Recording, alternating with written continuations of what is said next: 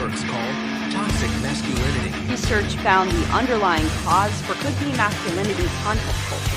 Toxic masculinity, we've sort of heard this phrase popping up. The phrase has gained a lot of attention recently, especially with the Me Too movement. It's showtime.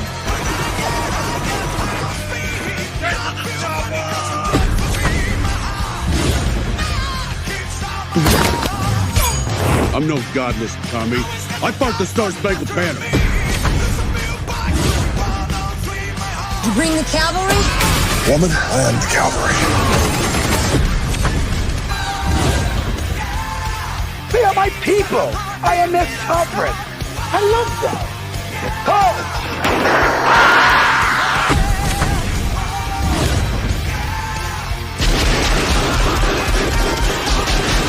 Welcome to the party, pal!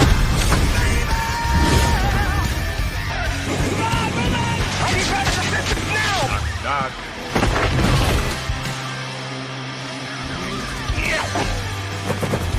Stick around.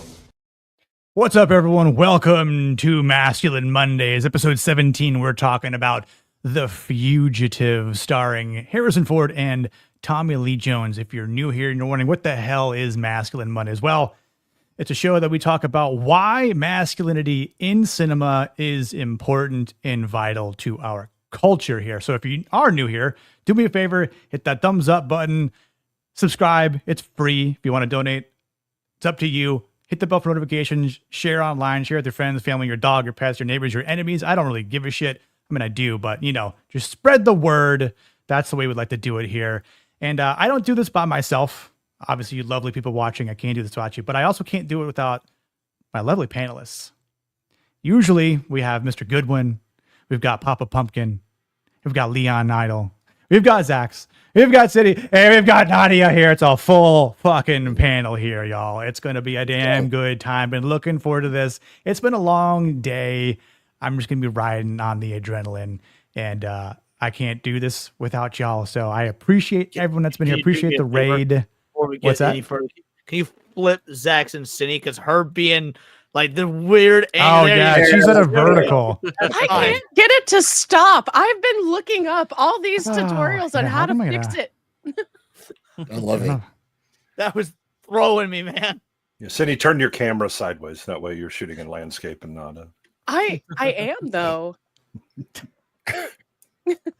It's it's fine. If that works for you, it works for us.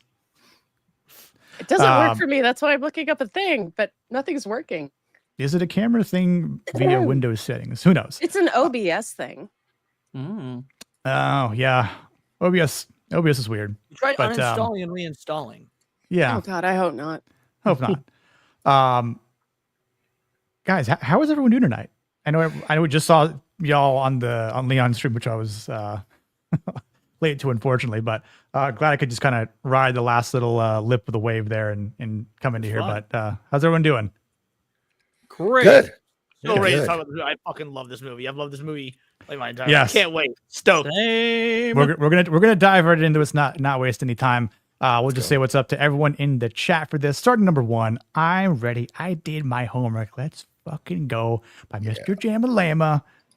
Oh, gee. What's up, dude? How you doing, man? Glad you did that. The Titty Kitty Peepers. How was it, Nick? It's good, man. It's good. It's gonna be a good night. Philip Morgan, Halo. Good to see you, Phil. Another bro out here is Jake Martin, Gemma bro. Peepers Cat, men of distinction, ladies of substance. Oh, yes. Ooh. Where? Top. I'm just And Nadia. Good to see you, Jake. How's it going, man? The best furry mod in the land, Mr. Daxar. How's it going, man? Good to see you here. He's a giant. He's a friend of Leon, Paul Byer-Smith. Good to see you, brother. Boom. She's been on Nadia's stream lately for Stranger Things and some other weird show that Stephen King talked about, I guess, right, on Thursday nights. We don't talk about that? Okay. Yeah, we don't talk about that show. Okay. Hi, Rachel. How are you, dear? Good to see you. She does the best cat talks in the backstage. Woozy, woozy, woozy, stuff like that. Ross is numero uno. Vex Electron, how are you, dear? late and no longer masculine. Good to see you. And I'll see you tomorrow night for Alien Earth episode 4, Vex. Cannot wait. Yeah. Hey, listen, guys, listen. It's gonna be the last time we talk about it on stream Tuesday nights. We're gonna switch up the week after that and talk about Dark Wolf, the Terminalist prequel. We need to keep the high T going here because Alien Earth is low fucking T. We can't be having that anymore. I guess I gotta watch the Terminalist now. Well, the prequel starts Wednesday, so you're good. You well, I would still have to watch it. I haven't watched the Terminalist yet. I mean, you could get by with not watching the first season, honestly. Actually, it might be more of an interesting talking point if you don't watch the first season. Yeah, true. Good one. Have you watched the first season? Yeah. Okay. Vex and I have read the book as well. Vex can't read. It's okay. We're not going to go out and bajillion book tangents. No, that would be unusual for the show or others. No book. Vex is a huge fan of Nicholas Sparks. What are you talking about? Yeah. So I heard. Sun Nig Wu, where them damn bananas at? Probably with Kada in about an hour, I think. Right? Yellow lighter over here. Blue, what's up, dude? How you doing? I know. We're just kind of getting ready here. Let me stream through. He's a man of good taste with whiskey and bourbon. We'll see. How you doing, brother? We had a $10 super sticker. I can't tell what it was. It was. Let me scroll up real quick. A hippo saying "Let's go." True. Oh, he's turning his hat backwards like Ash Ketchum too. So. Gotcha. Dude, Jake, thank you so much, man. I appreciate that. This one's for you, Jake. Missed your stop. But you didn't miss your stop because you landed right here to fucking night. So I appreciate you so much. That's what people should be saying in the chat. Late and missed your stop. Touche. Rabnad, what's going on, dude? Seabrew, what's going on, dude? High fives. Is that a Thrice shirt? You're fucking right. It is. Thrice is my jam, dude. Probably my favorite band of all time that I've seen like over 50 times. No lie. Yeah. Wow. Yeah. Huge influence on my writing, my lyrical writing, especially when we're talking about last week with Dead Poet Society and writing poetry and all that kind of stuff. But well, that assures that I'll never listen to them because I saw some of your poetry from the last. No. Well, actually, a good one. So on their one of their albums, that was one of the songs was straight from an E.E. Cummings poem, and then they did one from called "The Red Death," which is obviously from Edgar Allan Poe, but it was the One-Armed Man. So, Soul Assassin, good to see you here, man. E.E. is the sound some make before Cummings. Yes. Feeling lisky now that I'm on suffering. Leon Blue, thank you so much for the $2. CFH, good to see you. Hail, brother. Let's see. I'll play a nice Cummings shirt for you. Blue. But he wouldn't come to me. That's not his style. He likes brunettes. I don't know. What are you gonna say to that? Yeah, why would he come to Jane Liz? She's a lesbian. Jeez. Yeah, she's a lesbian. I know. Bootzilla, good to see you here. Crovax, good to see you as well. Bobby Blankenship, Iced Tea, how's it going, dude? 4 fingers. Oh. Normally 3 is enough for some. Yeah. A moniker or a challenge? It's better to give than to receive. All right, so wow. Here we are. Oh wait, hold on. I just saw Rick Costa. Good to see you, dude. How you doing, What's up, Rick? Glad you could make it tonight. Okay, so yes, The Fugitive. Different, a little bit of a different style here, but I'm glad we're talking about it tonight. So we've got an array of main characters between Dr. Richard Kimble with Harrison Ford, U.S. Marshal Sam Gerard, Samuel Jones. We've got Dr. Nichols. We've got Lenz, and just an array of other people with the other marshals. And obviously with Dr. Kimble here, he's an innocent man who I think in this movie embodies some resilience. He's got intelligence. He has a moral courage, even when he's being wrongly accused. And I think his masculinity in this movie is persistent, along with his problem solving. Right? He doesn't really. He obviously has some brute force and a couple altercations, but he's not like the macho guy, as we see in other movies that also have masculinity in him. He's not a fighter really. He kind of gets beat up by Dr. Nichols when they first start to uncover the truth at the end of the movie. He's got some fighting. He's got some punches. Take the guy down who's got a gun on him. He's no Indiana Jones though, right? Isn't Harrison. Different Harrison Ford. He's not yelling, like, "Get off my plane." He's more like Indy's father. He's way more freaking masculine than the Air Force One president, who sucks, by the way. No, I know. Character sucks. we'll probably never cover that movie on here because it's just not. Unless we're covering anti-masculine movies. That is an anti-masculine movie. Maybe we'll do an anti-masculinity month. Who knows? That should be an April Fool's Day thing. Exactly. Air Force One, the president literally compromises with terrorists on the whim that he might be able to stop them and the Russian government in time from releasing like their biggest enemy and potentially risk the lives of hundreds of thousands of Russians. It's called taking a gamble. It's called a horrible president. Like, he literally would have been impeached if that movie were even remotely realistic. How is the president like faking getting out of his escape pod and whatnot and taking on terrorists solo not masculine? Because it's not because he literally had to compromise to do it. He legitimately compromised. Like, he didn't know he'd win. This guy wrote a dam. He wrote a dam. That's pretty incredible. Writing a dam, that's not easy to do. So true. I'm not saying that he's more masculine than this Harrison Ford character. No, he's awful. He's awful. I've seen this movie twice recently. That movie is that no. Yeah, he resorts to Steven people are Seagal, wildly off sakes. about Air Force One. That movie's awful. Kimble does like a front flip off into a dam, like he or as Tom Lee Jones. Peter Pan on this dam. Yeah, did a Peter Pan on this dam. Boom. Yeah. Boom. Boom. It's like watching Alien Earth all over again. Well, no, because she didn't jump. She didn't jump. No, but there was Peter Pan. Peter Pan was everywhere. Oh, well, yeah. I know. I'm like, man, another Peter Pan. I don't know what you're talking about. The Peter Pan thing's not that prevalent in Alien Earth, obviously. No way. We were reliably informed by someone in chat that was like, it's not that important, except they say it every fucking 3 minutes. Yeah. The one thing. So I do want to make clear. I don't care what Nick says. My grandmother told me that Dr. Kimble killed his wife. That's right, and it's true.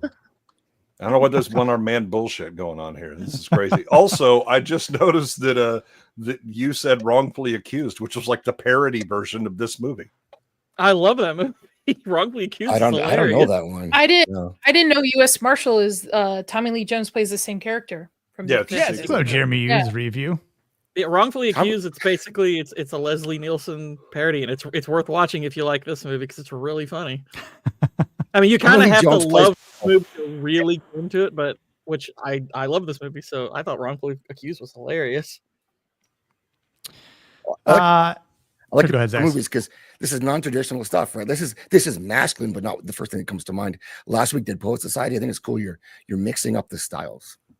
Yeah, I mean, I think both men and women, and I think it's important for men to objectively understand what masculinity looks like, and the same thing for women, because we don't want women to be with weak men, because that doesn't breed strong families. It doesn't. Yeah, otherwise they get murdered by one-armed men. That's right. Exactly. So that's cringe.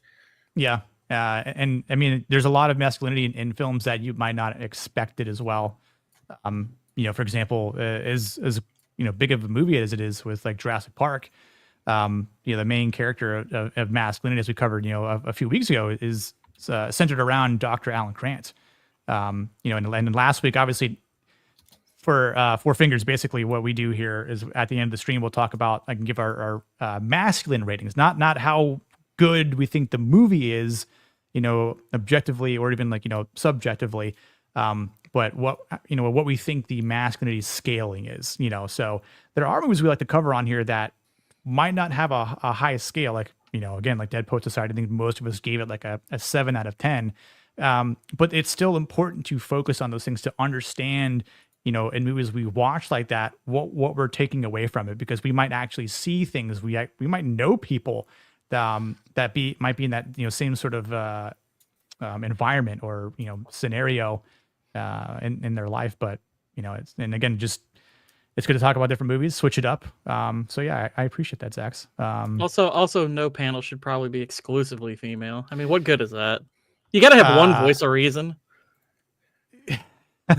Well, Nadia's having an all-female party. As long as it's not panel tomorrow. Just kidding.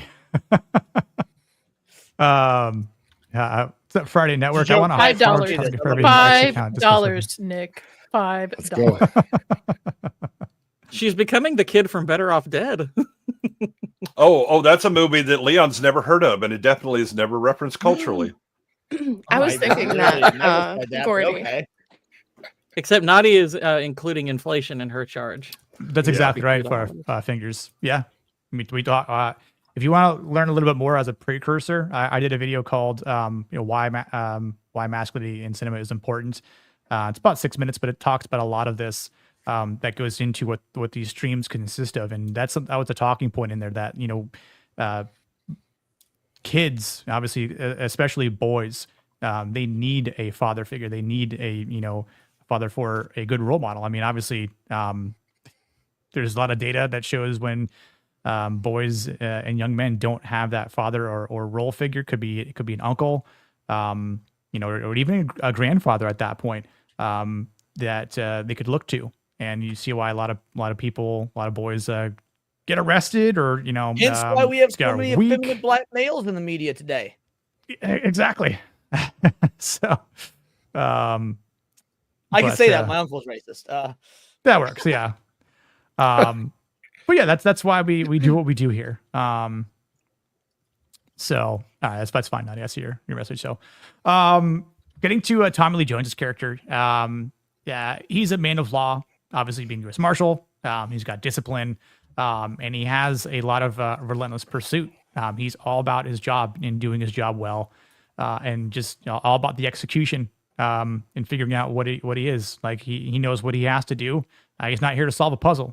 He's here to make that arrest and bring in justice, and that's it. Very simple, to the point. I don't think men need to be complicated, and I feel like that's kind of how we like to do it. We like to overcomplicate things.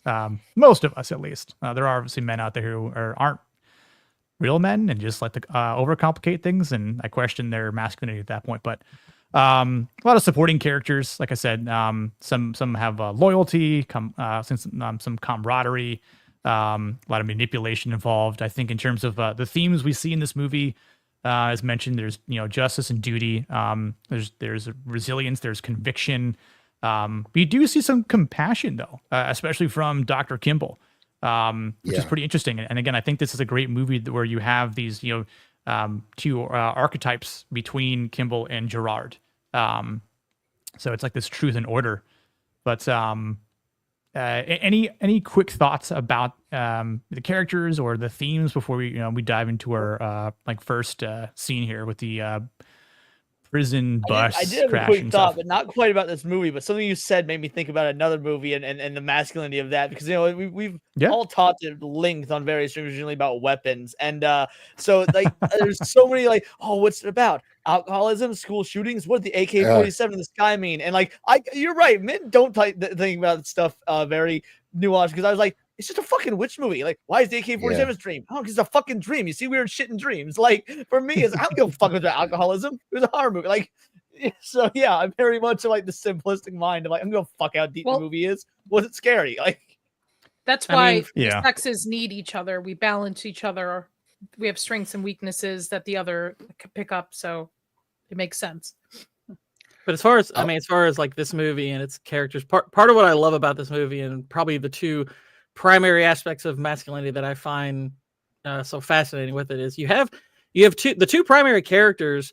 They're both basically the good guys, and they're both incredibly driven to do what they're doing. Dr. Kimble is trying very much to clear his name and to get justice for his wife. Tommy Lee Jones what I love so much about his character is he is the one who he is a highly objective character. It's like his job is to capture fugitives.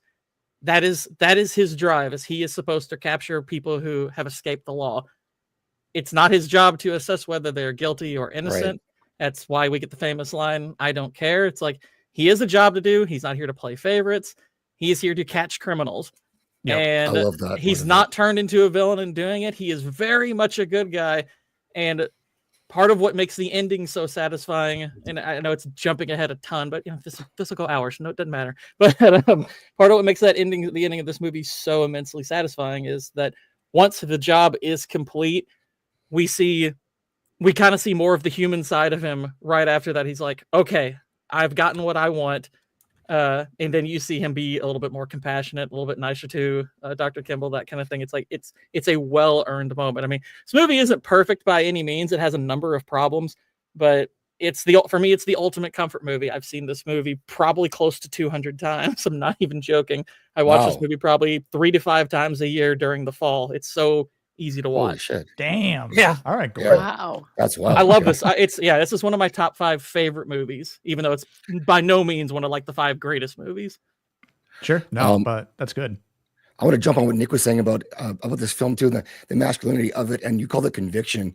And I think that's the key thread through both characters, like you guys were saying, is that they both have clarity of purpose, perfect purpose. They're convicted to what they're supposed to do. They're not trying to do other things. Dr. Kimble does help along the way, but he wants to find his wife's killer, and that's his goal. Everything else is secondary to that. And yeah, Gerard has to catch his guy, and it's not his job to figure out if he's guilty or not guilty. That's not his purpose. Later on, he can look into that if he chooses to, but that's not his job. That's not his purpose. That's not what he's for.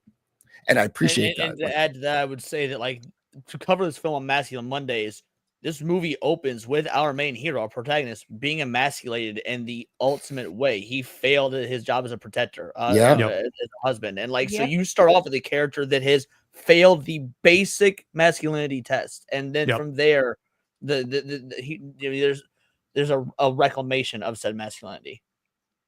Yeah, it's like he almost has to go in this sort of redemption arc to reclaim his masculinity. It's like, he didn't know what was happening. Obviously, there's a lot of manipulation happening behind him, but he caught on and it was just too late. And then in the end, he wasn't able to do it. He wasn't able to save his wife from a one-armed man, no less. That's why, like, you got to be able to at least kill her bench. I mean, yeah, that's why he's very much caught off guard, and it's the guy's got a gun and all this stuff. I mean, granted, he doesn't lose the fight to the one-armed man. It's like the one-armed man is there.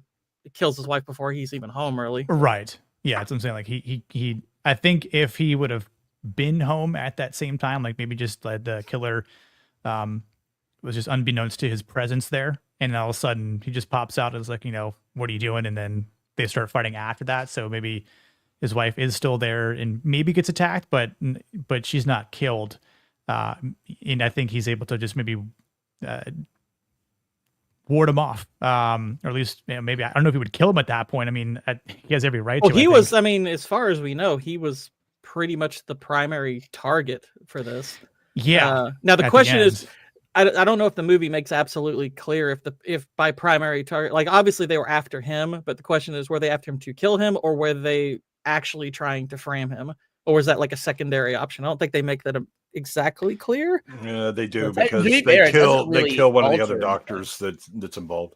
Yeah, Lentz. I mean, I know that much. I mean, it's just right, but they're not going there to go, here, let's play patty cakes. I mean, they said it'd been for a reason, and it kills the wife for a reason. I mean, either way, it doesn't change whether he's dead or whether he's in prison or whatnot. The villain gets what he wants, so I don't know. It really isn't a problem on one way or the other. Well, villains, really. I mean, villains. This is kind of a whole big conspiracy. Yeah, I would agree. I mean, obviously, we know what Leon was meant. I don't think fail is the exact word, but it's definitely one of those moments where I think he would have succeeded at that point if he were home. Well, I mean, I think fail is the correct word. It's unfortunate because, like, you can fail at something and it not be your fault that you failed, but it's still failure. Like, she is dead because he failed to protect her. Now, is it his fault? No, but it is still a failure. So I think that's I think when you say fail, people immediately think jump to a fault aspect, but you can fail due to reasons that are beyond your control. I mean, at the very least, we know he probably feels that way. Yeah. Right. I mean, he has the responsibility, and she got killed. So that ain't success. Yeah. And by the way, in judging the movie itself, two things I have to give immense kudos to Celia Ward for this, because it's a small part, but for one thing, I think her death is honestly one of the most effective on-screen deaths I've ever watched. I mean, granted, I've seen it many, many times, but I think her death for a PG-13 movie is quite disturbing and very well acted, but also in just a short amount of screen time, she and Harrison Ford have really good, believable chemistry. Like when he had to study chemistry. I mean, like their little scene in the car together. I mean, it's like, okay, this is a very believable, loving couple that they are each other's worlds and everything. So even in just those few short minutes, like, okay, I can believe that this guy, is driven to get justice for this woman and for the loss he suffered. Yeah. No, and it doesn't hurt that she's also. I mean, Celia was gorgeous in the movie too. Well, and that's why he doesn't go for what's her face. He doesn't come for her. Yeah. Original plan, by the way. That was the original plan. I'm glad they didn't do that. Yeah. This is just the lead up to how he's obviously going to be he's convicted, he's guilty. Which, but to be critical of the movie, though, in a fair court system, there's no freaking way he's getting convicted on just a recording of her phone conversation. Yeah. And Sykes would have left so much hair. This is Chicago. No. Well, that's why I said a fair court. Chicago in the late 80s, early 90s. That's why I said a fair court. Probably I'm from Chicago. This plays out pretty well. This plays out pretty accurate. Yeah. Hey, she fixed it. Yeah, fixed it. It crashed like, but I fixed it. Nice. We got her back to normal. I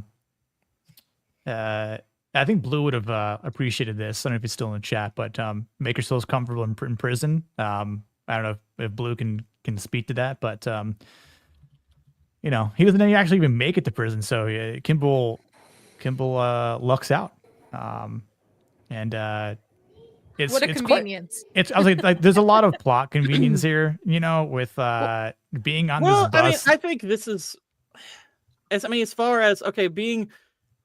It's like, okay, what kind of plot convenience are we talking? Because it's like, okay, these other guys have a plan to escape.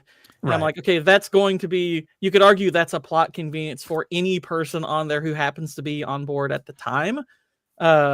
So I guess the plot convenience is that one of them happens to be innocent. So I'm like, as far as that being it, I'm like, I don't think that's really that big of a deal, to be honest. I'll bring up the plot conveniences in this. For one thing, you have I'm going to go ahead and ask the one doctor on here to come over here so I can unhook his handcuffs, which then allows it's like everything else the mechanics to happen. of all that stuff is where you could argue there's a good amount of convenience with it. Well, it's like, it is through sheer luck that Kimble gets out at all. He's not aware of this plan. He doesn't know this plan.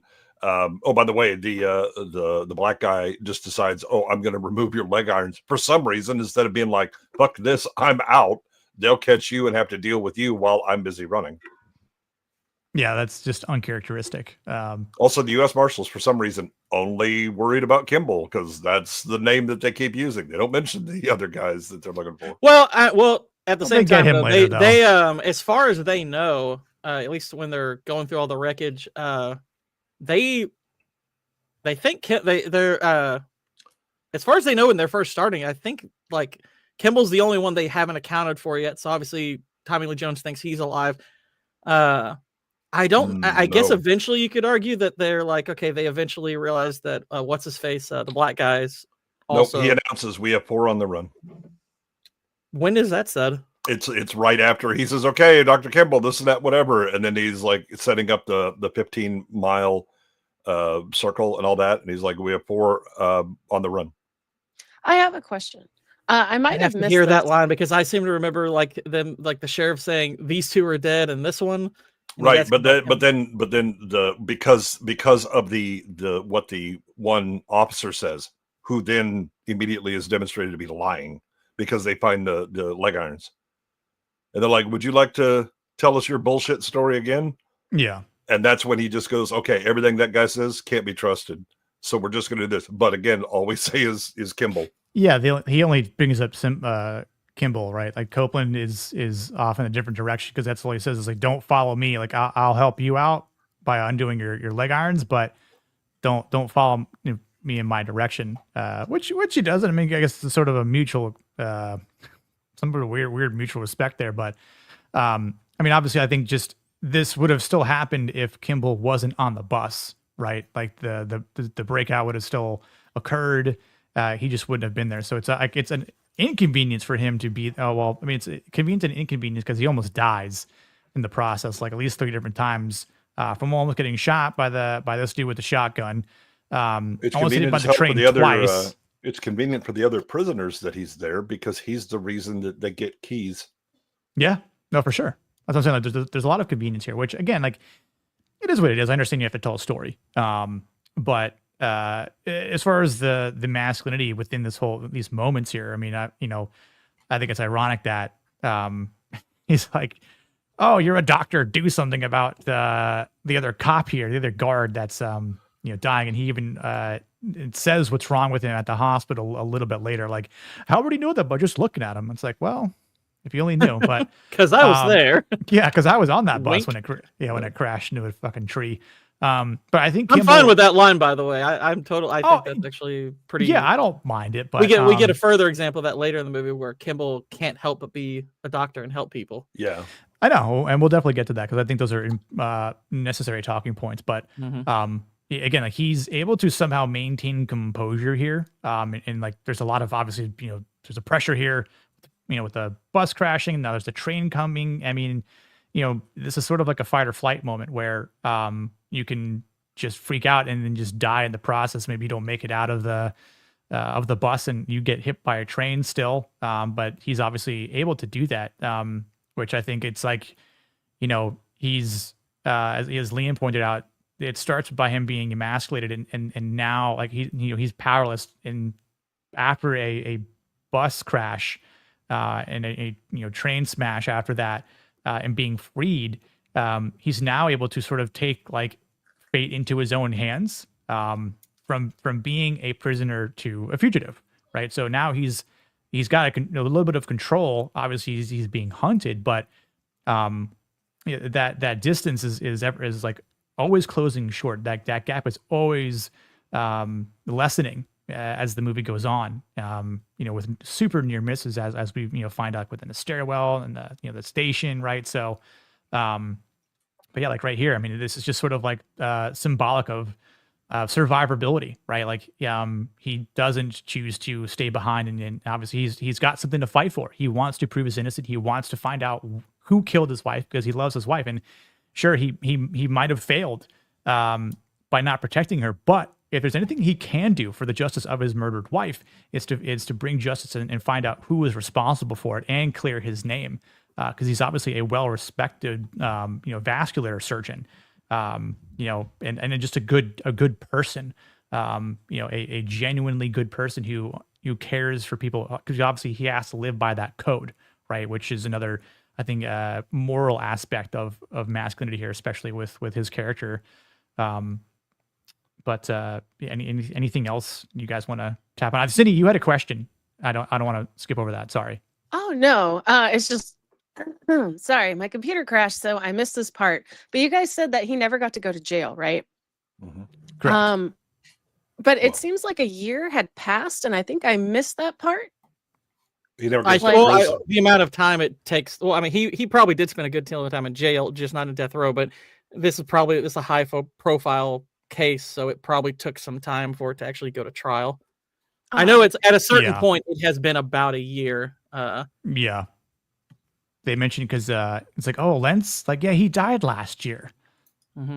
And you're like, oh, wait, and this is obviously taking place like Like it looks like it spans from the fall to around March, or so. We know at least goes to March because they hold the St. Patrick's Day parade. Yeah. So yeah, this spans the course of at least a year, I would say. So. Yep. Here we go. Thank you. Just don't follow me. But yeah, I think it's a good starting point for Kimble to sort of rebound on his masculine strength here. By the way, speaking of masculine, shout out to the people who put together this whole train sequence.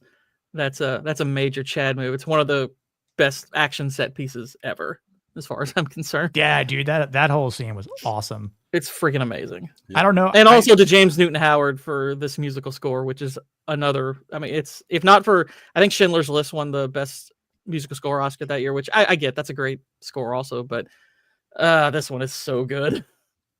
Yeah. And just saw Zax's meeting. All good, or meeting message. All good, dude. Hope your voice sounds better. Have a hot toddy. It's always my recommendation. That's what I said. Absolutely. Yeah, but then he's got to use Canadian whiskey, and I don't know about that. Well, I mean, Crown's not terrible. Look, we tried to cure AIDS with hot toddies in the 80s. It didn't work. We had to go with all the virals, and because Zax has throat AIDS, I mean, this is what we have to do with it. What's up, my short king? Rossi.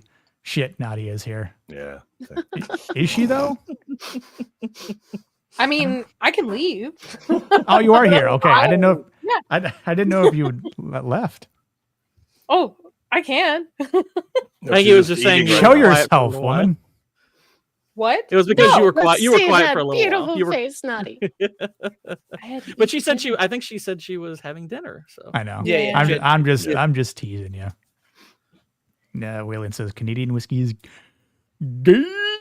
You don't like that Canada moose flavored whiskey? No, Canadian Mist. That's a Canadian Mist. It's fucking awful. No nasty nights. Don't leave her. Don't leave us, precious. Nadia is shrinking. Yeah. Oh my. That was true. That came up last Wednesday. Oh, that's right. Yeah. When Will said. Maybe I should just go back to being fat. No, That was a definitely lot don't do easier. that. Definitely don't do that. Fat people are fucking disgusting. They are, dude. I'm not disagreeing with you, but I'm just. What does that make me, Leon? I don't think you're fat. Disgusting.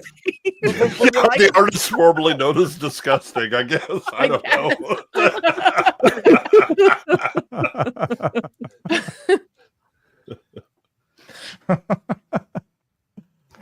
Holy. No, Nadia, you've been putting in the work.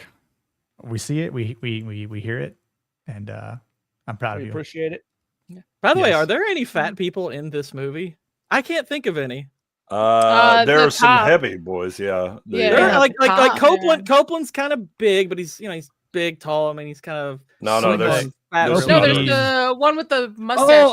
Yeah. The guy who used to be in the Ford commercials. That guy who's like selling drugs. Who gets They just remind me of Bears ball fans. on 2 sticks. So. Da Bears. Da Bears. Yeah. Da Bears. I mean, technically, the guy from Office Space is pretty hefty. That's true. Yeah. After he had this train wreck, he quit his job and started working there and created his Jump to Conclusions game. By the way, you want to talk about the least masculine character? It's that guy who's, trying to act like he saved his partner. Yeah, and all he's this over that stuff. Like, what a piece of crap. I hope his partner completely threw him under the bus afterward. He didn't have to, because the best part was that they just like, would you like to tell us your bullshit story again? Agreed, Rabnad. The Bears do still suck, and I'm from Chicago. They do. I know. Rossi, listen, I announced this earlier. Tomorrow is the last stream of Alien Earth. We're at the halfway point. We're gonna move on to something better. Because can't do it anymore. Whoa! God. Aren't you giving this a benefit of the doubt and having hope? I mean, my name's not Kata. Episode 4 I don't enjoy feet. Hanging. I don't like bananas being thrown at me. Up on the show. Just hoping the Peter Pan finally pays off. Listen, I asked Kata. Vex was like, ask Kata if he wants to join, and I was like, yeah, because I want to see if he's still defending this shit. and he's like, "Oh, I'm gonna be on Tuesday night's main event with Geeks I and was talking to him in the Gamers," group chat today, and he was like, because I was talking ridiculous shit. He's like, "Yeah, no, after episode 3, that shit was dumb as fuck." And I was like, "Okay." Yeah, but he ain't admitting it. I know. He put up a good fight in the chat. You know what I'm saying? So he's getting his ass handed to him, and now he doesn't want to come back and go, "All right, y'all just kicked my ass for a good reason." I'm sorry. He pulled a French and just threw out the white flag. Yeah, it's fine. I'm gone. He threw up a French nowadays. You have to be Muslim, but. By the way, anytime anyone asks, I mean, going back to the movie, it's like anytime somebody asks, because anytime somebody watches Tombstone or talks about Tombstone, the question that always comes up is, "Oh gosh, why didn't Val Kilmer win Best Supporting Actor for that?" And I'm like, look, he was great in that, but Tommy Lee Jones is why for this movie, and I don't want to hear at all that as great as Val Kilmer was, he's not this good. He's not this good. I'm sorry. Honestly, yeah, I would agree with that. And I mean, it's a toss-up, but Tombstone they're both great. Don't get me wrong. Better movie, but I like this movie more. I do. I would much rather watch The Fugitive than Tombstone. I mean, maybe not much rather, but I would between the two. Rather watch The Fugitive than Tombstone. Yeah. I mean, it's funny because we covered Tombstone for the first episode on Masculine Mondays. Now that we're covering this, 16 weeks later or whatever, it's kind of interesting just to see the differences. As much as I obviously really enjoy watching Tombstone at pretty much any given time, but just watching this movie again, it's like, man, Tommy Lee Jones is just excellent in this. He really is. I think this is another movie that's really saved by the acting because the movie itself isn't anything special. It's just and really it's Tommy Lee Jones because Harrison Ford is already starting to sound old in this one and a bit drunk. Grumpy Harrison. I think one of the I think one of the smartest choices this movie makes is Tommy Lee Jones has way more dialogue than Harrison Ford. Yes. And part of what because I actually think this is a great performance by Ford, but most of it is it's not verbal. A lot of it is just physical acting, which he's good at. But he does not have to talk that much, and I'm like, that's probably for the best because Tommy Lee Jones, he's hitting every line. He's got he has great character, great personality. The other marshals around him are also doing an excellent job. But yeah, it's like if you remove the actors and the characters and you have less capable people on board, this movie is nowhere near what it turns out to be. Yeah, I think doubly so because Tommy's team, there's such a good dynamic between all of them. That's where all the good actors are huddled around, right? Yeah. And I'm this whole time I'm like, Tommy, don't listen to him. Cypher's going to betray you later. that was Ignorance most of my rewatch bliss. of this is picking out all of the actors that went on to do different things. Holy shit, that is Cypher. Oh, there's a lot right here. Yeah, that's Cypher. I never realized that. Yeah, some of these people were in shows like Lost. There's a lot of people do. I mean, Julianne Moore, obviously, she pops up later on. Yeah, no, I was like, oh. So, and by the way, this guy right here that Tommy's talking to is Nick Searcy from Justified. Yep. But then I started to build my head canon on what happened to them in this movie and why they ended up doing the jobs in these other movies that they're stuck with. Julianne, she becomes a porn star after she realizes she was wrong.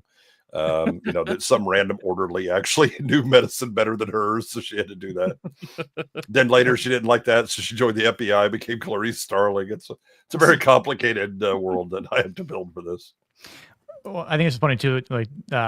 He says Wyatt Earp's here to mop it up, and he was like, "Oh yeah, no, Wyatt Earp, that's good, Very funny, Wyatt Earp, and then obviously with Val Kilmer, in Tombstone, and losing. And this is when he comes up with the idea for his jump to conclusions game from Office Space. Yeah, and I mean, I think with this whole introduction for Marshall Gerard, this is why he commands this authority. He instantly takes command. He's like, "Oh, you're in charge? Nah, son.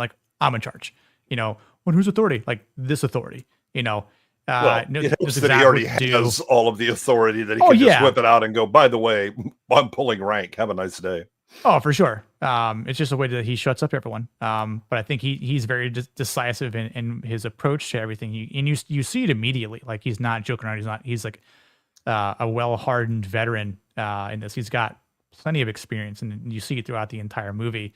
But I think like the masculinity here is definitely defined in his own discipline and in the team's discipline, like in their how they like to control the scenes, and obviously like being on the hunt, and you see he's just barking orders like, I want this, I want that, I want this, I want that. They're like, whoa, like you can't do this. Like the hell I can't. Motherfucker, do you know who I am? I think the big thing about his character is that, I mean, he has a duty, but he's never willing to take the easy way out, and he's never willing to go with the assumption of, oh, it's fine, they're dead. Again, this guy just jumped. He is dead. In fact, if he jumped off that damn, but he's like, nope. But is he dead? Well, then it shouldn't be hard to find him. Exactly. Yeah. It's like, I mean, like I said earlier, his job is to capture Richard Kimble. So it's like, if he's dead in the water, that makes him easy to catch, then, doesn't it? So right. See a floating body somewhere. He got eaten by his fish food. Well, then you get catch a cane pole and catch fish and ate him. Yep. And I mean, it's interesting how his character, because there's a bit of humor, sprinkled in his words, in his actions. Like, as much as the "I don't care" line is seen as very serious, part of it he's makes got a me real laugh. biting sense of humor to him. Like the "I don't care" line, there's more than a tad bit of humor. Like, and he's like, so what? He's definitely got a nice, humorous, sarcastic edge to him. It's great. Well, and like, I don't even know that the film is written that way, because you see that from Tommy Lee Jones in so many other films that it's just, I think that's just him. Like, well, shoot, I don't know if that line would read the same if it was another actor. Well, yeah, I mean, there's actually an interview like on the DVD from this where the director is on the phone with Tommy Lee Jones, and literally like a lot, like he says, yeah, we're just here talking the future. He's like, oh yeah, I remember that movie. I like that movie. And it's like that actually, he sounds like his character now. And it's his personality is all over this role. Yeah, if you want another good Tommy Lee movie, watch The Park Is Mine. Mid '80s. I think I've seen that actually. Yeah, he's a Vietnam vet, and one of his buddies dies because the VA screwed up and all this stuff, and he decides to take over Central Park. Huh? Dang. It's got a 6 out of 10 on IMDb. What do they know? Wait, what movie? I'm sorry. More than Rotten Tomatoes, that's for sure. Rotten Tomatoes is 60%. Wow, that must mean it's great. that's kind of crazy. Saw that who said when Waylon said Nadia's not fat, she's being boned. Thank you for the $2, Waylon. This clip's for you. It's my stop. My stop too. Kimble!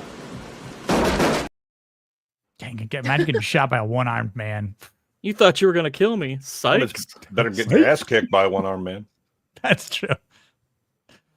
But yeah, I think just in this whole scene, an introduction, it's definitely well written. I think it establishes like the balance of the film. Like it's set now. We understand where Kimble is, his masculinity that's sort of building up, and where Gerard just kind of comes in full swing. Like, here's where I'm at. Kimble's all about trying to find his freedom, and then Gerard's like, well, I'm here to enforce the law if it goes against your freedom. So too bad. Like, well, you've already been convicted, so I'm just here to bring you in. I'm not here to solve. He's like, I'm not a jury. I'm not a judge. Yep. It's like I catch fugitives. That's my job. That's what I'm doing here. Yeah, again, that's the whole part. But I didn't come out. I was like, I don't care because I'm not the justice system. Mm-hmm. I'm the go get fugitives and bring them back system. Yeah. Right. After that, it's now on the justice system. Now you broke the law because you're on the run. You want a puzzle solver? Not my problem. Yeah, you want a puzzle solver? Go find a detective. Yep. It's that simple. So, but let's see this next scene though, which obviously we're building up to the infamous moment here at the dam confrontation. Oh boy. So I hadn't seen this in a number of years because this is not one of my favorites. It's a good movie, but it's just not. It never really stacked up for me because there's a lot of stuff going on with it. But one thing that hit me was as they're driving up to the dam, that's a still photo for the dam. Even as they keep driving, the water is just frozen in midair as it's coming out. And I was like, all right. I mean, there's I've gotta do a composite shot, and then there's fuck this. I'm gonna be lazy and just put a photograph up. Jesus Christ. Yeah, that works. Good enough. Alfredo, good to see you. Welcome to the stream, my friend. It's kind of one of the things that annoys me about the very excellent train wreck that they do, and then the kind of shit compositing that they do with Harrison Ford over it that messes with the lighting. Yeah, and I think this is emblematic of what you were saying, Gord, how a lot of these scenes don't have him with a lot of lines. It's just this non-verbal communication of how you see his body language, his looks, his actions, where he's not panicking because, especially when he walks into a hospital, and it is very interesting, like that he frequents different hospitals. Because that's what he knows best. That's what his character knows best. And that's where he feels the most comfortable. So it's like, why would he go back to Chicago? Like if he's in St. Louis, it's like, well, that's because that's what he knows is to be home. That's where like he could probably hide within that city the best and not get caught. And again, it's convenient that he gets injured and then obviously he can, stitch himself back up. Doesn't, nice little poke with the needle in the rear end, and, is able to just have a bit of dialogue. I mean, I forgot about the scene where he's able to hide between the wall and the door. Sneer quotes. Yeah, and I'm just like, oh my god. Yeah, because he basically like he's really fortunate she doesn't look into the mirror because there'd be looking in the reflection. Is that a hand? Like, and just the eye. Also, the door magically closes behind me when I go out. I know, and it's like, again, not to this would be nitpicking. I mean, he's basically closing and hoping she won't notice, and I'm like, yeah, but out of the corner of your eye, you would notice that thing. I know. Oh, there's a lot of that going on in this movie. Where and he just sneaks through a door, and I was like, dude, unless you have no peripheral vision at all, and you can only see directly in front of you. It's basically like Kimball's best bet there would have just been to keep hiding until he hears her leave and then shut the door. But it's like, okay, yeah, he does a similar thing when he goes into the prosthetics lab where a guy opens the door and is like literally just like, and he just goes out, I'll take the door. And it was like, dude, I would notice that. It's like, hold up, what are you doing? Yeah. I think just even for this moment here, so you ever see Doc, you see this guy? We're looking out for him. Every time I look except for the beard, of course. Yeah. I understand that the dialogue is written that way intentionally, but just in this moment, right, in the fictionary realm, for his character to have this sort of calmness and courage to kind of just be questioned like that and still not panic or show like, oh my god, he's on me, he recognized me, and like freak out. It's just like, nope. His only brief moment of panic is where the cop briefly calls him out. He's like, hey Doc, the moment he does it, yeah. And then kind of like for like a split second when the guard looks at him like, and he just puts the face mask on him. He's like, he's got a punctured lung or whatever it is that he says here. Yeah, here it is. Yeah, tell the attendant he's got a punctured in the upper gastric area. Like, how do you know that? How do you know that by looking at his face? That's just what happens to black people. They get punctured in the upper gastric area. It's what they do.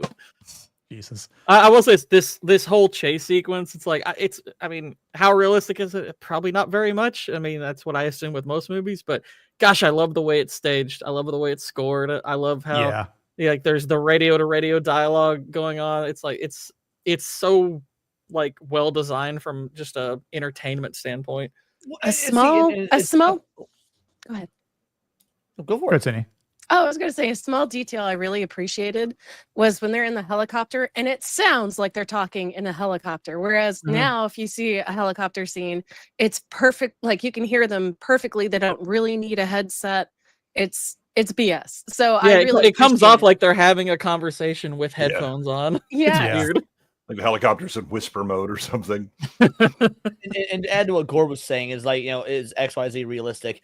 Look, there's aspects that if it is, again, like you say, staged well, if it's these are still movies. We know they are fake. It is okay to take things to an extreme, as long as it still falls within the suspension of disbelief. And with the way this scene and really the whole movie is crafted, that's a very easy suspension of disbelief moment. Well, because I honestly don't know how like somebody who is involved in something like this would rate it. You get sometimes those GQ interviews with experts saying this is that realistic, this is this realistic. I don't know how one of them would rate a scene like this.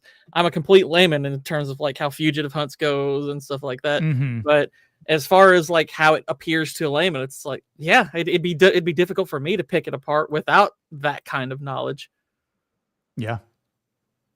Yeah, because even for this moment where no one saw him go in a drain, like no one, not one of these other cars that were there. There's literally people ahead of him with their cars pointed at him, and you can see them. If I can see them, then they can see him. Also, somehow that crate was very quiet when he decided to move it. Yeah, I know. Would you guys jump in here? If you were fleeing or hunting, running for your life, and kid all the time. Me and my little brother used to love exploring in the sewers and whatnot. Yeah, we used to get in the storm culverts and all that. I've been in one. Yeah, if you are running for your life and your freedom, and he's in a place where he's got nothing to lose. If he gets caught, he's getting executed. That's his sentence. Yeah. Is this attached to the Chicago River? Then no, I'll pass. I'll arrest me now. So I'm over.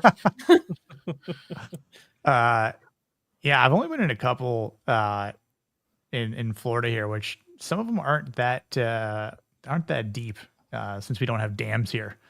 Because of the sea level and whatnot. But if it's my life on the line that I know I am innocent and I'm going to be executed in due time, then I'm just taking that risk. How bad could it be at that point?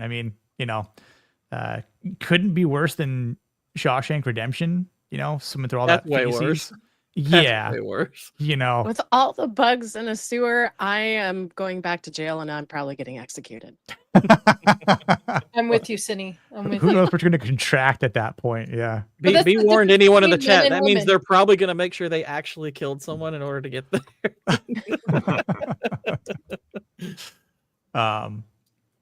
But yeah, it's really inconvenient for Gerard to slip, pull like a Dennis Nedry and slip like that, and then he loses his gun. And I think that's more or less pretty plausible. Oh yeah, I know.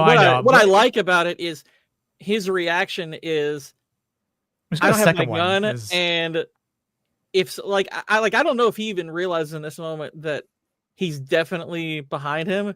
It's just he knows that if he is, I'm in trouble.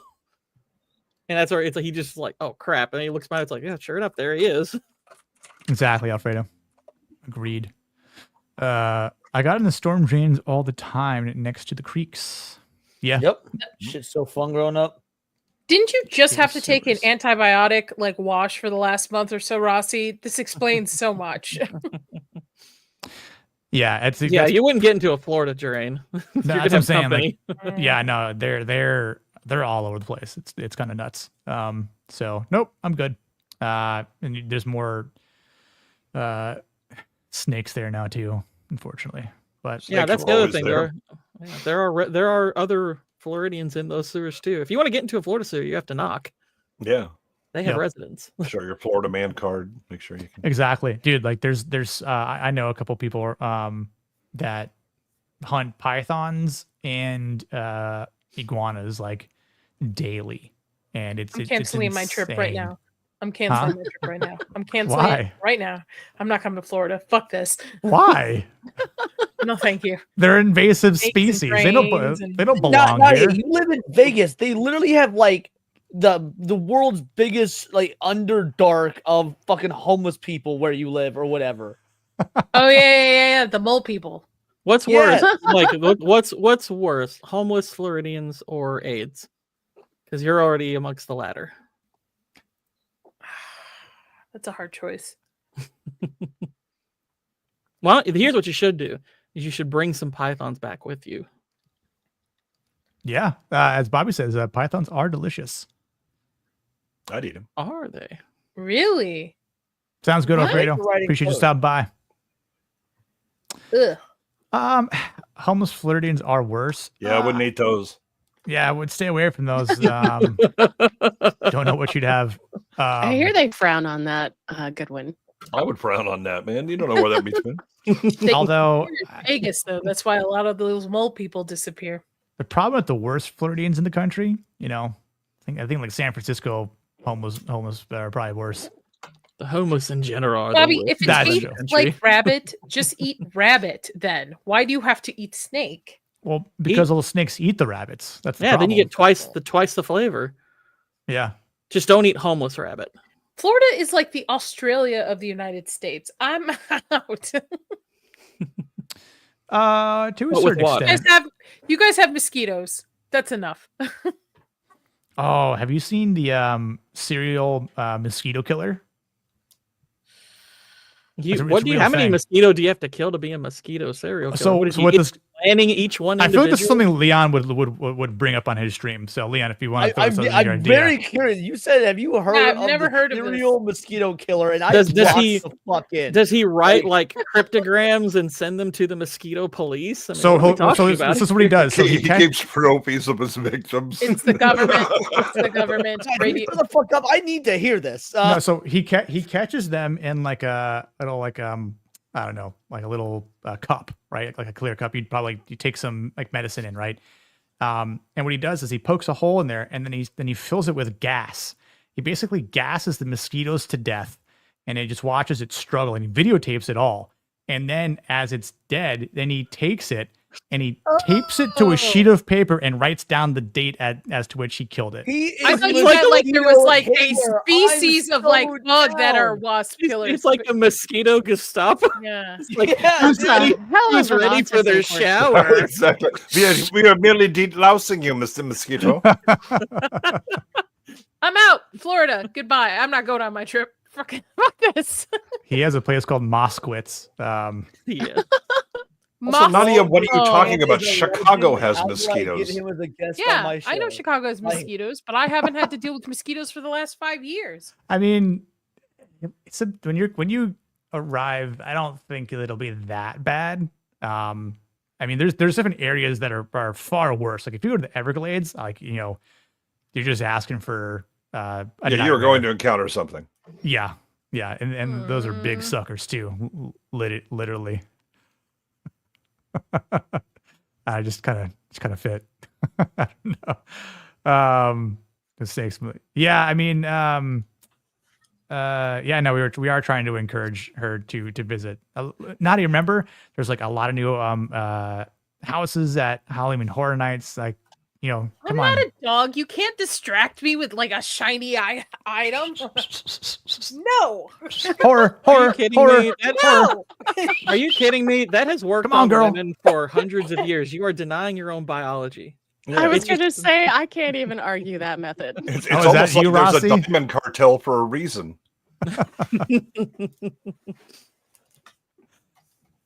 I From seriously New York wanna City, meet you can this see people take mosquito poops guy. in the garbage cans in the subways, like No, the circle I've in the been to round New theater. Oh, No, thank God. you. I want Yeah, to and meet the Dexter of mosquitoes. That's I want to meet this guy. Florida is just swamp, Ohio. Yeah, pretty much. All right. For $2. Thanks, Waylon. The Dexter, mosquito, I mean, it would be like Predator, Killer of Killers, except the mosquitoes. Maybe the mosquito that kills the mosquito serial killer is the apex. I thought you were talking about an actual mosquito killer, like a certain bug type, similar to like we have tarantula hawks out here who hunt tarantula. They're Yeah, like- I mean, like Tarantula, there's that's bats. a whole different ball game. Yeah, we There's have bats. That's what kills them. spiders. Yeah. I That's saw- cool. I was at the park the other day, Saturday night, and a couple skeeters out, and saw a couple bats, honestly, which is bats are our friends. Bats are just mammalian mosquitoes. Bats. Yeah. My apartment in Chicago, You don't like bats. we used to have bats that would hang in our balcony by our like grill area and just hang out in there and nest. Yeah. Yeah, bats. Every time they fly around, if you turn up the pitch on their little squeaks, they're all yelling, "Why did you say that name?" Yeah. Lord. What's up, Blue? Got the stream at 1.5 speed. Had to finish a video. Now driving. Also pizza. Also Jack Apple is delicious. True. Applejack. Yeah. Factually inaccurate. Ohio sucks. It does. It does. Sorry, if there's any Ohioans out there. No, I'm sorry. I am merely close to Ohio, but I'm not particularly fond of it myself. It's all right. Illinois is the worst state in the union, so I'm not particularly fond of Illinois too. Most of our border states kind of suck unless you go south, like towards Tennessee. Tennessee's pretty good. Yeah, I like Indiana's Tennessee. not too bad.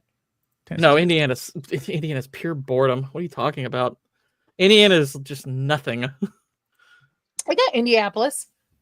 Yeah. And have you ever driving from Chicago to Indianapolis probably isn't that bad. I have to go the other way, and there's literally like nothing when you get to the bottom of Indiana. There's freaking nothing until you get to Indianapolis. It is one of the most boring drives imaginable.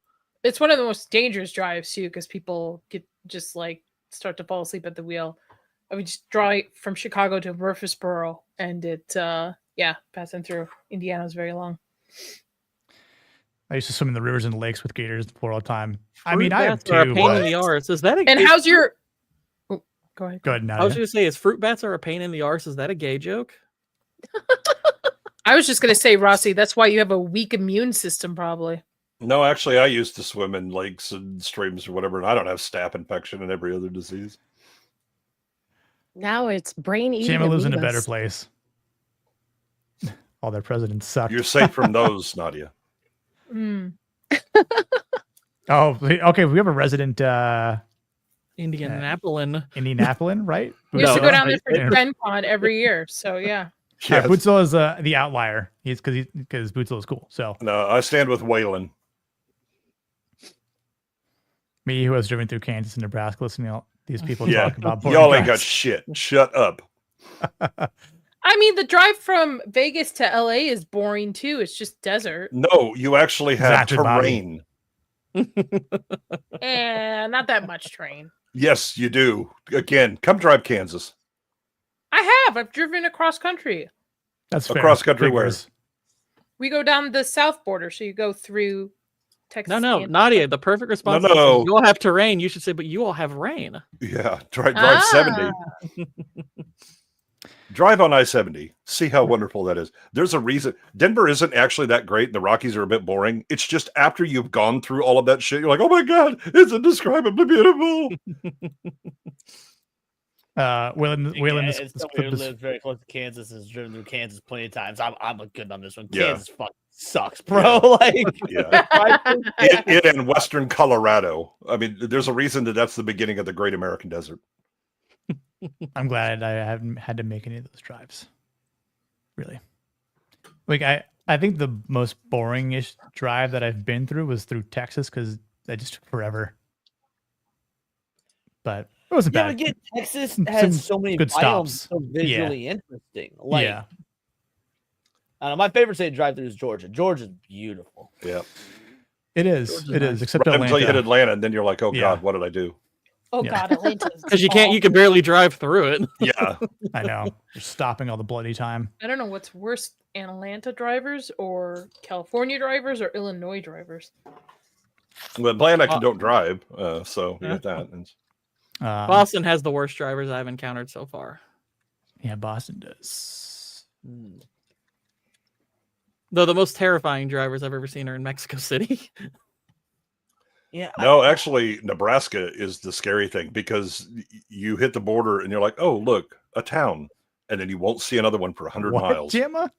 I'm so grateful for the Ohio. That's true. Me and my swim team trust run at an all-black YMCA story. Yeah, Gemma's famous black YMCA story for swimming. If you haven't heard that, please do catch it. It's hilarious. I think the worst all black YMCA, and you make the swim team. That must have been easy. Yes, he was the only one that could swim. Yeah, no, Georgia's dope outside of Atlanta. Alabama drives are the worst. I don't know. Mississippi wasn't great. Alabama. And Tennessee, you better be doing 90. Yeah. In There's certain parts Arizona, of Florida you better be driving fast too. they full on stop on the expressway, like full on stop with no reason, like not bumper to bumper, just full on stop because they're slowing down to turn.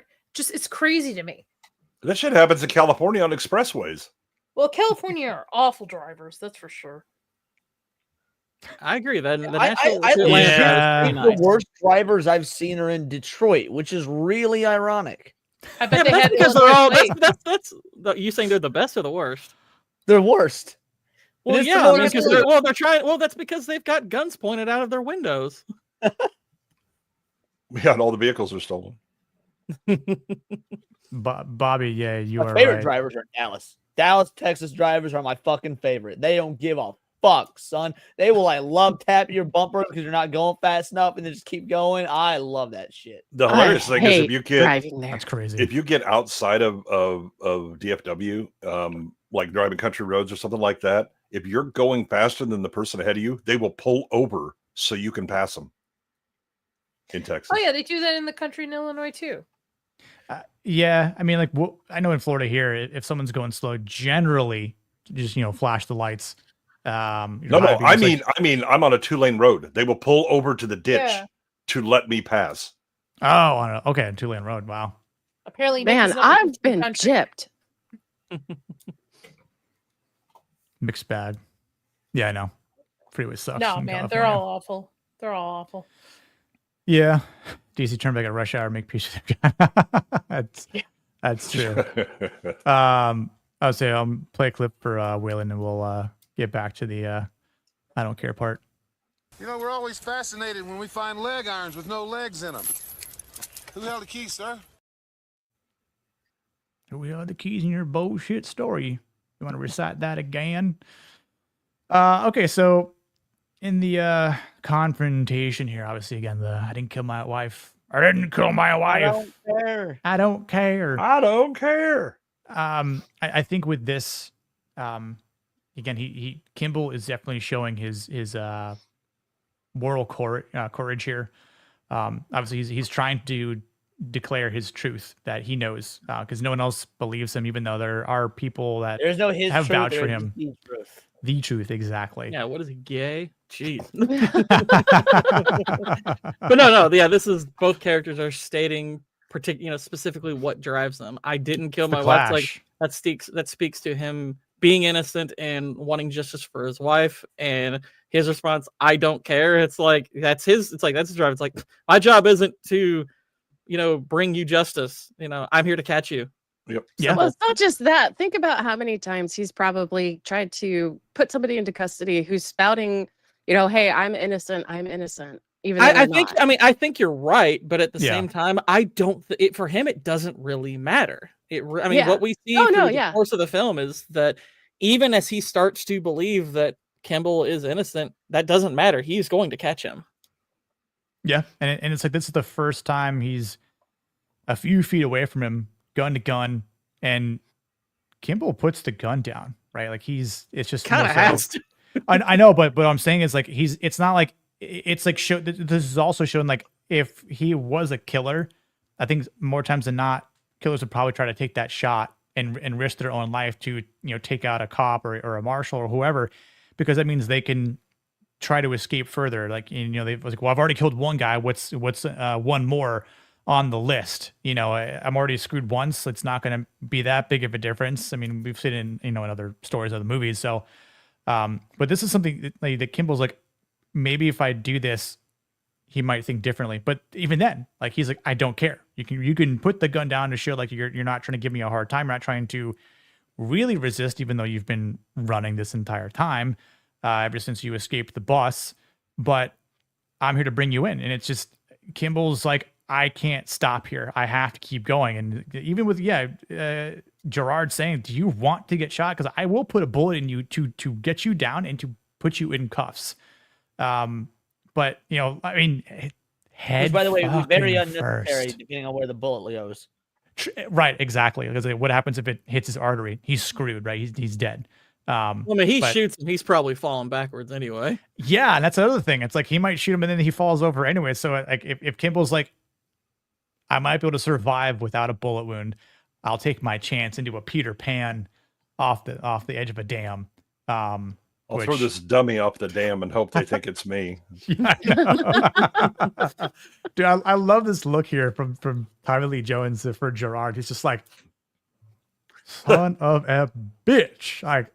He didn't think he had the fucking cojones to actually do that. Like, again, that's a masculine fucking thing to do, man. I'm sorry. Like, how many, like, again, like, that's one of those moments, like I would probably just jump in and take my chances at that point. Cause yeah, it's either this or you're going back to you're dead death row and you're getting lethal injection. It's at least your only chance to clear your name is escaping. So it's like, okay, take chances here. And this is on your terms, right? Like, worst case scenario, you don't live, but at least you tried to make an effort, right? You know, and that's part of being masculine. You're having your my body, my choice.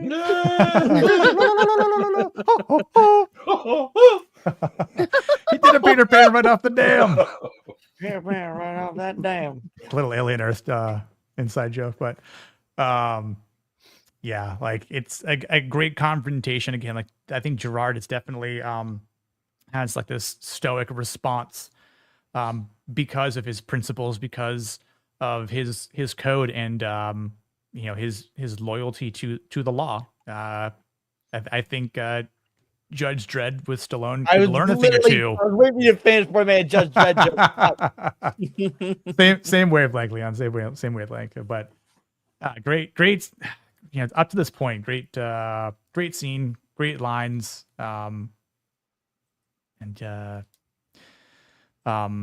Gonna skip around just a little bit. We'll talk about it. It's brief, but it's about Copeland. So good. I was like, please don't skip around the Copeland scene, because that's I think that's one of the best pieces of that's one of the best character scenes for Tommy Lee Jones. That tells you a lot about him. Yeah. So they're all in disguise and they're making their way, and I love they have to like pull the back of the their like clothes so it's a U.S. Marshal, right? Like just hidden in beneath. But I love Gerard's. I mean, like they play the part, right? Like they know what they're doing. They're here to take down Copeland. Show him those hands. Give him those hands. I think just obviously having to do that bad blur scene there, but I can't think of the guy's name. Ponytail. I should just call him Ponytail. He gets held captive here. Yeah, and they kind of start to establish, which they started to a little bit. His name's Newman, by the way. Newman, yes. Yeah, there's a little bit of an interplay that makes you think, okay, he's probably a very new marshal, and he's kind of taken him under his wing, and he's not willing to compromise his own methodology for him, but at the same time, you can tell he cares about him. So it's like I actually think there's a nice little thing going on between these two. Later, Rachel. Yeah. See ya. Bye, Rachel. See you soon. Deuces. Have a good night. Exactly. Fingers. Night, Rachel. You are surprised. I heard Ozempic fucks up your teeth. Yes. And your vision. It does a lot. It's don't take weird drugs from pharmaceutical companies. Holy shit, blind too. Yeah. This has a great scene here. After he basically just Copeland's all like, I got you, man. I got you, man. Plays him for a fool and just shoots him. Which he basically takes one look and he just kind of him. like, okay, if I just shoot up against with the gun up against the wall, I'll probably get him. Yeah. Copeland's, or he's like, Newman's away from him. I can just take a quick headshot. But I mean, it's, I think the confidence again for Gerard here, just strong-willed. He looks like Pippin. That strength. He does. Actually, it looks like Robert Plant. Fool of a took. That too. Right there, because he suddenly aged like, about 10 years. I was buying the Stairway to Heaven just now. Yeah. He needs 11sies. I need a tall, cool one. What about second breakfast? Dinner, afternoon tea, supper? I knew that would trigger you. I don't think he's heard of them, Pip. But no, it's a short scene, but it is important, I think, for Tommy Lee Jones's character, Gerard. I even love like when the woman starts crying, he's just like, shut up. Yeah. Oh, you mean this? Shut up.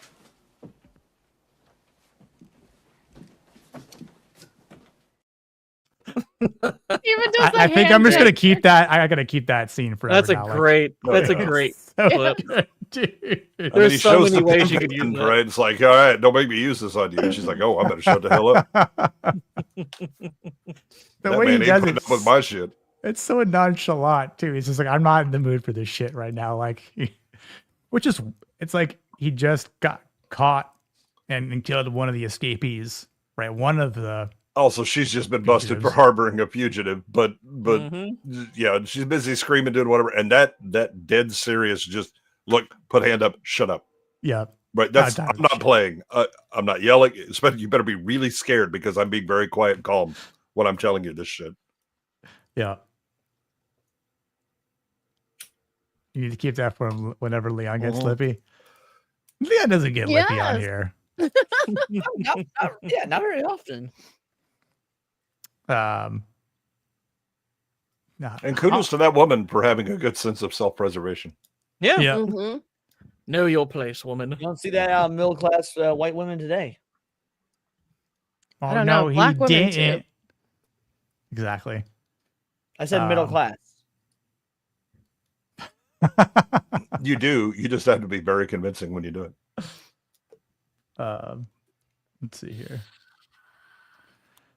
Talking about the compassion, I think you mentioned it earlier, Cord, when he has another disguise. So, like, obviously, he's smart. Nichols is, at one point he's talking with the marshals. It's like, he's smarter than you guys. Like, oh, we're smart guys. It's like, no, like, he's smarter than me as well, which is, it's weird for Nichols to say that because he kind of orchestrated this whole thing, behind Kimble's back and was going to take him out, right?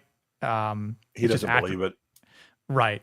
Like, it's just to throw off the marshals as well, or just to have them continuously go after Kimble so he can stay free and get his award and just profit, I don't know about right? that. I think this is very much that he believes that he's smarter than the marshals. He also believes that Kimble is as well. The idea of just these are just a bunch of hayseeds or blue collar type guys or whatever, whereas we're big brained doctors who believe that we're God. And truth be told, he probably does genuinely like Kimble, because you gotta keep in mind, it's like the only reason they went through with this plan against him was because he came out against their research. Up to that point, they were friends. So yeah. This was kind of in his mind, probably just, this is just kind of that anti-morality scientific mind where it's just like, this is what's best. We get this thing through. We're going to make some good money. It's like, it sucks that my friend's going to have to bite the bullet for this, but it's the way it goes, unfortunately. But he probably genuinely likes Richard. Oh yeah, they have a long history. They went to school together and all that stuff. Yeah. But the thing is, he's like, okay, but I also know who Richard is. Once Kind of what makes him being a traitor. It's like, ooh, what a dick. Yeah.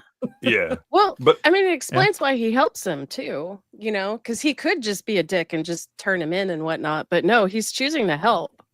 Well, also, and there's some self-interest in that too, because if he just goes ahead and turns him in, it's just like that could make Richard suspicious and whatnot. It's like there's a lot of interesting dynamics you could delve into as far as like his mindset and all this. But yeah, there's I guess I would have liked a little bit more with Nichols in this movie to kind of establish, more about what's going on with him. I think that if they had added a little bit more to his character, it would have made the villainy hit a lot harder. But at the same time, it's like they kind of sacrificed it to focus more on the dynamic between him and Gerard, which I'm like, okay, I can accept the trade-off. Yeah. Yeah. I think because of he's for number one, he's doing his due diligence with being able to, make fake IDs. He comes up with a disguise to be a janitor to get into the computer system here. And obviously he's risking a lot. Jose Ruiz. Yeah, but he thinks quick to, narrow it down into 5 people. Which was better than what the marshals came up with, because I think they deduced it to like 47, right? Yeah, Was it? 47. Yeah. So I mean, he thought of more, and again, he obviously knows a little bit more. But still, you'd think with the resources the marshals break it down to 5 as well. Do they? No, Yeah. did they? Because Yeah. I only saw him break it down to 47. No, they go through essentially the same steps he does, because he goes to 47 and then he goes, okay, this mid-joint thing, and then when they do hybrid, then it drops it down to 5 for them.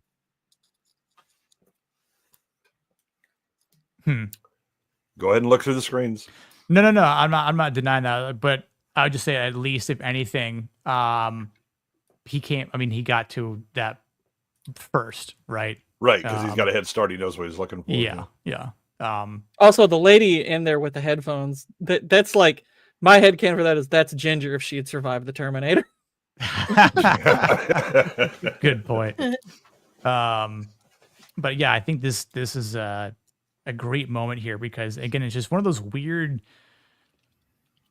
I don't know, call it maybe right place, right time, even though he shouldn't be there, because he's a wanted man.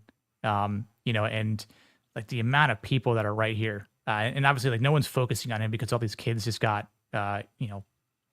injured, right? So you've got a slew of cops, obviously medical doctors. It's chaotic. And the fact that they call Vascular, and he's just right here by a little Joel, who's just being misdiagnosed, right? Like this is sort of a medical malpractice, just waiting to happen here. But and just he's like, he already knows what to do, what to look for, and sure, like he kind of helps look at the film, and she's trying to look for the Stegosaurus and her camera and her lucky pack later on in the film,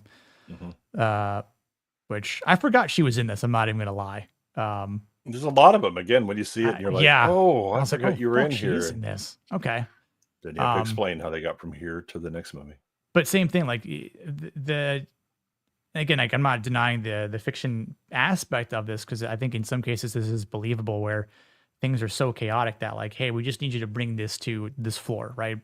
You know where it is if you're a janitor, or at least you could maybe ask for directions, or, if you get lost for some odd reason. But the fact that he's an imposter as a janitor is essentially what saves Joel's life here. And she says that later on, like he saved that kid's life to Gerard. And I think the masculinity here is like service oriented, like as he's living through his Hippocratic oath, right? Like just because he's a fugitive doesn't mean he just stops doing what he's been doing. That's been his character this whole time. Yep. Yeah. Fun. Total side note. A few years ago, I was working for this that company, and Cook County Hospital was a big client of mine that I helped project manage, actually. So I was like, oh shit, that's right. I spoke to a high number of people at Cook County Hospital, ironically. But yeah, it's understanding what he has to do here. Obviously, with the terrible doctor's signature, which, I mean, no one's going to dispute that at that point. Like, who authorized this? Oh yeah, no, it's fine.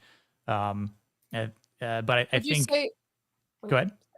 Would you say it's in his character? It's a very masculine thing to, in a sense, do the right thing, even if it's not timed right for him.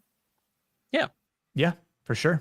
He has a chance to save this kid's life, and he's doing it, putting himself at risk. But I'm like, that's sometimes what you got to do. I mean, and I like that it's consistent with his character too. I mean, he's a doctor. I mean, he helps people. So he's watching this guy who's, their hospital is really busy, and he's just like, hey, come on, check the film, and he's not doing it. So he realizes this guy's made a mistake.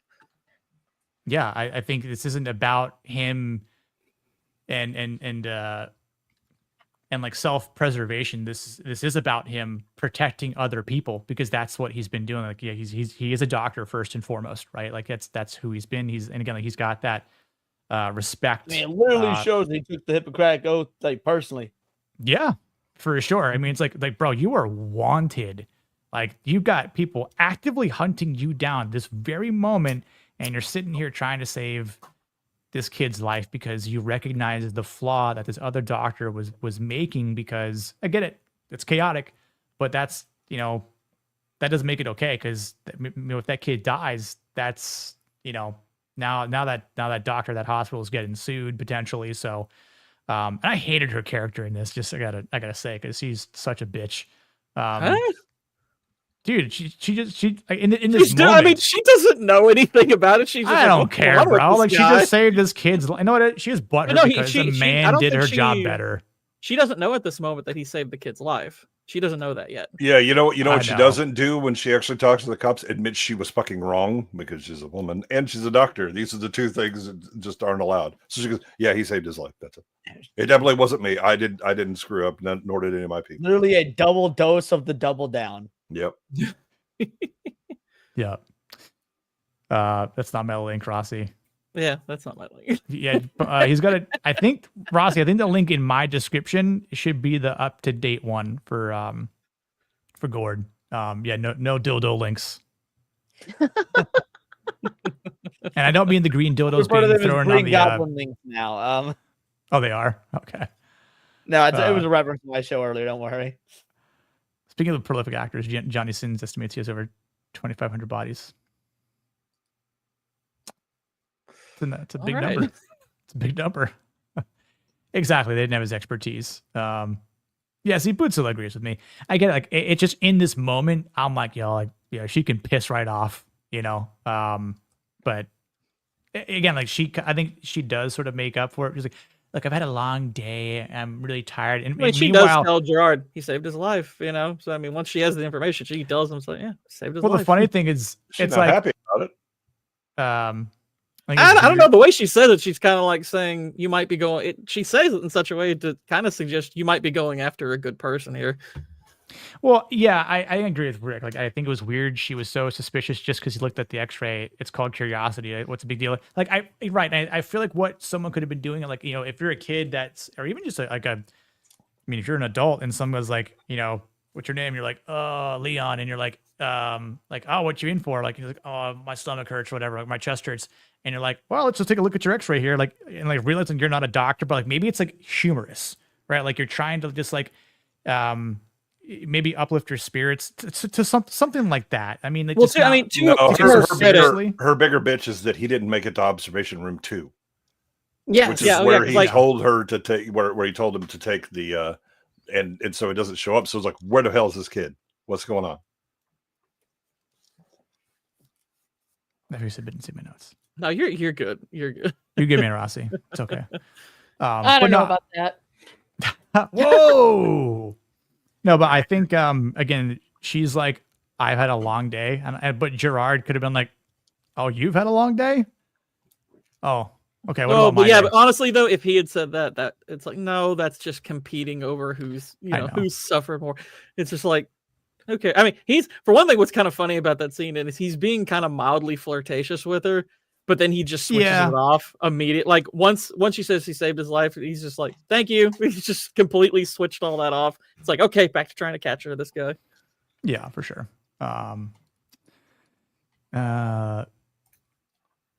In terms of, I think just again, the way Gerard and his team of marshals are relentlessly pursuing. Actually, I got that scene pulled up right here. Hang on a moment. For Gerard and our beloved doctor. Because, yeah, I mean, he's kind of grilling her to a certain extent. Like, oh, you know, that's all you did was take away his ID card. Yeah. You know? And she's like, well, what I was supposed to do? Like, I told the security guard, you know. But, yeah, saved his life. Desmondo Jose Ruiz, as you. Where are you at, Desmondo? Desmondo, yeah, it's kind of funny, but this was like, I think the bit of a turning point for them to realize, maybe there's something here that doesn't seem like the actions of a killer. Yeah, because a one-armed black dude walked between two white marshals. I would say this is their second clue, because the first turning point would be like, you know, him not killing Gerard, you know. That's true. Yeah. And so then you add this, okay, he had the opportunity to kill me. He didn't. He effectively gave me my gun back and ran. Now he's saved, and this is the second case of him saving someone. Well, I guess they don't know about the first case of him saving someone in the hospital, because doesn't that happen in the hospital in St. Louis as well? Yeah, the guard that was stabbed that he. Yeah. Mm-hmm. But I'm not sure that Gerard knows that. Yeah, I don't think Gerard knew about that one. Yeah. Not yet, at least, right? No, I don't think he knows it at all, because they get the call in that says that the guard, when he was being Oh, brought in, he doesn't. That's all he tells him. Saw him. Doesn't get told. Yeah, that he was the doctor that saved. What the heck, officer? You couldn't have told him. It's like right. He saved his life. Saved too. my life. Yeah. My partner threw me under the bus. The doctor saved my life. You know what I'm gonna do? Tell on him, snitch. Yeah. But I think this the amount of chases, the times that he's come close, or they have come close to catching him. Again, like they're very reluctant to staying focused, and they're so close multiple times, and being consistent. I think that is a form of masculinity, where they're able to stay so consistent, not just because it's their job, but because they're under pressure to bring him in as fast as possible, right? And I think they've almost maybe got like a bit of a status that they want to be able to get the job done quick as possible. So Cypher can go on vacation, of course, as he says, when he gets his head ran by a beam later on. But I think Gerard, meaning he sees, I think, the duty of this as his identity, right? Like, even just in this one moment of the opposite end of a stairwell, that he just kind of sees something that could resemble Kimble, and it's just that gut instinct to go, you know what? Well, and they're here on the possibility that he might visit, because they realize, okay, he's been looking based on for their deductions. Yeah, it's like they're making deductions, and like he passed by, he's like, wait a minute. Yeah, and it's just, again, call it a hunch, and not a hinky. Which I love that line too. It's like, all right, go for this hinky. bullshit. What does that mean? Hinky. Bullshit words. Yeah, strange. We'll just say strange. Yeah. But just to him calling out his name, right? It's like, huh? Spotlight. Oh snap! It's like never respond if someone yells out your name, because they might be looking for you. But I think, again, not only the relentless pursuit from Gerard, but the way Kimble is nimble. Sorry, I had to throw a rhyme in there. Ooh. And Harrison Ford actually being legitimately injured in this scene. Was he? And several other scenes. Yeah, that's an actual limp that he's got. Like he actually see it in quite a few scenes, particularly from here on. Yeah, himself. Interesting. But a smart little move though he makes, telling the guard, it's like, oh, there's a guy, waving his gun around, and a woman. Yeah. They didn't respond. They were like, oh, that's not a big deal. And a woman. Oh crap. But yeah, I mean, women in here. It's really interesting, just the way, again, he's smart enough. It just shows that he's quick on his feet to think about how he can sort of blend in, disappear. He's also pretty damn lucky that the world always aligns that he has a way to get out. He's not just stuck having to run down an empty street. Bit of a plot convenience, but it's okay. No, this plot is not armor. Plot convenience. The way I sees it is that God never lets injustice go unpunished, and this is his way of aligning things so there is justice served. I like that, Leon. I like that. That would have worked a lot better if God would have showed up in court and not get him convicted in the first place. That's true. Okay, look. He works in mysterious ways. Hey, the devil has a hand in things still, so God has to circumvent it. Yeah, it's all about his plausible deniability. If it doesn't work out, hey, man, that wasn't me. I don't know what you're talking about. It's if it works out, he gets all the credit. Sign me up for this gig. Oh, later, Philip, I don't know. You've already left, but thanks for stopping by. I think St. Patrick gets the credit. I mean, it's his day after all. Yeah. Does that mean he has to get his pot of gold? Leon, do you have the dip now? Yes, I do. It is speaking of masculinity, it is time for me to do fatherly duties and whatnot, and make sure the kiddos are taken care of before school and things of that effect. So I am gonna have to bounce out of here. But that being said, I just gotta say that this movie is a blast. Is easily top 5 Harrison Ford films for me, and thinking on the masculinity of this, when this movie was announced, like when you announced this is going to be the one we're doing, it's like, oh, this would be super easy. But a lot of what was brought up, like specifically by Gord with his damn near encyclopedic knowledge of this film was like, yeah, there's also that, because I mean, like most people, I saw this movie when I was relatively younger. I mean, aside from good ageless, but like I've been watching this movie, God knows how many times since I was probably 6, 7, 8 years old, whatnot. And this is one of those that you always had on VHS. It was in every house, your aunt, your grandparents. So, but I've never thought about, the masculinity of it, which is again great about this show that you do. So it's almost a subdued masculinity compared to some of the other stuff, in that there is nothing macho about it. But it's also one of the most, at least for the shows that I've been on, realistic versions of that ideal masculinity, because it is such a more or less grounded film. Does that make sense? Yeah. So yeah, I would say this is probably, I think I have to give this probably about a 7 out of 10 on the masculinity scale. Gotcha. That's fair. Good points. I appreciate you always, man. Thank you for the raid. I do appreciate that. Happy to do it, brother. And yeah, looking forward to next week. Jaws. Jaws will be a great one. It's the 50th anniversary. The 50th anniversary. I'm going to see it in movies. I'm going to go see it in the theaters this weekend. So cannot wait for that. Me too. I'm seeing it in 4DX. I'll see if I can go with you. I saw Jaws in the theaters last year, but maybe I'll go again because of the 50th anniversary. Oh, Nadia, that's another thing you can actually experience here in Florida. We have 4DX. There's 5DX where you can just actually go to the beach and swim with sharks. Yeah, swim with sharks.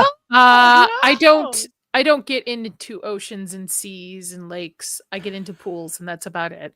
So yes, pool shark. Still getting more water than I do. All right, I'll catch you guys later. Later, Leon.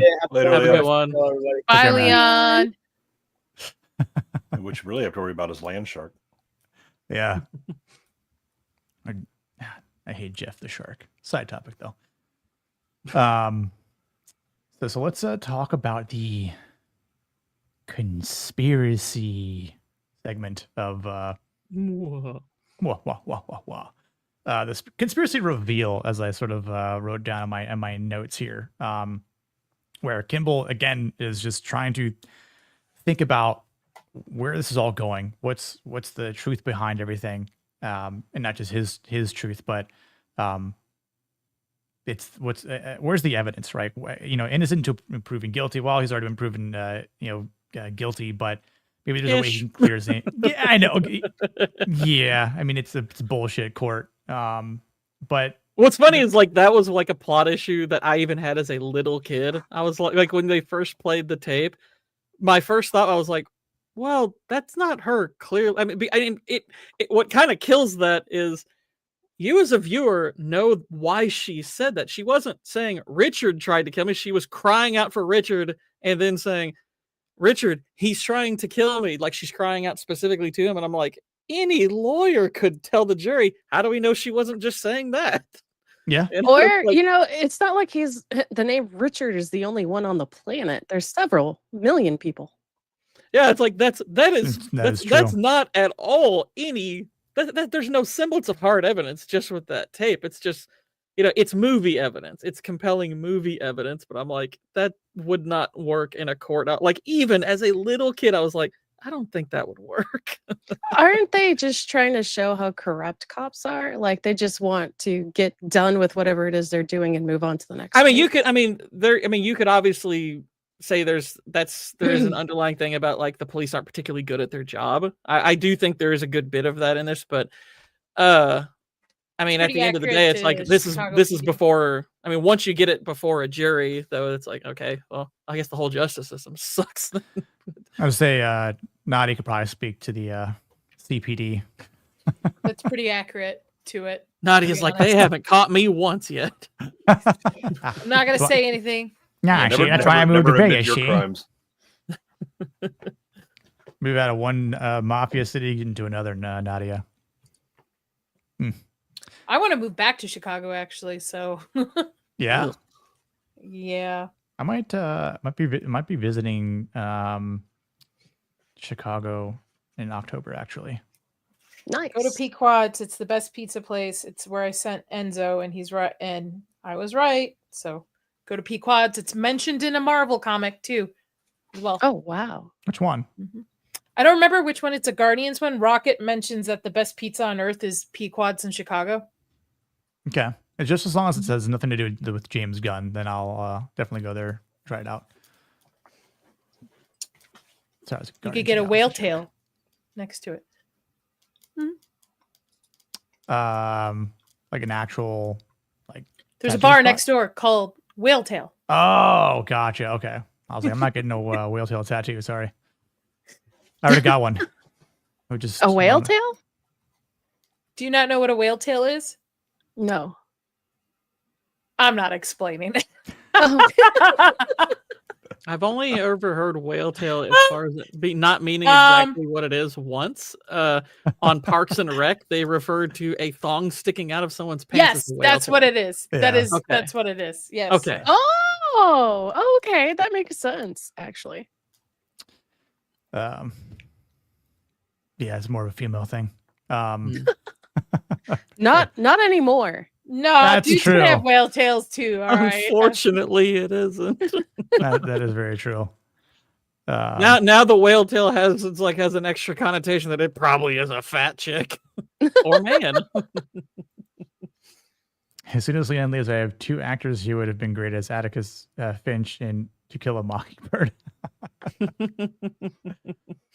I don't know if a doctor saving someone tells me a lot. When Joseph Mengele was on the run and saw that America, he worked as a doctor, doesn't change that he experimented, tortured, and killed a lot of people. That is also very true. Not for this movie. That's not true. You have a foundation of other things you also know about him. We don't know his past.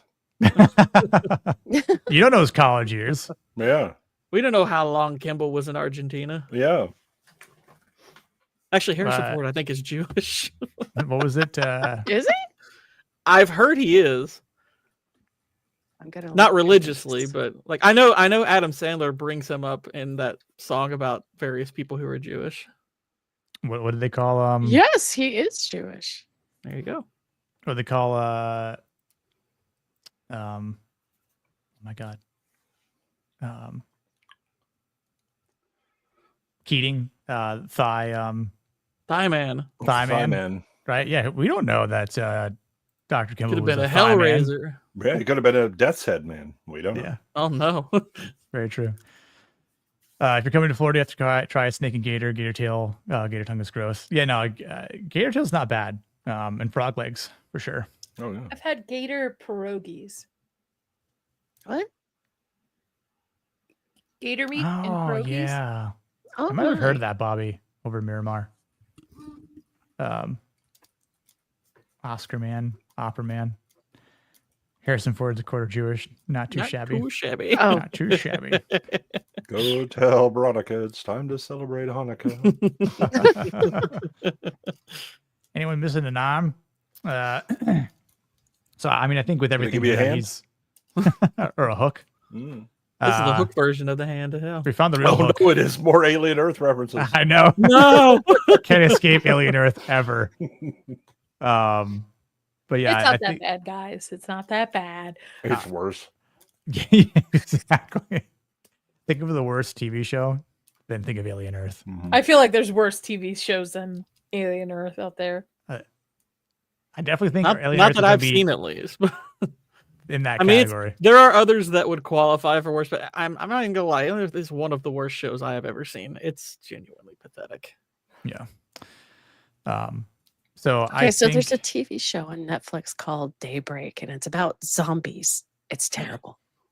I remember you telling me about that actually. The Does it Institute have, is does it have horrible. grooming Yes. The Institute does. Yes.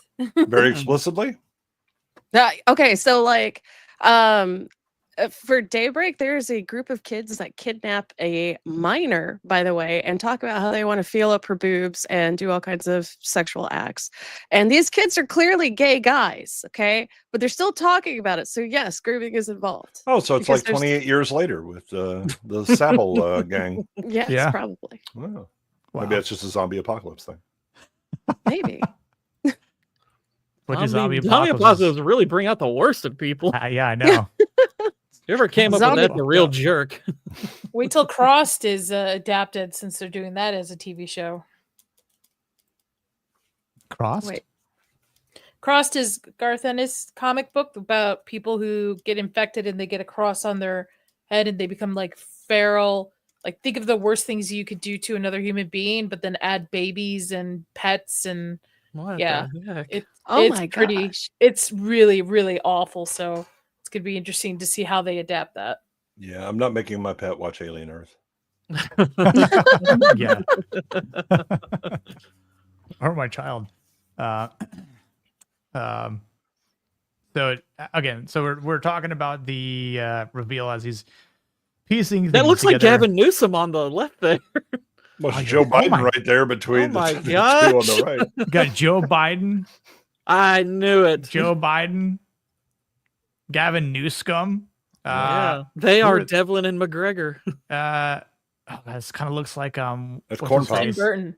It looks Corn like Tim Pop Burton. is Sykes. Sykes Yeah, is Sykes Corn is Pop definitely all Corn along. Pop. Yep. Corn thought you were Pop gonna with say a Marcus one-armed Zuckerberg.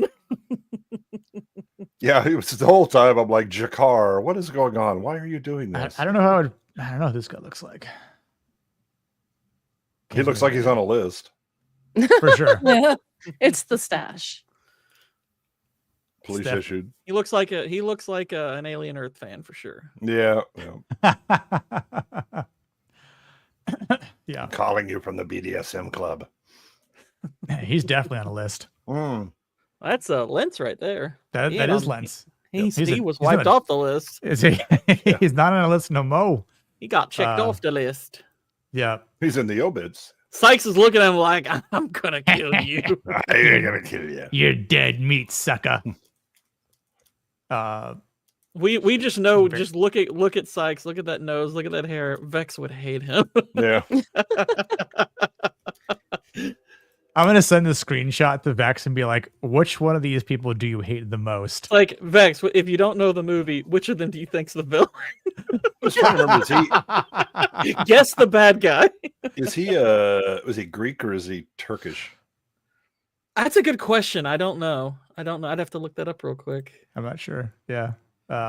What's the It's like what's the guess? Andreas Katsoulis or something like that. Is his name? Probably I'm gonna guess Greek. Greek. Yeah.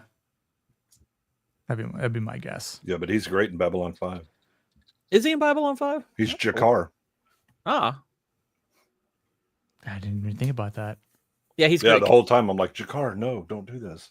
Drakkar Noir. Sorry, I had to. But I think with Kimble Also, being able Nadia, to- he's in Communion, which you just put on your alien list. Communion. Oh yeah, yep. And he's in Hot Shots Part 2.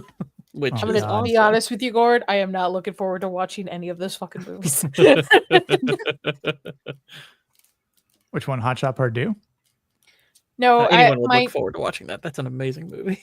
my next tier stream is all like gray alien horror movies. She ain't a fan of them grays. No. I mean, who is? Yeah. Anyway, so I think with Kimble here being able to put 2 and 2 together, right, through his memories, is obviously we get the flashbacks, but I think that he's able to depict who's involved, or at least kind of get closer the more he thinks about the interactions, even during surgeries when he's talking about Lentz, and more about this RDU-90 Provasic. Was it Provasic or Provasic? Provasic. There we go. Yeah, I was like, wow. How do you call it again? RDU-90. Provasic. Yeah. And this was a bit of a ballsy move, but I appreciate what he did there at the end, where he just could sort of left it off the hook. It's like, yeah, no, trace? Come on here. Exactly. No, yeah. No, find me. Find me. Yeah. I'm touching all the evidence. I very much want you to look at it. I'm so smart. I'm leaving you clues to help you out. I want you to know precisely where I was. Yeah. And that I was very interested in this place. Yes. But it's like, do you remember what I said in the tunnel? Kind of a bit of a I don't know if you would say quite a bit of a taunt, but No, I think he's making big. Well, I think he probably knows that they probably get a lot of people calling them saying they're Kimble, and that's that's what they say when they answer. And so he's wanting to make it abundantly clear right from the outset, I am who I claim to be. So just so you know, it's me. I'm gonna make sure I state something that you and I know is true of us. Yeah, which is I think is also funny because do you remember what you said? He's like, no, and he's like. I think I said something. You said something about you didn't kill your wife. Yeah, as a guy said, you didn't care. What's up, Hosty? Hosty says, I'm surprised Nadia actually likes The Fugitive. And Waylon said, I'm surprised Nadia has seen The Fugitive. That's the bigger surprise. I mean, I am glad Nadia has seen this movie because this is a good movie that is worth seeing for sure. It used to be on TNT all the time. Oh, God, yes. Now, if we're throwing shame, because, shame has been mentioned in this stream, we throw some shame at Serranos, who hasn't seen this for whatever reason. He hasn't seen any movies. I know. You know what, Nadia? I think you've been dethroned. I think Serranos is the new. What is Bible? I haven't seen shit for balls or anything of the matter. Yeah, for movies. All anime for him. Although he did ask me after the Wednesday stream what my recommendation would be for like first movie to watch and general time slots or whatever. Blade Runner and then Ghost in the Shell. Nice. If he hasn't seen Ghost in the Shell, like, is he a real anime fan? He hasn't, because again, it's he was born that he started doing the things. That's like saying, well, like I've never seen like any movie before 1985, like but I was able to watch definitely movies. didn't have anybody like that on last Wednesday's show. She's also no. I thought Nadia likes Blade Runner, right? Or am I? No. To be fair, I watched it while I was very sick, so I'm willing to give it another shot. But my initial, I'll give her some grace. I didn't like Blade Runner the first time I watched it. I didn't care for it the first time. I needed a second watch before I started to appreciate it, and by the third watch, I was pretty hooked. I mean, I could understand watching Blade Runner 2049 and feeling that way. Yes. I've never seen it. Saw a damn Simpsons episode. Simpsons. What? I mean, I stopped watching The Simpsons a while ago, but I mean, even when I was a kid, I watched some of the, I think the older Simpsons episodes were fantastic, especially like the Treehouse of Horror episodes. Those were fantastic. I'll still go back and watch those sometimes when October comes around, just because it's more so like, I don't know, it's just fun Halloween-y type stuff. But by the way, Hosty, I don't think your generation needs to say anything to millennials about good taste. All right, you might be one of the exceptions, but come on.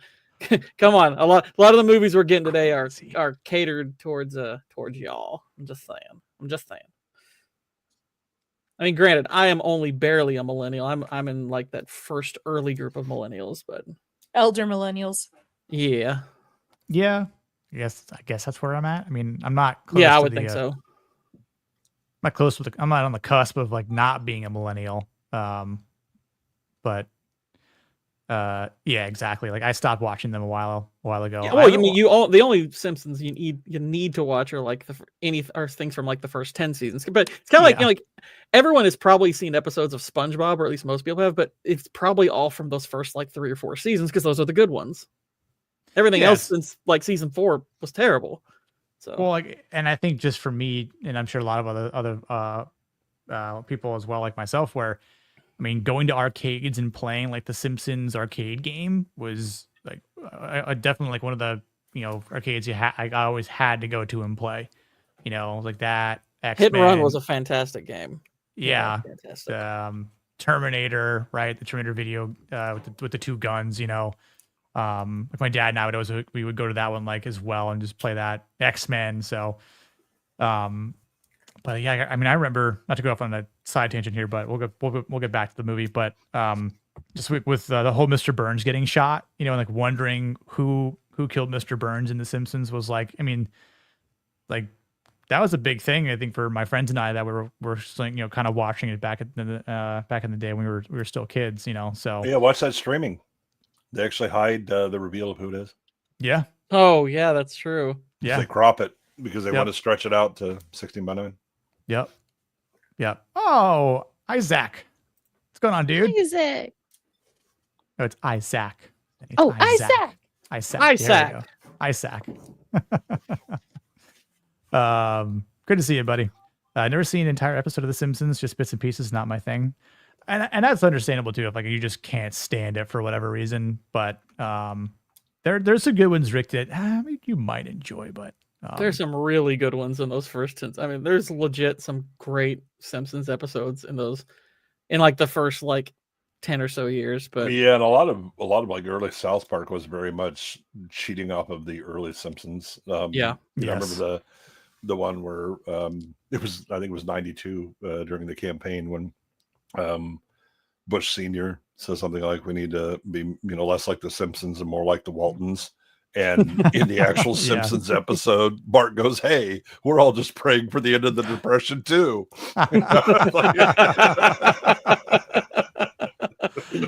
Oh, that's great.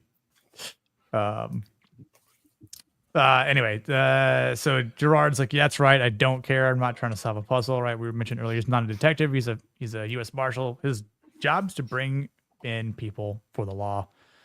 But it's like, I am trying to solve a puzzle. I'm the opposite, right? So that's just like sort of where this balance is set, and the counterparts to each other, where Kimble is trying to solve a puzzle because he's trying to free his name from being plagued as guilty. And he found a big piece, you know, and he just boom, here's the trail, as we just mentioned, you know, 5 minutes ago. So I like the writing about this, and then they start to, you know, deduce more. Oh, so it was Sykes. You know, he was a, you know, ex-cop. At first, I thought she said clothes whore, but it's clothes horse. No, that'd be the woman. That'd be It's like for a woman, it'd be like, quite the clothes whore. I'm like, whoa, my God, these shoes. She said clothes horse. I know. No, we know she did. We're just it's when I was watching this earlier, because I was like doing something else when I was just listening to it, and when I heard, I wasn't looking at the screen with subtitles, so I went back and rewinded. I was like, I thought she said 45 ex-cop and a bit of a clothes whore, and I was like, hold on, what? Like, hold on, go back for a second. I kind of now wish she did. That'd be funny. Yeah, cue up some sort of funny response from Tommy Lee Jones at that point. But the man himself is walking in with his one arm. Gosh, imagine having to hold your hand like that constantly. Looks like you want to shake somebody's hand. How many people just walk and be like, "Oh yeah, hello to you," and he's like, "I'm not trying to shake your hand. I don't want to shake your hand." Yeah, and I think that's why I would get a prosthetic hand that was just giving a middle finger the whole time. So I nods yes. I gotta go. I just saw it. Yeah. All right. Early morning for me. This is one of my favorite movies growing up. It is one I watched constantly as a kid, probably too young to really understand or grasp some of the themes, but it is a favorite. I do like the balance between the two men of different types of masculinity. To me, honestly, growing up watching this movie, this is what I thought men were supposed to be like. And luckily I married one that's similar to it. I give this probably a 6 out of 10 on the movie scale. And I would watch this back to back with The Jackal. So that's another movie I would recommend having on. With Bruce. One. Yeah, Jackal. Bruce Willis. Yep. Yeah. Richard Gere. Yeah. Yep. Yeah. Yep. The best part of that movie is that Jack Black gets killed. Right. Yeah. Yep. I think we were talking about horribly too. Yeah. We were talking about that in a chat or something, I think. Or maybe it was something you mentioned. Yeah, it was chat. Yeah. Minecraft would be so much better if like every 5 minutes they just showed Jack Black getting shot. Getting shot with a 50 caliber round. Thank you for having me on, guys. No, thanks for being here, Nadia. I appreciate it. Night. Go sub to Nadia. Her link is in the description. All that fun stuff. So see you Wednesday. Yes. Yes, Cool. I'm on Wednesday. I'm coming prepared. Bye. All right. Bye, See Nadia. you Wednesday. Take care. That'll be a fun one. Not Wednesday shall be fun. But so Gerard's obviously asking the right questions. And he's kind of, I feel like he's sort of just, I mean, he's doing his job, but it almost seems like he's sort of baiting Sykes, because I think Sykes is just, like, thinks he's he's got like his cover, so his story like you can tell like this was driven into him. I haven't, part of what I like about this movie as opposed to modern movies is not everything is treated as a big reveal when it kind of is like with the moment he says 15 people verified his alibi, that's a very subtle way of telling you, oh, this is a pretty large conspiracy then, because we know this guy's the killer. We've seen the flashbacks and whatnot. We know, Kimble has identified him. It's like, we know full well this guy's the killer. When he said 15 people verified his alibi, you're like, oh, this is actually pretty big then. There's something pretty massive going on here. Yep. And movies just don't do that anymore. It's like every reveal, it's like when they reveal something, it is at least 15 people involved in this mass conspiracy. People, oh my God. 15. Yeah, like the movie would like flash to like 15 separate individuals and like show like, yeah, it would, yeah, exactly. It would just gift wrap and show it on a silver platter with big neon light saying plot reveal. I think it's quite interesting though, as but it's the way, what I like about also the way he questions him is it just really, like, he's looking at all the pictures and he's like, okay, what's going on here? And he's kind of like even buddying with him. He's like, oh geez, that's a big fish, and then just kind of throws in there. He's like, Kimble, go with you. And he's and it's not that his response, if you just took the words for what they are, would lead him to think anything. It's the reaction he gets out of him that makes him think, okay, something's going on with this guy. Because he's like, you don't see him in the pictures, do you? Gets real defensive and agitated, and he's just like, okay. He's like, this guy, it's like, there's something about this that really agitates him, so he's dirty. Well, doubly so because he knows he's a cop. He's a former cop, right? And he's like, man, you know the routine. Yeah. And you're suddenly doing the I'm outraged. You know, I'm getting short. And I was like, you getting a little stressed, bro? You a little worked up? Yeah. You get cover story there? You all right? You okay? Yeah. You mad, bro? You mad? You sweating? You got a handkerchief?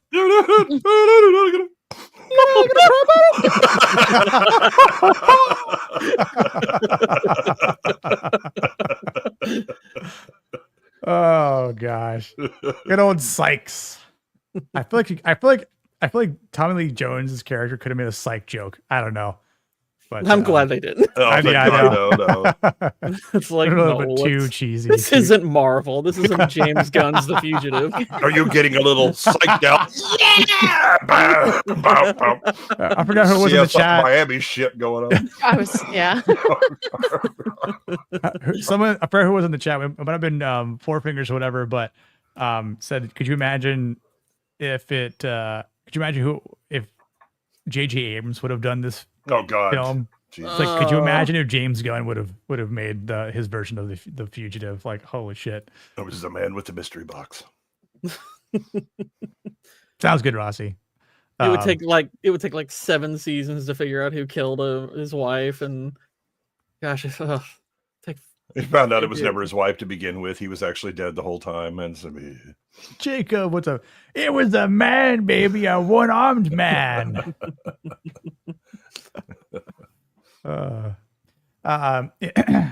I think the liver that they were testing was Blue Collar Losers, actually, by the way. Well, then Provasic, how would you know if that caused liver damage? Yeah. Like, oh, we found some liver damage amongst all the other liver damage here. Yeah. Like finding a needle and a stack of liver damage. Yeah. Rick's got it. Yeah. It would have been an orgy instead. Yeah. Oh, that's James Gunn. Yeah. Yeah. If it was James Gunn. Ugh. Gross. But I think it's interesting how Kimble's just spilling the beans because he doesn't know that Nichols is involved yet, right? But the way Nichols is just continuing to sort of tell the story, right? And he's, showing some manipulation here to Kimble. And again here for the second time. I mean, I think a little bit, I think this is some contrived writing bullshit is what this is. That we have to hide the fact that Nichols is actually the bad guy until the reveal here and again, to Gord's point, they don't, just go, oh my God, at a big flashing red light or whatever. What he goes, he doesn't know who Lentz is, even though he just told Kimble that Lentz died. Yeah, you're now, like the one line that Nichols drops in that conversation that hints at his motives is when he says, can you prove this about the drug? It's like, okay, he's ascertaining whether or not he can, because that's going to determine whether or not he calls Sykes and says, okay, we need to get rid of him out. Right. I mean, except they already called Sykes to get rid of him before. Oh, no. I mean, I agree, but it's like, but once he killed the wife and he's like, okay, now he's on the run. That's as good as having him out of the way. But once he knows the conspiracy, it's like, yeah, we got to make sure we get rid of him. Now. Yeah, but once people find out that the medication actually does do a lot of damage, that just ruined his entire reputation. He'll have a lot of money to go along with it anyway. Well, no. So more importantly, they don't know it, and the samples have been replaced. Mm-hmm. Well, I mean, like eventually. So, like, he's right? You know how he eventually finds it is that Nichols calls Bones and says, "Yeah, go ahead and give him access to things," because apparently that's how I'm going to set him up and get him killed. But again, that's now I need plot to work, so I'm going to write some pretty sketch dialogue and motivations to make this happen. Yeah, like I said, I don't think it's a lot of like manipulation because I think obviously this is more catering to the writing, but I think he's still sort of like maybe leading Kimble on to surmise what happens to him later on. I mean, if you want to get into his head a little bit of why would he direct him towards getting the information, like I would guess it's like so he can tell Sykes precisely where to go to take him out. But I mean, it's quite risky, obviously, because if he gets away, it's like, well, now I've just gifted him the information. Right. There are better ways to do that. How about I bring what you're looking for to you, since I've been trying to help you the whole time. Yeah, it's a good motive, but the execution is far from perfect. Right. Yeah. I mean, it works for telling a story if you're not gonna think too much about it. But once you do with this movie, it's like, yeah, a lot of this is like, it's a lot of right. But that's always kind of the problem with this, and it's kind of goes to Leon's with the suspension of disbelief, and I was like, your disbelief can be suspended a lot easier than mine, but especially when you're writing a story where I'm not going to be ham-fisted with the reveals and the plots, right? That I'm actually expecting the audience to go along and think about this stuff. And then I'm actually going to do this misdirect that doesn't make a lot of sense when you go, wait a minute, what the hell? Right? Because if I'm smart enough to pick up on these little things like, oh yeah, there are 15 witnesses. Oh wait, that's a big damn conspiracy. And then Nichols is talking, no, but wait, we haven't had anything reveal that Nichols is a problem right up until he talks to Tommy Lee and says, I don't know who the hell this Lentz guy is. But the setups, you can't be both. I'm expecting my audience to be intelligent and also write some stupid shit because I just want to get shit done. Yeah. What's up, brother? You've set the expectation. What's wrong with The Fugitive? There's something wrong with it. Lots of plot conveniences as far as like being objective. I mean, I love the movie. I mean, I've been very open about my love for this movie, but it's objectively, it's like, it's good. It's not great. It's a good movie. I mean, it has a lot of things going for it, but it also has some sus bits to it as well. Absolutely. Yeah, absolutely. Little bit of personal trivia. Granted, the video's not there anymore, but eventually I'll remake it. This was the first movie I ever reviewed on my channel. Really? Oh wow. Oh wow. Yeah. Nice. So I think once Kimble obviously. God, what's this guy's name? Bones, right? Bones. Yeah. He's obviously able to use more resources. Who trust him? Who believe that? Well, he asked him like, whatever happened? The thing with your wife, which I'm like, wouldn't he have heard that he was I think what they're doing with the Guilty, world building in maybe? this, and this is actually one of the things I actually kind of like about this movie is, I mean, it's like, okay, they know each other. We don't necessarily get the idea that they're friends. It's like they're friendly acquaintances probably. And cases like this, it's like it's easy to get into the movie mindset where, because this is everything in the movie, that, oh, everybody must know about Kimble and him being on the run. It's like apathy tends to build over time. Chicago's a huge city with a lot of crime, so it's easy to believe a lot of people would just see him and just like, oh, whatever. And even people he might have known before, been like, barely followed it. We're just like, okay, well, gosh, that's crazy. But he sees him there, and he probably just like, oh, I haven't been following this case, but he's out, so he must be, everything must be good. It's like, oh no, it's not over yet. It's like, oh. Yeah, because like there's a moment when he's on the what do you call it? The train or whatever. And when he's on the L train, yeah. L train, yeah. And the guy sitting across from him has his newspaper, and he's like on the front page, right, about Kimble. So maybe it's just one of those instances where, yeah, like it just sort of gets passed by and they just overlook it. This is also some sus writing. Stop it. I mean, I know. I believe me, but that's my point where I'm like, but Bones knows. Yeah, trust me. I'm not doing. I refuse to do more work than the writer did. If the writer is going to be a lazy bitch, then I'm going to be like, I'm calling out your lazy bitch shit, right? Because how many would of you fix it? How many of you have actually been acquainted with someone who has been convicted of murder? I can actually think of 2 people. Yeah, I can think of 3. Did you actually keep track of what was going on in those trials? No. Really? How acquainted were you? Were these people you worked with? No. One was a really distant family member. And then another was a friend. But I didn't keep up with it. I didn't want to know. Did you know they were convicted or not? Yes. Oh, so you're already ahead of Bones. I had a person who was a friend that I worked with for years that I didn't know till well after he was gone from the workplace that he'd been convicted of something that true, Bobby. He got convicted of some alien Earth type stuff. Oh no! I didn't follow it. I'm aware that he was in prison, so that's about as much as I guess I know. Right. I'm being very specific about murder. Yeah. I haven't met any. I mean, I can't think of anyone I've known that's been. I've known at least 3. I mean, I've known people who have had people in their families murdered, but never actually known someone that I'm aware is a murderer. Yeah, same. I know one of my friends' mom's sister, so my buddy's aunt, essentially got axed. But that's about it. I don't know too much about it. I had a high school friend who got a little too into drugs. Oh, well, that'll do it. Yeah. Like the hard to believe part is the fact that he's been on the run all this time. And it's like, at the very least, Bones you would think that he would know. It's like, oh, Kimble's on the run. Okay. And there's hospital friends that he would have that have talked about this. So it's like, yeah, it's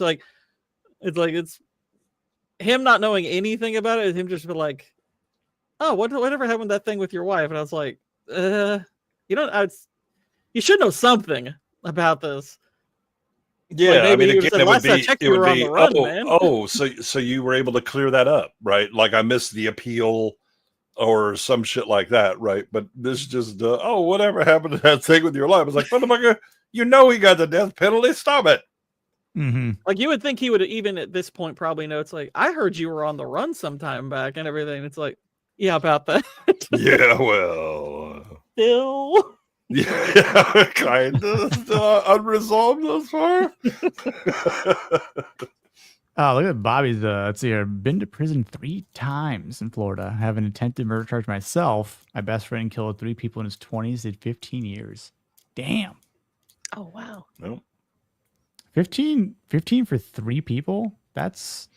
I think we got off a bit easy there. Maybe. I mean, I guess it depends on. Look, there's an old Texas saying that when asked about why do you kill horse thieves and some murderers get free. They say that no horse needed stealing, but some folks needed killing. True. I don't know. I think that's actually kind of accurate because that's kind of what happened to my friend. He got 15 years. Maybe Bones is like Bobby. Just one. Maybe Bones is like Bobby. He knows lots of people who have been on murder trials, so he just got lost in the fray. Yeah, except for the one that actually got the death penalty. You know, it's not just. We don't know if he was the only one who got the death penalty. Oh, it's true. Bones is a black man. Yeah, he could know a lot of people. He's like, look, I got a lot of guys. I got a lot of friends on death row. That's why they call me Bones. I've got a whole boneyard of friends. Exactly. Yeah. All my friends are dead. There's bones. All my friends in the cemetery. And they put people there with him. Yeah. But yeah, I mean, it's the dialogue right here. Good to see you again, right? So, I mean, we don't know how long it's been, but a year. At least. Well, we don't know how long since they've interacted necessarily. Oh yeah, that's fair. But even then, like he knows of what happened a year ago with him. But it could have been 2 years, 3. I mean, who knows how long since they last saw each other? But I think, if anything, it's again. It's maybe say it's a bit of luck for Kimble to have a friend like this that's like you know, he might not have kept up with what's going on, but maybe he just doesn't care because he's like, well, I know who Richard Kimble is. Like, he's a good guy, he's a good doctor, he's a good man, right? Like, never fouled me in any way, or you know, just heard good things about him. And like, so that would be the different and better reaction, right? You know, the have you cleared your name? Because I know you didn't do this or whatever. But no, right. What happened to that thing with your wife? Motherfucker, stop it. Well, it's not over yet, as I think he says. And Bones is like, oh shit, yeah, here go, boom, it's not over yet. Better go call Crime Stoppers. I could get that reward. How much you paying? Responsive. He just kind of his head sunk. He's like, I gotta make a phone call. Look at the time. Well, because he gets questioned later on by the FBI, and I mean he doesn't snitch. Like, it's I gotta go. I'm needed somewhere else, right? And then he ain't giving that shit up for free. He's calling Crime Stoppers. I find this ironic that he actually did come back to her, but at least like he came back to. She says something like right after that. She's like, "What are you doing here?" And I immediately turned to my wife, but I said, "There's a dog show in town." Because again, I'm trying to headcanon why all these people are still in this movie. Yeah. Just like so young. Anyone in the chat who doesn't get the Best in Show, Best in Show. Best in Show is hilarious. Yeah, and subscribe to her new magazine, American Bitch. It's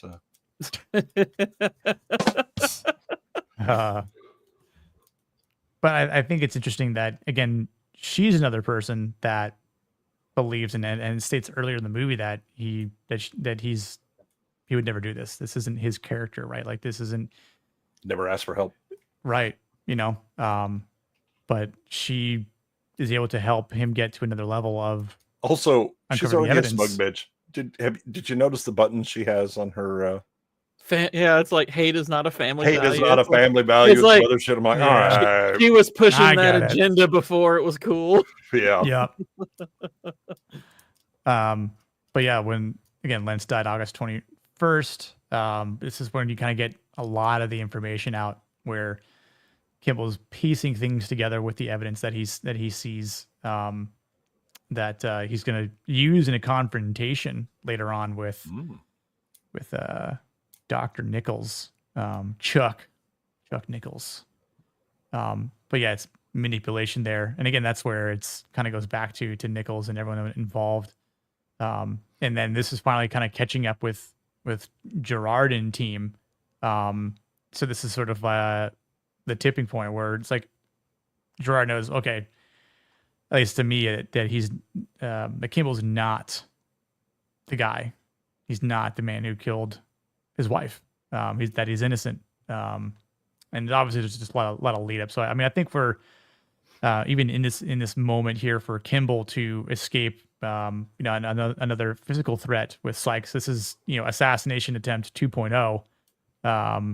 Or pretty take reckless 2. one at that, because I'm like, oh yeah, you just got you've been seen by a lot of people killing a cop and pointing. It's like you're gonna have to kill literally everybody in that cart at minimum. Yeah, look at that. No, but again, the characters are dumb when they need them to be dumb because writing is hard. He's consistent, at least. He was reckless when he killed the wife, too. Let his hair get all over the place. Well, it's because he had that afro. That's the problem. He cut his afro off. Yeah, just like Harrison Ford cut off his beard. Well, more importantly, Harrison Ford managed to dye his black hair back to brown. For those of us with black hair, no. Yeah, it's hard to swap from black to brown. That's for sure. Yeah, you can go to yellow. If you want to But it's just been really cheap, Yeah. shitty dye. Yeah, That washes out after like a day. Yeah, except that they don't show him constantly reapplying. No, it he's day got the after black day. hair for a while. Yep. He dies at like right after the waterfall sequence. Yep, and then it suddenly goes brown after Desmond. Yeah, he basically it's from, let's see, it's like it'd be from the time after the waterfall to at least the St. Patrick's Day parade. He's got it black. Yep. I mean, granted, we don't know exactly how much time passes between that and the next time we see him, but like literally like the next scene after the St. Patrick's Day thing, he's gone back to brown. So I'm like, either a lot of time has passed, or he found somebody who could help him wash out a lot of black hair dye, and really effectively. That's a long Or story, Bobby. they just filmed these parts first. I think I've only ever dyed my hair once. What I've color? never dyed my hair. It was when I was on tour. What color? Red. Oh, that is hard to imagine. Yeah, I know, it really is. It didn't. why I Well, because I have dark hair, so it didn't really. It didn't pop like you think it would. No, because that black doesn't. You don't make that magically go away. Yeah. Trying to see if strong the Italian date hair is on jeans was this. like, nah. Trying to see if the date is on this board by any chance, but I don't see it. Nope. Yeah, I made the mistake of because we used to, like in college, go to the beautician school to get like cheap haircuts or whatever, and they would do stuff like, free if you're willing to have somebody do whatever, and I'm like, sure, I don't care, my hair grows so fast it'll be gone in a month at worst. And so this gal tried to do highlights in my very black hair, and I ended up with yellow streaks. I just looked like a skunk with like this central streak and then like streaks on the temples. And I was like, well, I'm going to have to live with this for a month and then it'll be gone. It's fine. I think in this part too, where, I mean, Richard goes to the ballroom and to confront Nichols because he's just had enough. He needs to spill the beans. I mean, I think this persistence as well is like, vindicating for Kimble. Like, I'm gonna spill the entire truth out in front of everyone and just bring you down, start chopping you down to my level off that stage because you shouldn't be there, and then some, where you should be the one that's in handcuffs and people that should be going after, not me. But I think for Kimble in this whole scene that takes place here, like he's able to change into the confrontational like man that he needs to be, right? Like, he doesn't really care about what anyone is looking at, especially at him, because you hear like people like, oh my God, is that Dr. Kimble? Oh my God, that's Richard. Like, you can hear the chattering in the background, and pop up on the subtitles every now and then. But I think for Kimble here, like, he kind of just might, Nichols like kind of puts his arm on his shoulder and he just kind of like shrugs it off. It's like, nah, man, you ain't gonna touch me and try to console me like that. Like, we're about to throw fists in a minute here if it comes down to it. This is also when Harrison goes into maximum like drunken slurring. Yeah. Speech Did you pattern. kill Lentz too? Like, yeah, I think it's right here when he does it. He's got that look, and then you just get into like the fight. Which is, again, physical is not, it's pretty even, I'd say, for the most part. Although, I mean, Nichols is bigger. Yeah, Nichols has a height advantage, like a height advantage. Height and weight. Weight, yeah. But man, nice little toss down the stairs. And then damn helicopter, which again, I love when Tommy Lee Jones is like, can you get that helicopter to stop shooting? Because I don't want to get shot, damn it. paraphrasing, of course, but I don't want to get shot. I want to get shot. But again, just I mean, that's a rough fall. But I think this is also a good point of persistence for Kimble. But obviously the final turning point of Gerard trying to get Kimble to come out and to stop running. Like, hey, look, there's no more running. You don't need to run. Like, I know the truth. I believe you, but let me do my job. Let me do my duty here and cuff you, but also clear your name in the process because I know who is guilty.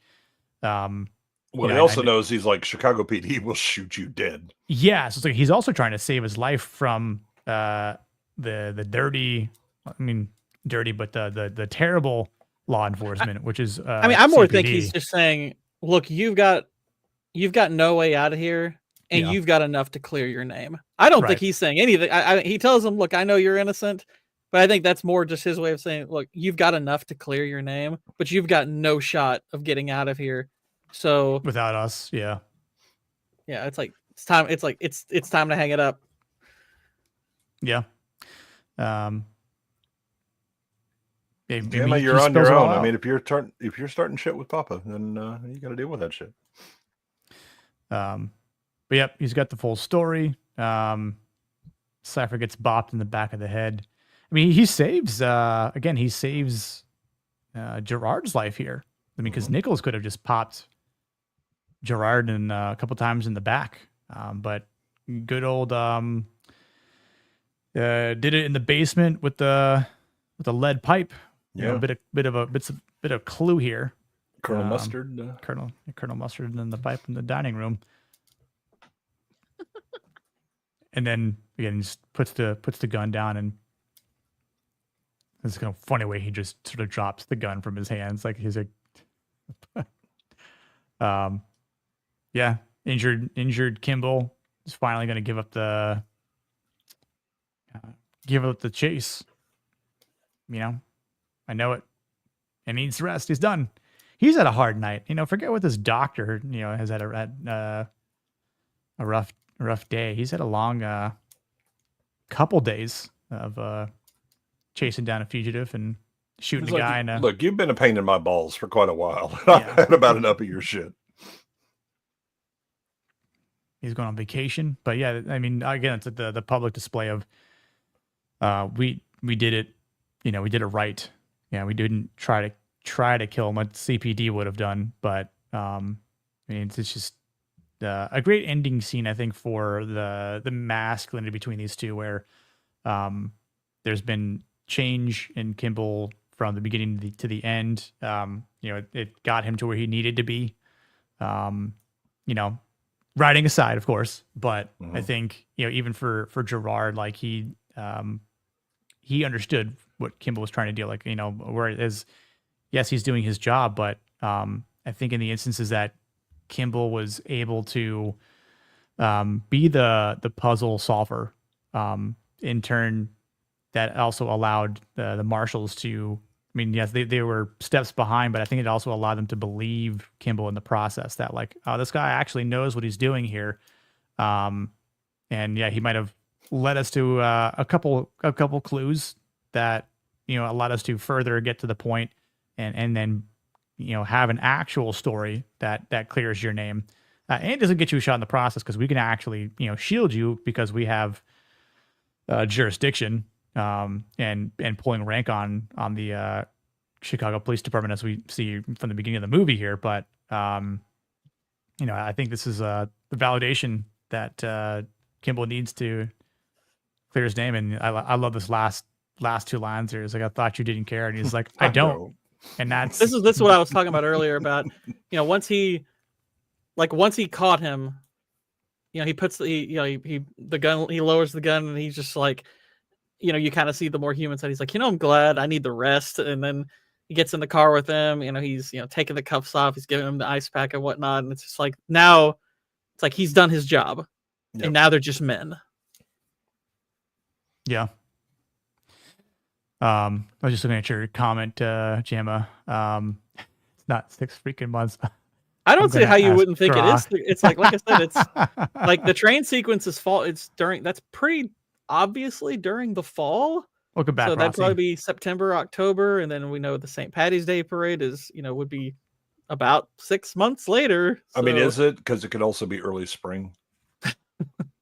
Right. So you're still like in winter, so you don't have like a lot of, foliage and things like that. Because 6 It months could be, seems but a bit odd. What the hell has he been doing for 6 months? He doesn't have to travel far. He's in Illinois the entire time.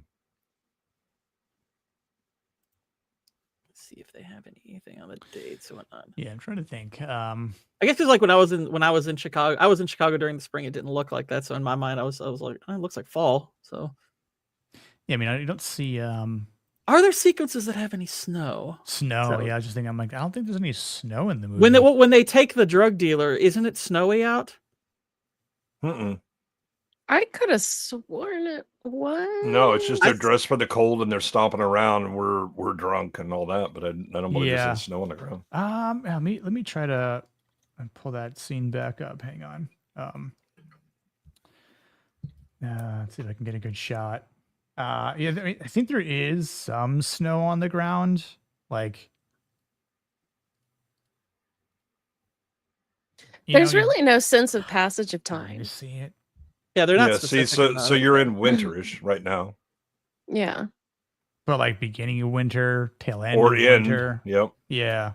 And then isn't St. Patty's Day in like March? March, right? Yeah. Which it so it's still gotta be. snows. It's at minimum. It's months. Yeah, I give this I would give this like maybe a couple of months.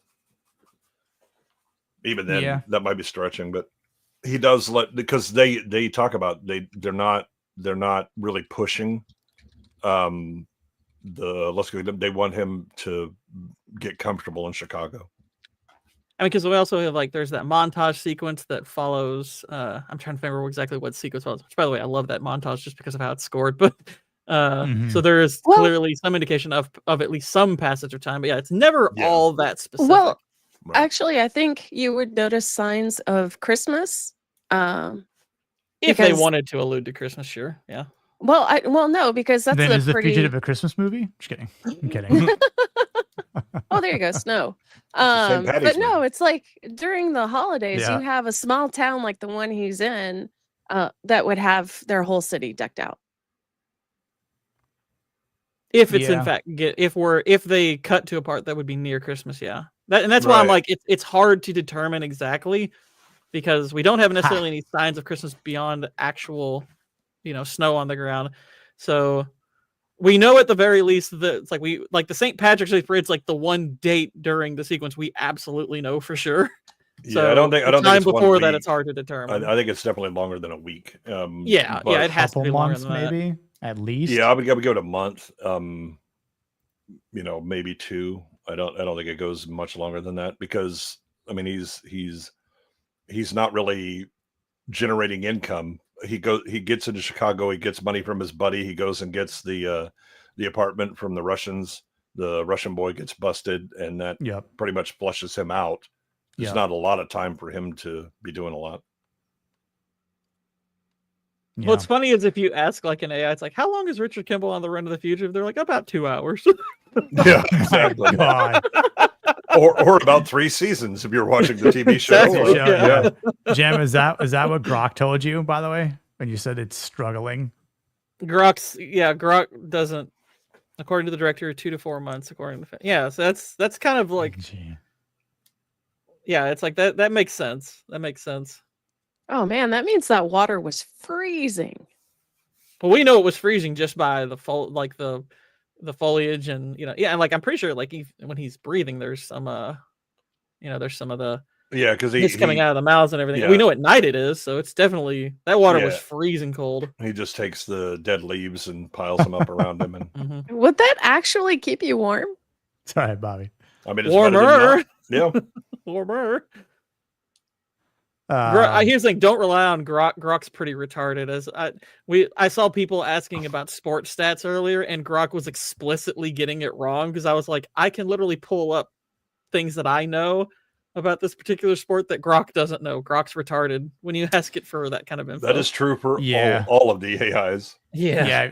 Let us recall the Antarctic hard lines that are laid all over the place from our The Thing episode on NIATS. I do just love that Google's is just like, I'm not even going to try 2 hours. That's my favorite answer. Well, ChatGPT How long was says Richard Kimble up? 2 couple hours. months. What's that, Cindy? ChatGPT says it's a few months. Yeah, ChatGPT was the one that told Melvin that there were hard telephone lines all over Antarctica. Was it really? Yes. I never gaslight Jamma. No, I'm not necessarily correct when I assess something, but I do try to convey actual information when asked. No, it's funny you mentioned that because like I remember there was earlier this year when I was putting in my hockey bracket, and obviously I was like, Panthers are going fucking back to back. I don't give a shit what you say. They're like statistically, like I think I was asking ChatGPT and it was giving me these weird like over unders, and I'm like, obviously it. Like I think it was picking Edmonton to win again this time. And I'm like, well, I get why they might go back, but I even said in my bracket that both the Edmonton Oilers and the Florida Panthers would go back to back, but that the Panthers would actually win again for the back-to-back Stanley Cup victories. But it was giving me like all these over unders when I was trying to bet on some of the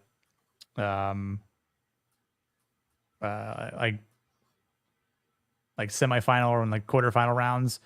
And I'm like, I don't like these numbers at all. Like they were fucking wild. And I'm like, nah, I'm going to do the exact opposite of this. And sure enough, like I was actually like, making a profit on small. I wasn't betting big or anything like that, but like I bet maybe like $10, but win like 30, just something. Cause I don't like to go super hard on that, but yeah, like AI definitely does not know sports better than people do. That is damn certain. They don't know anything. They are designed to be gifted liars. All their job is to do is to mimic human language such that you accept the answer. Oh, I don't know what human language had told put it out there that there were power lines or telephone lines. Yeah, I mean, again, Melbourne. That was language. Yeah. There's no grounding of truth in any of it. Yeah. It's literally assemble tokens so that it is accepted as language and the person goes, yeah, that's good. All right. I feel like Grok is just mainly asked about like shit about X, like, draw Ask this, me about X. Trust me, I'll be at least as reliable. Yeah. What are some stupid questions that people ask? Like, what character do I resemble the most? Or like, draw me as a DBZ character. Like, that's kind of like what Grok is good for, I feel like, for the most part. I've got both Grok and Gemini lying to me. Gemini at least apologized. And then we'll lie to you again. And then we'll that lie, the apology was a lie. I would say Gemini probably lied to you in the process there, Zax. Yep.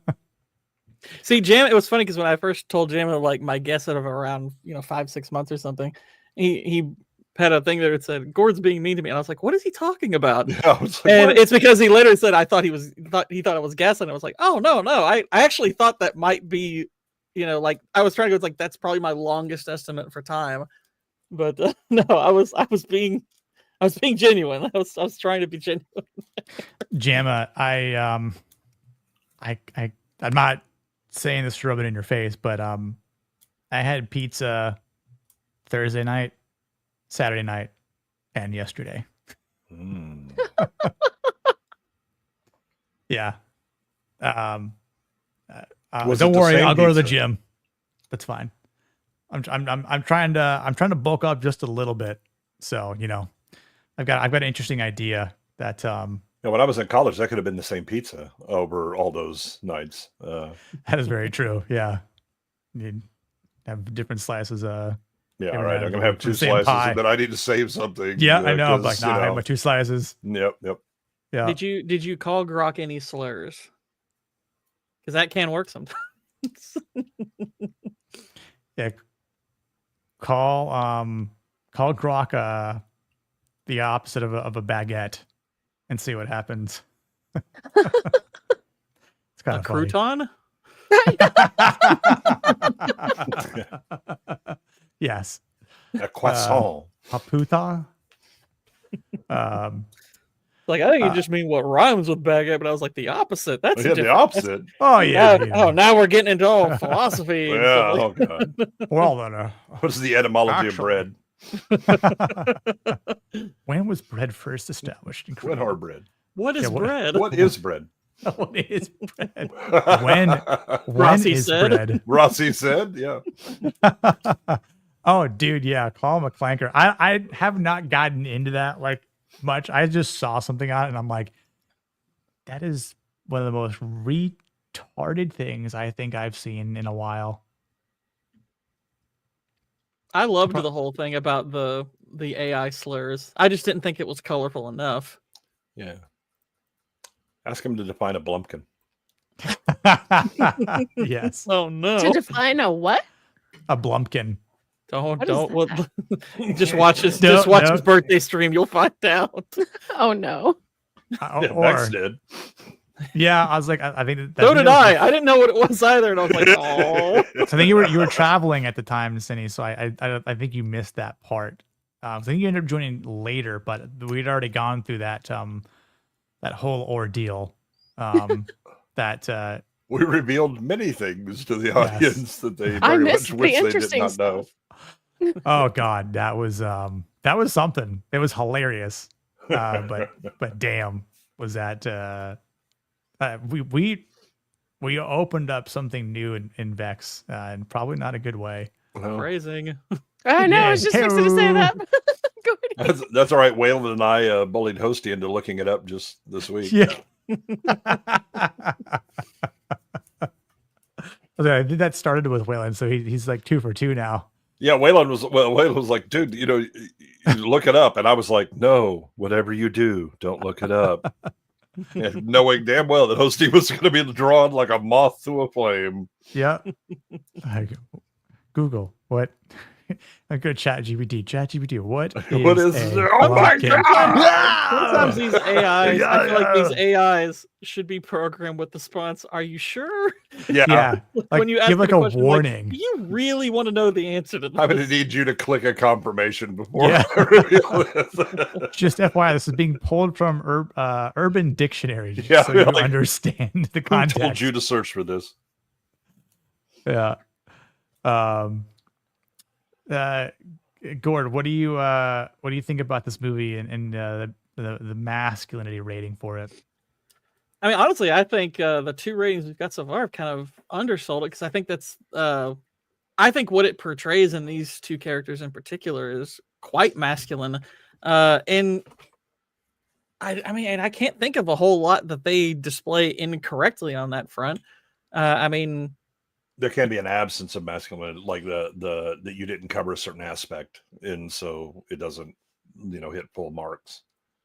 I mean, I guess for me, it's like I try to judge like, okay, what can a story achieve? Because there is no movie that's going to cover everything about masculinity. It's like, okay, what are you trying to cover, and how well did you cover it? I think this movie did what it did pretty dang well on that front. I love what they show with Gerard and his kind of single-minded determination. He's doing his job, and he's not there. It's like he's not there to discern guilt or innocence. Like that's not his. That's not part of the U.S. Marshal Credo. You're there to capture criminals, and that's what he's going to do. And you have Kimble, who's trying to clear his name. He's trying to get justice for his wife, and he goes to many great lengths to make sure that it happens. And I like that the movie, basically, you have these 2 characters are both successful in their ventures. They, it takes a lot of hard work for them to get there, but they both achieve it. I don't know if they necessarily achieve the masculine aspects all perfectly. And I guess if it's hindered, I mean, there are flaws in a movie on an objective level that obviously can hurt whatever themes you're trying to that, I suppose. But yeah, overall, I think this movie is something like an 8.5 or a 9 on the masculinity scale for me. Yeah, I'll save my thoughts for the end. Cindy, what do you have to say about the masculinity scoring on this movie? I would give it a pretty solid 8. Neither man was willing to compromise their morals, and it was quite interesting to see because Kimble, even though he's being chased all over the city and he's trying to find his killer, is still willing to try and help a child who desperately needed help. Um, and it's and then you had Gerard, who, while he initially did not care and he stuck to his guns through most of it, he was also not willing to bury his head in the sand to a man who actually was, innocent. Even though he had to be led that way, which is why he's not getting a 9. But I don't know. I think it was very well done. The story was really good. At first, I had real big problems with it, but I really liked it on the masculinity scale. I do give it a solid 8. Okay. Yeah, good. I like that. So Goodwin, what you thinking? I think that like both Cindy and Gord have said, the benefits is that they both have kind of their code that they're operating by, and they don't compromise on it in any way. Even at times, like Kimble's, it could be to his detriment.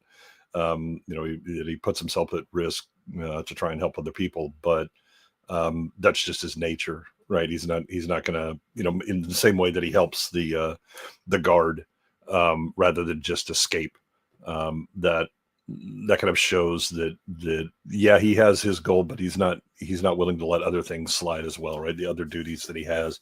I think in the same way, Gerard's character is very duty bound, and he understands his job, which gives him a moral clarity. He also, for all of his I don't care and his attitude and all that stuff, he really cares about his team members. He shows a lot of connection with them and support. When the younger guy gets taken by was it Coleman? Is that right? Or Copeland? When Copeland gets him and he shoots him, and he's like, I don't negotiate, right? Just letting you know that, right? But it's because he knows that the situation I can't let you go, right? That's just not on the table. And to try and negotiate is just gonna, create more it's gonna throw more energy into that reaction and make it more likely that his man is gonna get hurt, so he'll just drop him and call it a day. His whole going through the understanding of Kimble's case and what's going on. There's no the motivation is not, oh, I need to prove this guy innocent. That's not his job, right? His job is to understand his prey, right? I mean, he is a hunter. And his job is to hunt down this person because, oh, by the way, even if he's innocent of killing people, he's broke the fucking law. He escaped, right? And that's always why the ending of this is like, you need to have a crawl afterwards. And he did 6 months for escaping from custody, because that's also a crime. I don't care if you're innocent of the other one. That one definitely is going to count. But that as this goes through, what he doesn't do is just dismiss it and go, yeah, that's relevant, and I'm not going to share that with anybody. I mean, he understands, he begins to understand, and then eventually realizes, oh, this guy, yeah, he actually is innocent. And again, I don't care, because my job is to apprehend you, which is what I do at the end. It just happens to be beneficial for you that I apprehend you, because I'm saving you from the Chicago cops. And so I think that Tommy Lee's character is probably the more masculine, mostly because he's kind of like he has a lot more agency in what's going on. This is kind of where we run into the problems with the script, is that Kimble is often acted upon to get him into situations where he can then do a thing, and then, oh my god, I gotta run because something happened and all that. There's a lot of plot convenience that makes his character go. Now, he doesn't, they still demonstrate the character of Kimble, like the central character, who he is and his drive and all of that. But it's more written to elicit empathy and get an emotional response than it is to justify kind of how he gets into places. It doesn't really show how clever he is. What he is it's a good thing that they did the St. Patty's Day, because he has the luck of the Irish throughout this fucking movie. Right? It's on the pot of gold. Yeah. That's kind of what, that is. And I think they're, you have some good contrast with the, even like Gerard's team, that there are aspects of masculinity within that, right? That they're willing to push back on him. They're willing to bust balls, but they're also willing to shut up and listen, when a thing works right. I think the problem with like a lot of this movie is that you really only have the two central masculine characters, and then like some side tangents. You don't really have characters outside of Gerard's team and Kimble. You have kind of some caricatures that exist in the rest of the movie. Yeah. And I don't think you have, you have a very constrained view of masculinity in this aspect. I think that Kimble kind of has an obligation based on the fact that his wife was killed because of things that he did. He didn't know it at the time, and there's no way he could have. I think that Gerard is better at showing kind of a family aspect and a civilizational aspect. Kimble's motivations are for the dead and for himself. Gerard is much more wide and civilizational, right? The things that are necessary, order, in the world in order for things to happen. So I kind of give him a higher masculinity. I'd probably give this 7.5. And it's mostly Tommy Lee, I think, that delivers on that. Yeah, I think honestly you guys have given really good points, and I pretty much agree with all of them. It's just if I were to say anything, I definitely agree that Gerard is the more masculine between the two. And while I like the path that is set before Dr. Kimble to embark on, going from being emasculated to finding a way to be masculine again over the course of this movie, and over the obstacles, the trials and tribulations that have set before him, the way he's still, able to withhold his Hippocratic oath of caring for people, even when it's a huge risk, because again, if he gets caught, he could either get shot on the scene of the, of being discovered, or, going back into, handcuffs and then getting the death sentence as it was already sort of,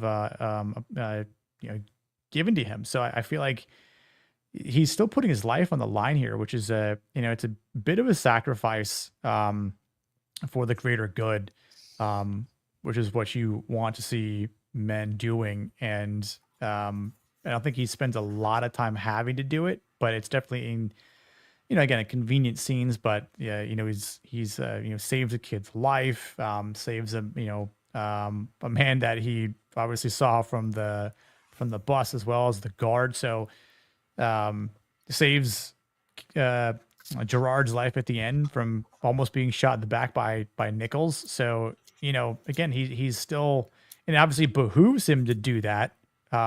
Like if Gerard gets shot in the back, he's even more screwed right now, because then the other he's dead. But Cypher's knocked out too. Yeah, because then it's like, well, now he's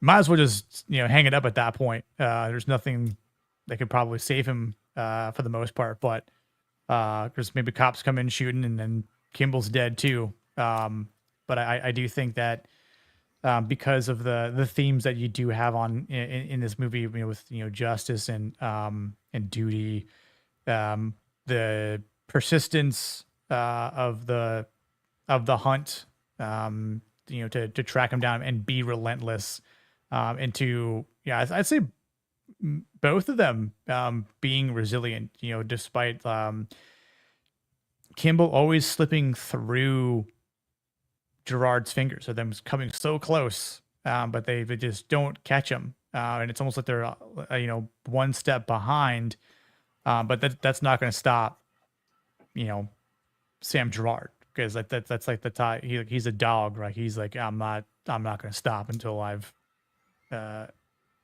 gotten my prize. My job is to bring you in. I think again, it's a nice clash of their archetypes in this movie to see in here. So I mean, overall, I'd probably.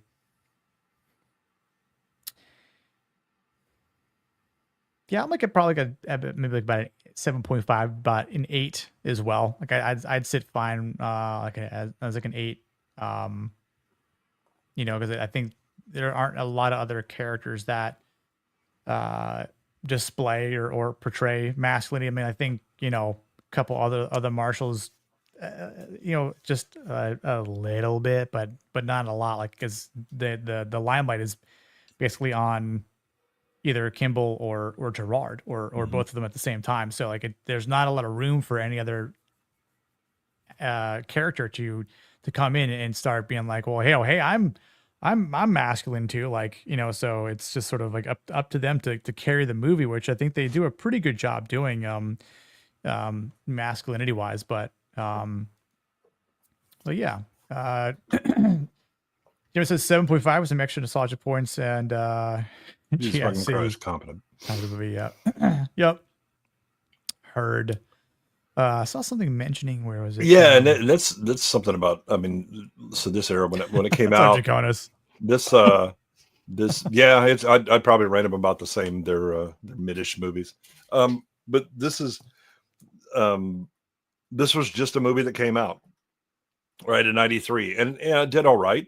Wasn't oh my god, this is peak of the year or anything like that. It was just a good solid movie, the kind that you could just go to theater and go, what's playing? All right, I'll watch that, and it doesn't suck.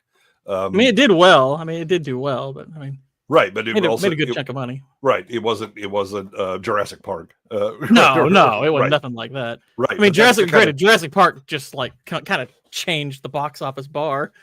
No, I mean, Jaws does it first, Star Wars and all that, right? Mm-hmm. But, that was. But this is the Titanic after, I guess. There were like 10 movies of at least equal quality that would have came out in the same year, because again, we knew how to make movies, and we'll cheat a bit on the writing and stuff like that, because this isn't intended to be like our magnum opus, our masterpiece. It is intended to be a good movie, and it succeeds at that. Man. But if this came out this year, suddenly people would be just, jerking themselves off to eternity with it. You release this year, movie of the year easily. Yeah. Oh yeah. Get even more Grammy noms or Grammy awards. No, it's good enough they could even give it Grammys. Music sucks too, so yeah. 1993. I mean, there was just you'd come by a lot more movies that.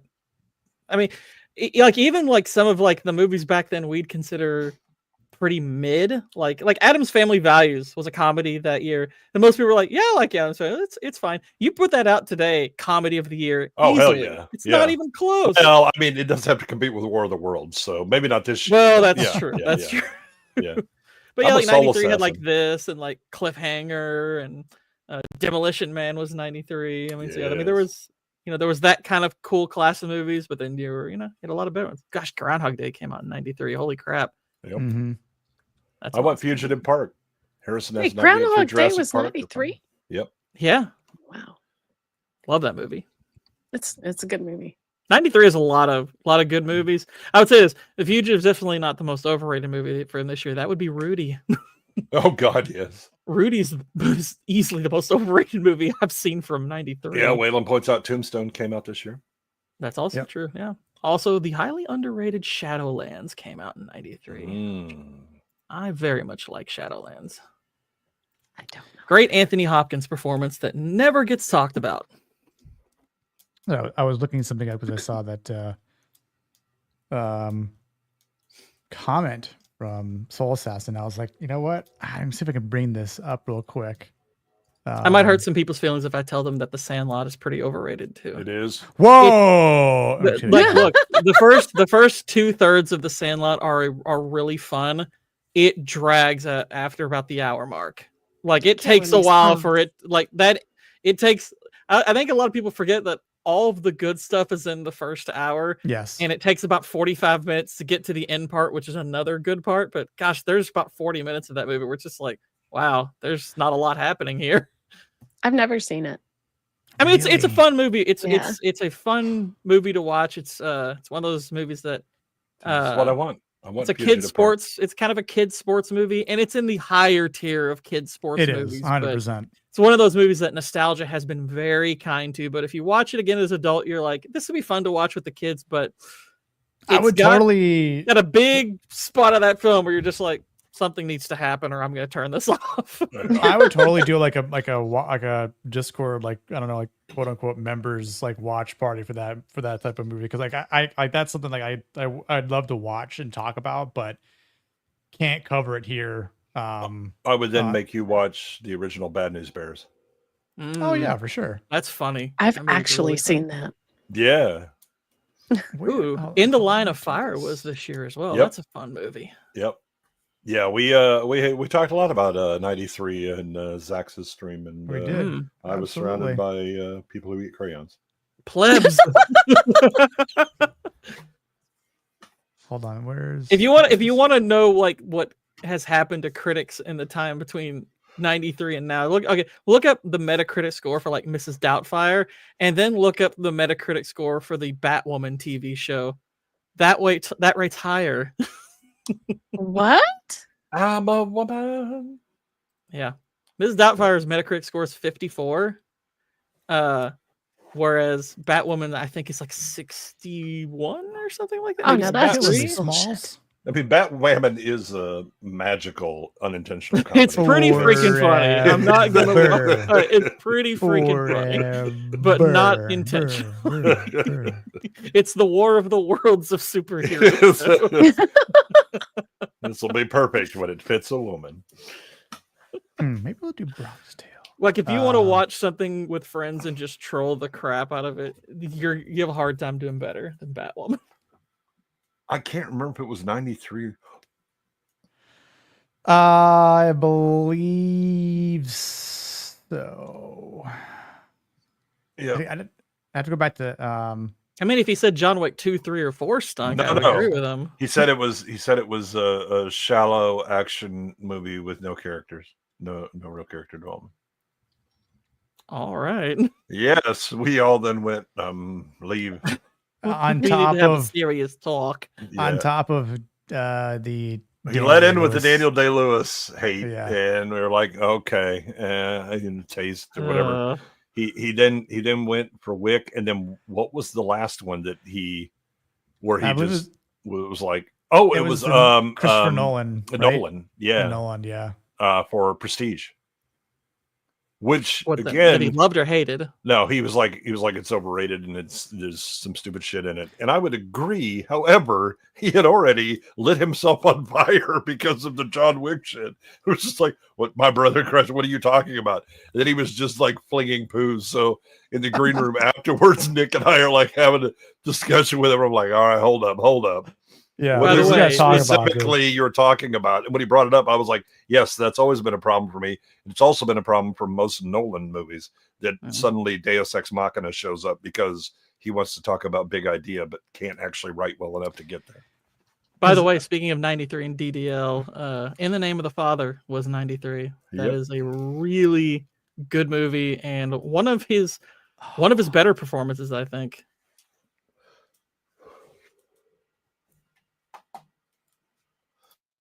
Also, Fire in the Sky was that year, which we're covering on 90 Stream, and I don't like that movie. Fire in the Sky is a shit movie. Was it? I don't like that. And it is really long. Yeah, I remember as a kid seeing that, and I'm like, I thought you all said this was good. This is just boring. Holy crap. I told nobody such a thing.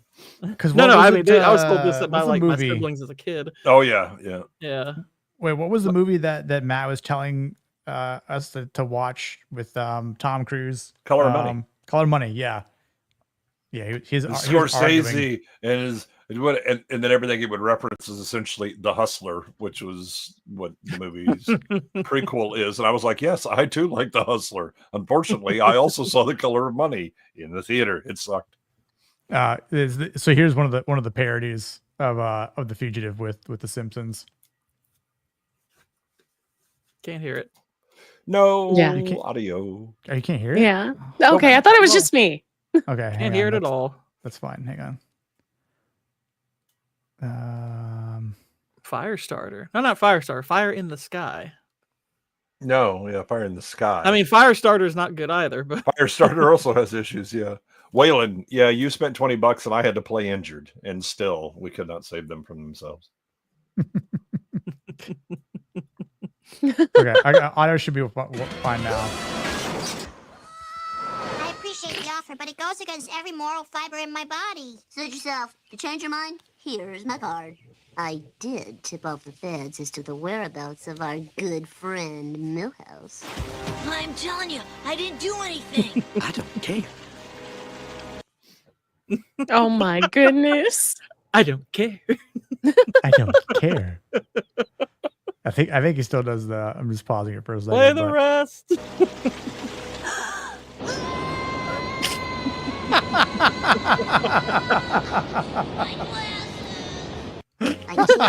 My glasses.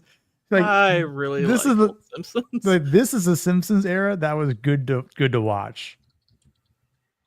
You can't hear it now? What do you mean you can't the hear old it Simpsons now, era was great. You can't hear it, really? I was like, No, come he's on lying. now. Yeah, he can't hear it because he didn't like Simpsons, right? Yeah. There was that. Yeah, and then True Romance this year, 93. That's a good one. Oh, I have it on excellent authority that's crap because Tarantino is crap in general. That was not, however, Matt. That was Will. Dazed and Confused, also 1993. Yeah. Last Action Hero, which is not especially a good movie, but it introduced me to Amadeus, so I have a soft spot for it. Nightmare Before Christmas, Robin Hood Men in Tights, Schindler's List. Yep. And the only funny Pauly Shore movie, Son-in-Law. I hate Pauly Shore. Yeah, stop that. There are no funny Pauly Shore. I actually do think Son-in-Law. I think Son-in-Law is pretty funny. I'm not even gonna lie, because part of it's because it's showing normal people reacting to him, and that's what's funny. I wish Pauly Shore was in was shot by a BMG. I wish the him movie and Pauly Jack Shore Black is should have dead been hugging was when a they real were shot. Yeah. Yeah, Simpsons used to do a lot of good parodies back in the day. Mm-hmm. Yep. That's for sure. Then they became tired. Yeah. Yeah. They were that's like, what let's Fingers- just keep going, Wayne. Wayne's World 2, also 93. Yeah, we would say fat fingered typing, not autocorrect. Yeah, what is it? 90. What do you say? 92 versus what? Oh, it's 82. What's funny is going over that 82 list of 98. 90. I think going through What that the list of hell? movies that came out in 93, we came up with more good movies than have existed in the entirety of the 2020s. Yeah, and I really mean that. No, that's no bullshit. I mean, you could Yeah. just go to theater and go, I would like to see a movie. I didn't look ahead of time. I don't know what the hell. I'll just pick a movie, and I have a very good chance of seeing something that doesn't suck. 98. Oh, geez. It's got some good ones, though. Dark 98 City has will be in there. some fine movies, but Saving Private Ryan, Truman Show, Big Lebowski. love the Truman Show. Love it. We're in Rush Hour for comedy. Rush Hour's funny. Lock, Stock, and Two Smoking Barrels. I think the funniest Fear part and of Rush Loathing in Hour Las is when Jackie Vegas. Chan says the N-word and the movie is trying to sell the idea that that's the first time he's ever said it. Like, come Yeah. on, you're Chinese. We know Come better. on, yeah, we know better. Blade. Have you never been around Chinese? I mean, they may not be actually referring to black people, but one of the things that they say is nigga, nigga, nigga, nigga. When they're like, That's actually amongst each Korean. other. Nega is Korean. No, it's Chinese. too. Trust me, I've been Really? around Chinese people Yeah. who do it. Yeah. There's actually a video you can find online yeah. where NBA players are getting off a plane and like the Chinese people are shouting that at them a Yeah. lot. Oh, I'm like, wow. oh my god. Yep. Yep. Yep. I have sat in a restaurant with a bunch of Chinese investors Small while they said that, and I was like, oh, okay. I'm gonna presume that's not what it means here. Prince of Yeah. Egypt, also 1998. Yeah, there's quite a few bangers in '98 for sure. I can already see that. Swear to God, if someone fucking tries to vouch for Godzilla '98, Oh, we're shanking you're a bitch. dead. We're You're shanking a dead to bitch. me. Yeah. Yeah. I mean, 82 is like, because Zach's like before he was doing the show, he was asking me, like, what do you think are some of the greatest years in SLC film or Punk, whatever? yeah. And I was like, 82 may be the greatest special effects year of any, in cinema, because you have some fucking bangers that stand the test of time. Like what? Example, please. Blade Runner, Wrath of Khan, Tron, I believe, is 82. Conan the Barbarian, E.T., right? The Thing, right? These are all like pinnacles of effects that were done that you just haven't beat. Leprechaun, Reservoir Dogs. Wait, hold on. It's 92. Why did I type 92? I'm at 82. Shit. Like Have we even done- like Dark Crystal, which I am not particularly fond of, is still special effects wise pretty Yeah. dang awesome. Yeah. Yeah. Oh, Fast Times at Ridgemont High. First Blood. Poltergeist. Poltergeist, yep.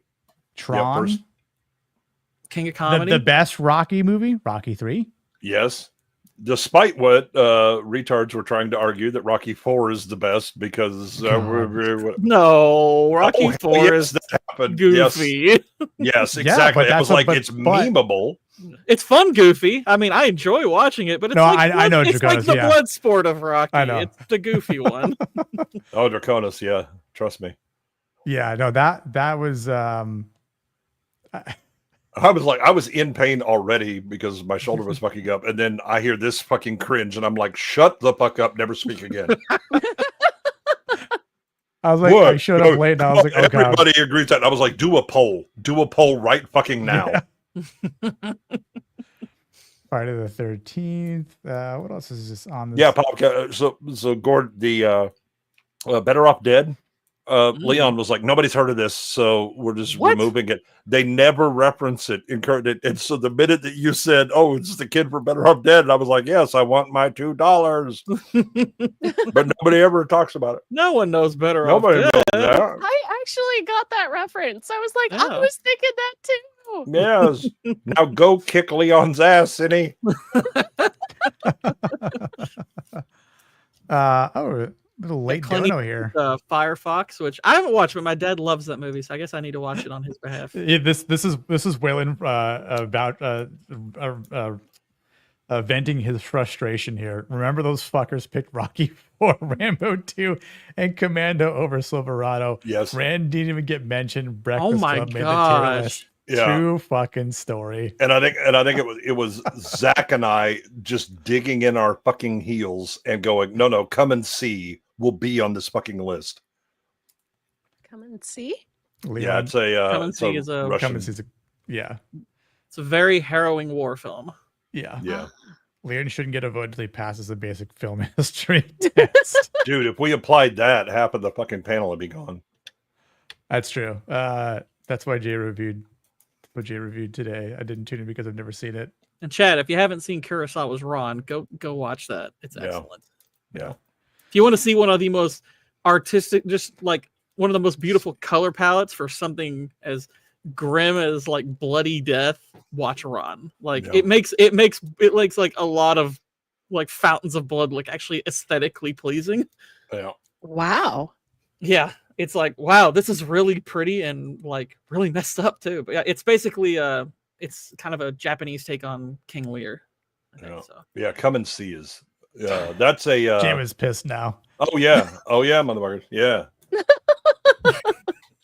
Go and look at that chat. I am losing my fucking mind in there. It was like, what the fuck? And then I come in and they're like, oh, we're not talking about 85. I showed anymore. up late after it was already on. I think they'd gone through that, unfortunately. Yeah, I ended up getting stuck in the 90s, whatever the hell year that was, or 2000. It was 2000 for sure. And that was what I was like, all right, fuck you. We're not having this dog shit again. And let's go back to 85. And they're like, no. Yeah, same. I was like, and yes, Draconis Kurosawa is definitely in the GOAT conversation for directors. Oh yeah. Waylon, I'm gonna play two for you. I'm gonna play this one, because it was probably, I guess it coincides with just it being bullshit from those choices. Do you want to change your bullshit story, sir? And then I'm sure a lot of us feel like doing this. Get a Peter Pan right here off of this dam, right here. What? Yeah. Boom. I was ready to Peter Pan them. I was going to transfer their consciousness into a dummy, basically, and then they'll never escape. At this point, I look forward to seeing what arguments occur for what movies stay on the list, not like and that don't make it, because it's just like, my God. Well, the one thing, yeah, we told you, yeah, put it it's a G.I. Joe cartoon, because it is. Yeah, I mean, I like him and it's fun, but it's really stupid. Yeah, it's a fucking cartoon. Sure. Stop it! It's a live action cartoon. But the thing that began to dawn on me, where I was like, oh hell no, this ain't happening again, was I refuse to be constrained by your ignorance. If you haven't heard of a movie, shut the fuck up. Shut the fuck up. Right. And when people are like, 85, and I was like, bitch, you were like, still drinking out of a bottle in 85. So I don't want to hear another goddamn thing. And then the assumption about, well, the audience is going to pick this because they know things. And I was like, the audience is not as dumb as you are, as was demonstrated with like the vote for the crap movies, because they were like, dude, where's my car? Oh, that's a classic, and it got fucking wrecked in the vote. So does Zax need to just bring on more people that would actually have seen these movies in theaters so that they could give a better take on it? I mean, if you're looking for so here's the unfortunate dilemma that we face week in and week out. A lot of these movies could be like dual genre oriented. Like a lot of these movies aren't sort of like hard coded into one specific genre. Like, that is solely sci-fi. I mean, there are some, right? Like, I'm not saying that all of them are, but there are some that are like, it's very mixed, so it could kind of go into different categories, right? Like one of the ones that excuse me, that fluctuated was Snatch.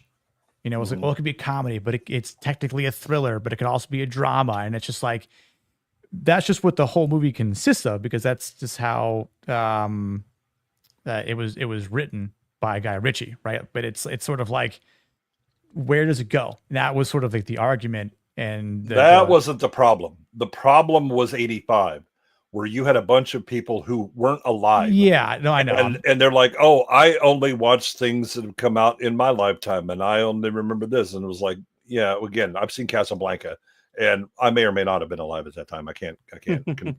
What's up, Rachel?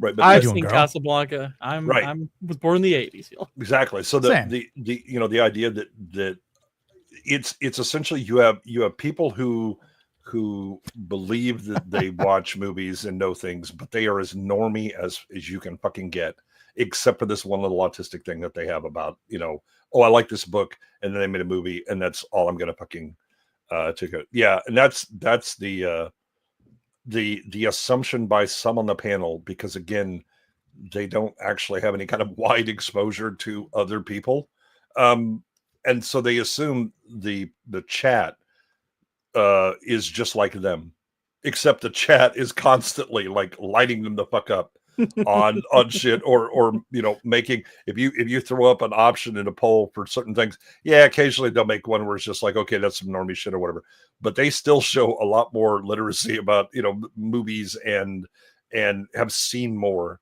than a lot of these. And I was like, again, we are not going to be constrained by your ignorance, because again, let's take it to chat. Let's go put it up as a poll, see what's up. Yeah. And watch them dunk on you. Yeah. And that's the problem. Like, or, it is a matter of what it's going up against, but I understand like the longevity of what we're also covering from 1980 to 2000. Yeah. Right. So know your shit all the way through that. If you don't, get the fuck out. Yep. So I feel like, and I again, like there were, because certain movies were like, oh, well, like, again, this is no offense to Serranos, but it's like, I don't watch movies, but here we are. Be like, it'd be the same thing. Like, I don't watch anime. What he didn't do, to his credit, what he didn't do is then go, oh, you need to have this thing.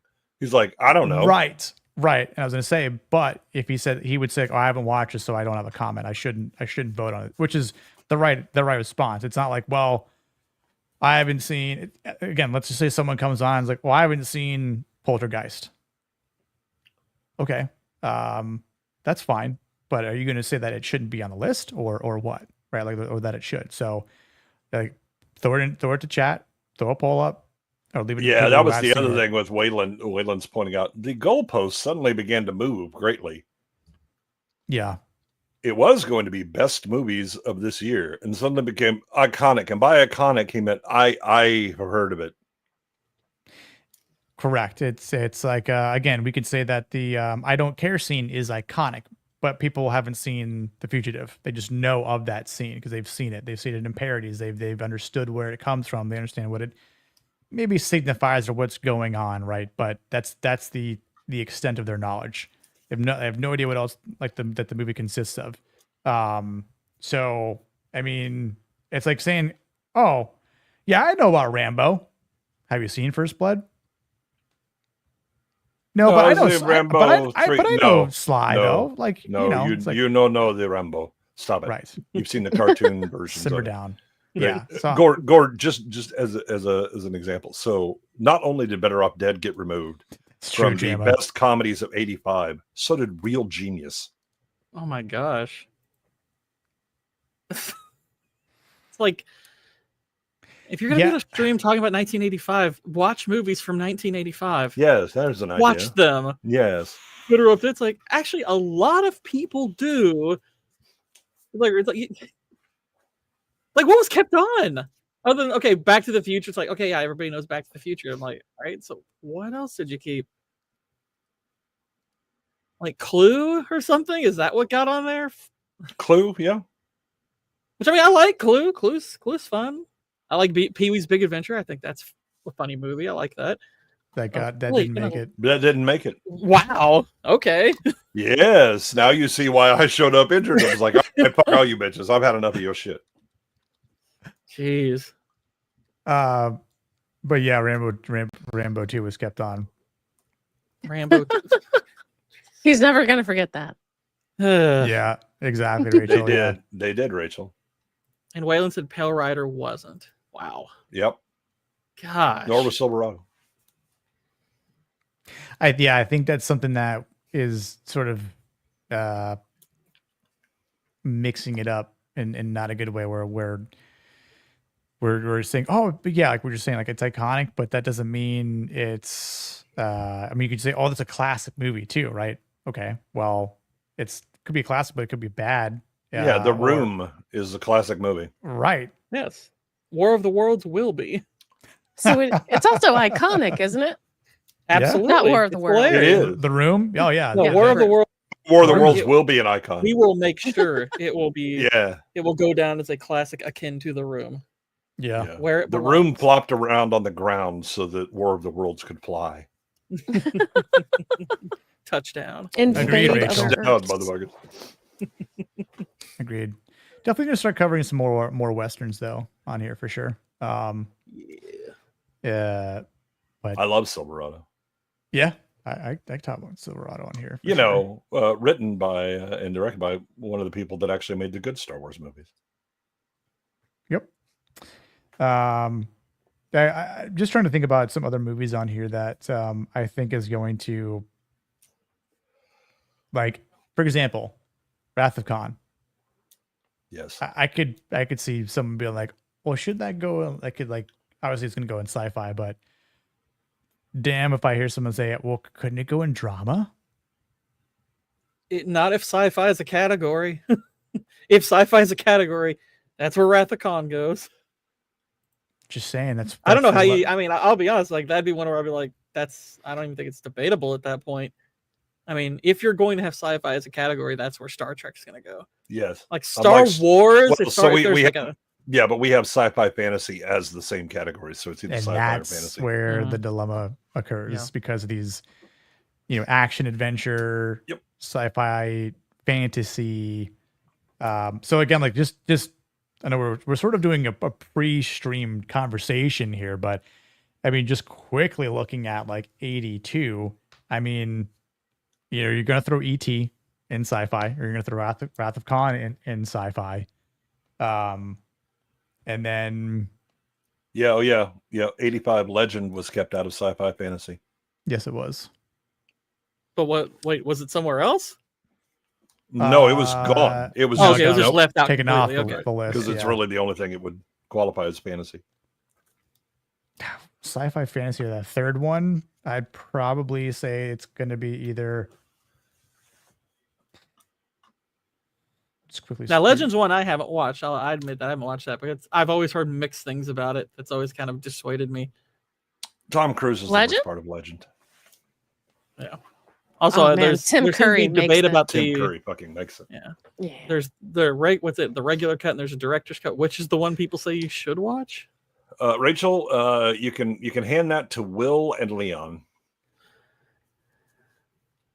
I mean, Nadia and I were both losing our shit. Yeah, at their choices. Wednesday when night, Nadia Rachel, come together on something, you know that shit has gone seriously wrong. You've entered the Twilight Zone. I'd probably throw. I don't know what the third movie is for sci-fi fantasy I'd throw in. I mean, Blade Runner is going to be in there clearly. Mm-hmm. In 82 for sci-fi. That's going to be the number one. Period. So okay, so Blade Runner. Yeah, so okay, I don't want to skip over that. So Blade Runner, E.T. you can probably E.T. make as a drama or silly cartoon kid shit type thing because the sci-fi isn't the most interesting part of it. It's the kids and all that. By the way, Metacritic score for The Thing. I mean, granted, this is pretty well documented how wrong the critics were on The Thing. 57. Yeah. Yeah, understand Retards. that The Thing was actually nominated for the equivalent of a Razzie that year. And for the score, no less. For the score. For the iconic score. Yeah. Razzie. Yeah. John Carpenter and Ennio Morricone. Nah, them bitches. What the fuck do they know about scoring movies? Yeah, I don't know what the third one for fantasy probably throw in there. Dark Crystal. What's the year? Conan. The Conan's also action. Yeah. And that's the problem. Like, and First Blood. Mm-hmm. Tootsie. That was that year too. Tootsie. Yep. What years are they going to be doing? 82 and 2000. Yeah. Which ones did you have for fantasy, Nick? For sci-fi fantasy? Yeah. I obviously put Blade Runner and Wrath of Khan. Dark Crystal? And maybe Dark Crystal for 3. Because then, like, action adventure, you could throw Conan in, right? First Blood, there's some that need to be auto. The Thing will be in horror and it'll dominate. Same thing. I'd throw Poltergeist in there as well. The Secret in there has to be. That was one where Zach was like, I'm thinking about tossing 81, and I was like, you might want to look again, because there are some bangers in that year that depending on what they go up against, it's going to be tough. Right? There's like 3 werewolf movies in there. 2 of them are good. One of them is Wolfham. James Cameron's first movie was 1982. Piranha 2: The Spawning. Piranha 2? No, wait. Battle Beyond the Stars. Oh, was that his first movie? Yeah. Ah. Because he was essentially like prop and effects director, and then the director just kind of left, and Corman's like, all right, now you get to be the director. Have a nice day. Would heavy metal count as sci-fi fantasy? We certainly count as cartoon. Cartoon. We probably throw them in the cartoon category for sure. Yeah, that and Secret of Nim. Yep. Which I'm not super fond of, but it's nice looking. Yeah, blues animation. Wait, have we done 86 yet, or am I just blanking? I thought that was like the first one. I think we did, yeah, because it was aliens. Was that? Maybe I wasn't on that one. Maybe that was when I was in the chat and I was like, "What the fuck is happening here?" And I was like, "You got good taste. Want to jump on next week?" And I'm like, "Yes, please." Yeah, well, no. So the first test run we did, was that 86 or was that a different one? That was the first one. 86, 99. Yeah. Yeah. Okay, that was it. I was in check because that was the whole Phantom Menace bullshit. Yes. With fucking Dawn. Yes. Yes. That was the test run one where I was like, all right, what the fuck? Yeah, I had AJ in one fucking ear and the Dawn in the other one. And I'm like, both you bitches, get the fuck out of here. Yeah, that's right. Because it was like I was in chat. I think Amateur was in chat. Amateur and us and I were talking back and forth like, what the fuck is happening here? What's up, Molly? How you feeling? I believe that's when I told AJ to get back on my plantation because the crops need to be picked. It's I got enough shit. It's like, shut up, you white cracker! You shut up. Get the hell back on my plantation. Yeah, Tootsie, exactly. I mean, yeah, that was Dawn. Yep. It's iconic. I mean, it is an icon of shit. Yep. Rachel, I assume 10 it's o'clock. like, I haven't watched one of these particular streams yet for Wednesday, so I'm assuming there's a standard of quality for getting onto these lists. Phantom Menace is not a good movie. I thought there was, and then I had the clowns come out with their floppy shoes. It's iconic. It's iconic. No. Like, yeah, you know who else is iconic? Ironheart. Yeah. Jar Jar Binks. She told me. Jar Jar Binks. I mean, don't get me wrong. Desktop is an icon as well. Yeah, there's a part of me that likes watching the prequels, but they're not good movies. They're not good movies. No. None of them are good movies. They're not as awful as the sequels, but the sequels didn't make them into good movies. Right. Okay, so yeah, I mean, I watch the Phantom Menace any day over any of the absolutely. sequels, And I mean, I've seen the Phantom Menace many times. It's like when I watch the Star Wars movies, I go 1 through 6. I'll watch those all in order, and I'll have a good time doing it. But when you watch those first 3, you're like, man, this is pretty bad. I would have changed this, and this. You're kind of doing that the whole movie, but you're like, at least the music's good and the lightsaber fights are cool. I mean, I would watch Rogue One over the prequels. Maybe. I mean, it's at least got a last third that's pretty dang good. Yeah. To a certain extent, yeah. I mean, and I've heard some people say Andor, because I haven't watched Andor yet. I've heard a lot of people say Andor makes Rogue One better. I haven't watched Andor yet. If you can struggle through the pacing. Yeah. There's a lot of wasted fucking time in that. Yeah. Series. Andor could have been shortened. You could have taken both Andor season 1 and 2 and just smushed it into one season of like 6 episodes and like call it a day. Yeah. That's it. Yeah, Waylon, I agree. You know, the first half of Rogue One is rough. Unfortunately, the entirety of the prequels are rough. Yeah, like usually, like when you're watching the prequels, it's like you're looking forward to sequences, not acts.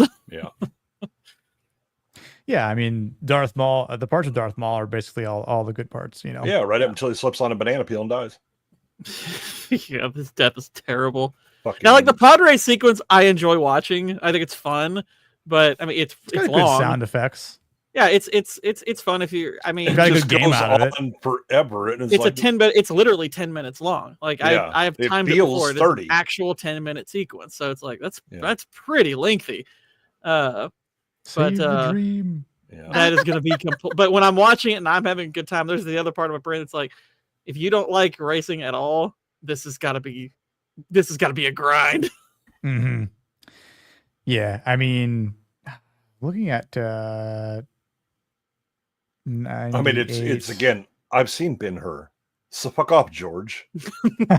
And Ben-Hur is not a bunch of CGI. No, Ben-Hur is actually good. Mm-hmm. Okay. We're gonna put Saving Private Ryan in drama, right? Assuming Fuck there's that. a war category. Yeah. Putting it in comedy. Or cartoon It's a thriller. shit. It's a war thriller. It's a war thriller, yeah. Yeah. We'll put The Truman Show in sci-fi. Oh yeah. No, I mean that. Really, sci-fi? Is it really sci-fi? We are absolutely going to troll the fuck out of this shit from '98. Troll it. Oh, Yeah, I mean, do it for trolling, sure. Yeah. Big Lebowski has to be action. Oh, absolutely. American History X, definitely comedy. Yep. Rush Animation. Hour, sci-fi fantasy. Yep. Because it's fantasy how you'd have a black and a Chinese cop together. Yep. Yes. I agree. Blade. Cartoon. Yep. Because it's based off of a comic. Yep. Armageddon. Drama. Mm-hmm. Very serious film. Well, it could be romance. I don't know. Yeah. Do we have a romance? I don't think so, but I would advocate for it. God, we got 2 Adam Sandler movies this year with The Waterboy and Wedding Singer. Drama. Mm-hmm. I'd say let's throw Waterboy in action adventure. I mean, because he gets action on the Waterboy field. obviously has some very has some very potent commentary on race relations. There's something when he about kicks Mary. the football that's wearing the Klan hood. That's Yep. very hair serious gel? Is that hair gel in your hair? Yeah, something Cindy? about Mary. No. Let me get some of that. Have you Put seen my bangs up? Cindy? Have you seen There's Something About Mary? Gosh, a long time ago, yes. Okay. I am not a Ben Stiller fan. I saw it a long time ago. Also, I was not like I didn't dislike it, but I was like, this is what everyone's been building up. Okay. Yeah, I'm sorry, but that scene where she's got the semen in her hand actually kind of that actually repulsed me from the whole video. Really? Yeah, I was like, oh, come on, no. But, I mean, I'm like, it's like you put that in your hair and you don't smell anything. Yes. Okay. All right. It smells like corn chips. Come on.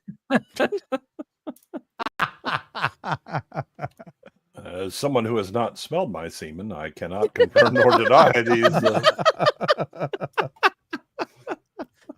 What flavor of corn chips is your semen? We're putting it in drama. I'll be like, honey, you go ahead and hold that for me. It's fine. It'd be an interesting Twitter poll question. What flavor Frito does your semen smell like? Chili cheese, barbecue. One of those twisty things. If you do chili cheese, you might need to see a doctor. Yeah. Buddy, I mean, what's going on? When are they going to offer smegma corn chips? Let's go. Make it work. Corn chips. What is this? White cheese? Something like that. Gouda? Stick cheese.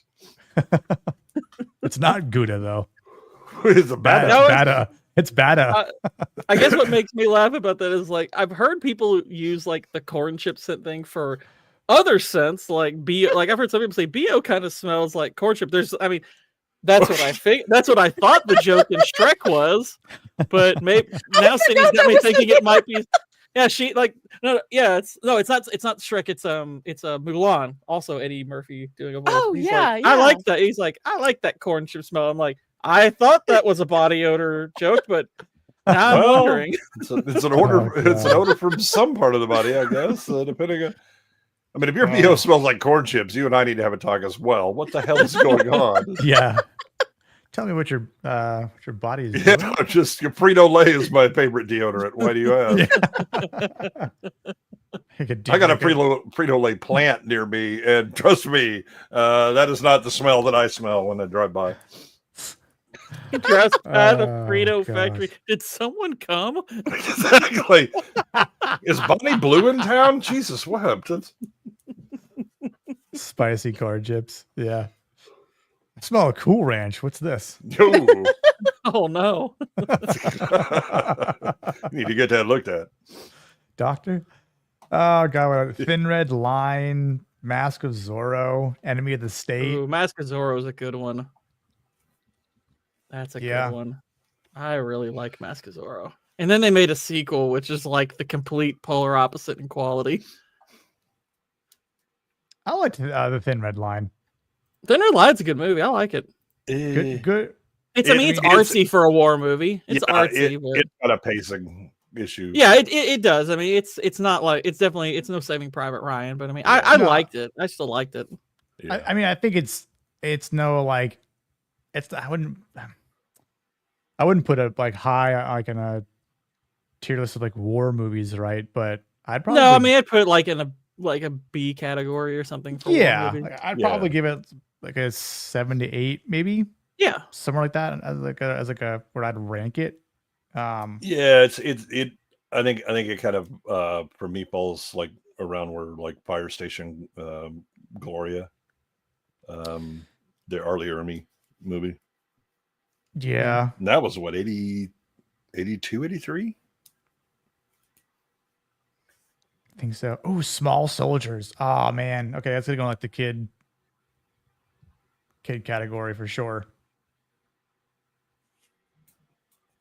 Although I'm gonna troll hard and say it needs to go in action. Oh hell yeah! But sci-fi. Oh. Sci-fi, true. Yeah. Sci-fi, how you'd have a war or high expensive government CPUs that end up in toys. Yep. That try to kill each other. That shit I could see happening. That's true. Small Soldiers is pretty funny. Oh, I'm gonna troll this one for sure. Enemy of the State. I'm gonna throw it in a thriller. Oh hell yeah!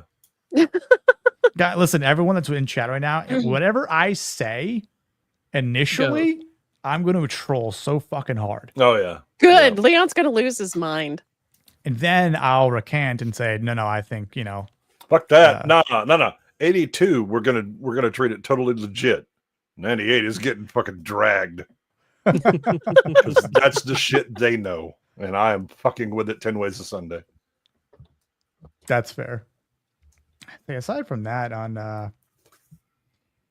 98, there's a lot of movies that are just sort of meh. Like Lethal Weapon 4. Yeah. I mean, the worst Lethal Weapon movie. I was trying to think, when did Pi come out? Was that 98 or 99? 1998. 98, yeah. Yeah. Pi, actually good movie. SLC Punk, thoughts? It's all right. What? What's it called? SLC Punk. SLC Punk. Salt Lake City. That's a Fear and Loathing in Las Vegas. Yeah. I didn't like that movie. Yeah, that's a pretty polarizing old Matthew movie. Lillard. And, Will Smith Actor of the Year. Exactly. Lock, Stock, and Two Smoking Barrels. That was that year. Yep. There was a firefight. Leon ruined categories by 4. No, that was Boondock. I know. Yeah. The best part is Sting just not giving a fuck about his kid. Fucking Lock, Stock. Yeah, I feel like we should have separated like animation and had like in others, because the problem as well is you've got other movies that we were kind of talking about, right? Like The Replacements, and then remember the Titans. Sunday. Yeah, remember the Titans. Yeah, like which didn't make it, but I feel like if there was like this some sort of like other category that just it's a sports what do we call it? Like a sports documentary type of drama film, like so that's where they would have been placed at. I understand like not every year is going to have that, so like and other could just be like a toss up, but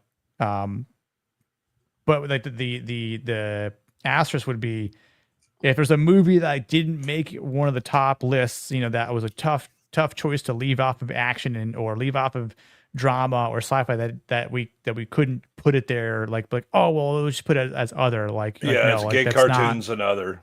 Yeah. But Draconis, hold on a second. For the Leon Troll Fund, make it a reality. I think a good troll would be is you convince them, because these movies came out in close proximity, you tell them that The Patriot came out in 1998, and you don't tell them exactly which one you're talking about. But when they agree to it, then you pull up that it's the Steven Seagal Patriot. Oh God, yes.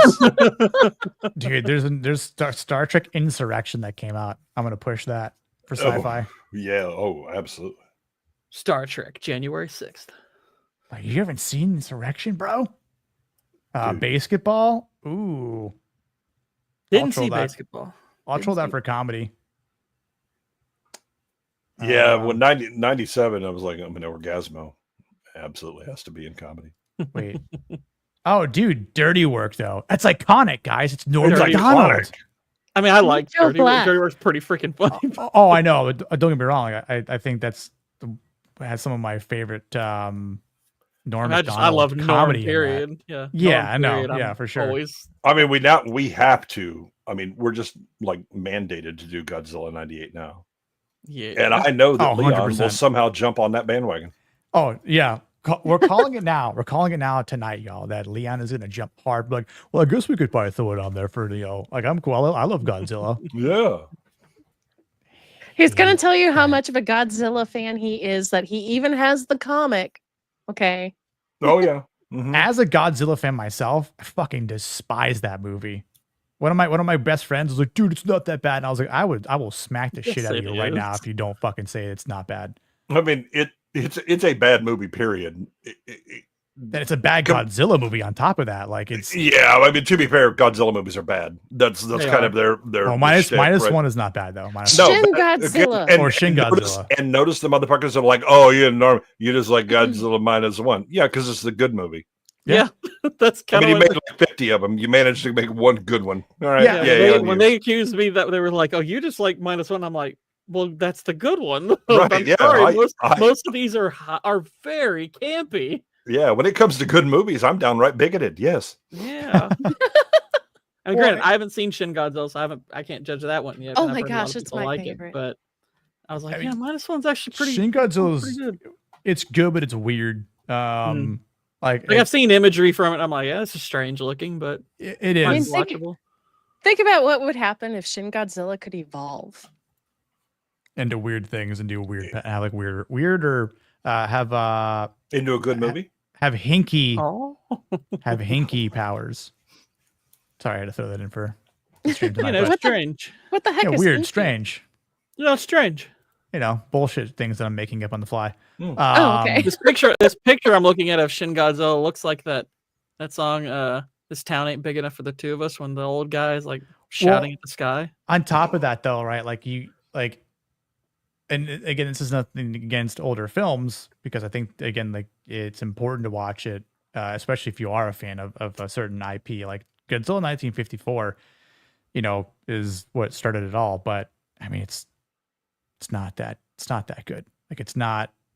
And I understand that's what Godzilla -1 is an ode to, an homage to, but -1 is a much better film than 1954. I'm sorry. Can you because I have a question for Godzilla fans, if you don't mind sharing. What are you gay? I have a question to Godzilla fans, if you all could enlighten me once he pulls this what I've got up in the share. Oh, hold on. Let me play a couple clips for Jaconis here. Let's do a little let's see here. For Leon. For trolling Leon.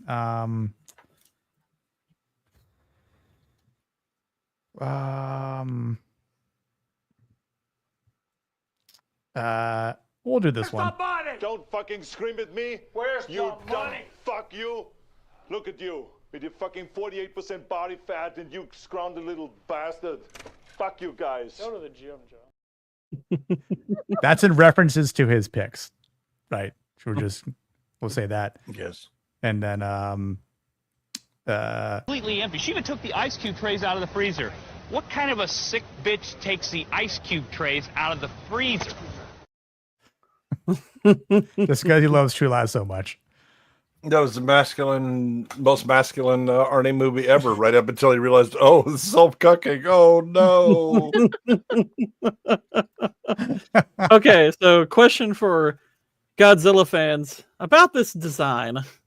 First off, why is he called Shin Godzilla when he should be called Thigh Godzilla? Death. And also, why does he look like Squidward after he got finished in the Krabby Patty vault?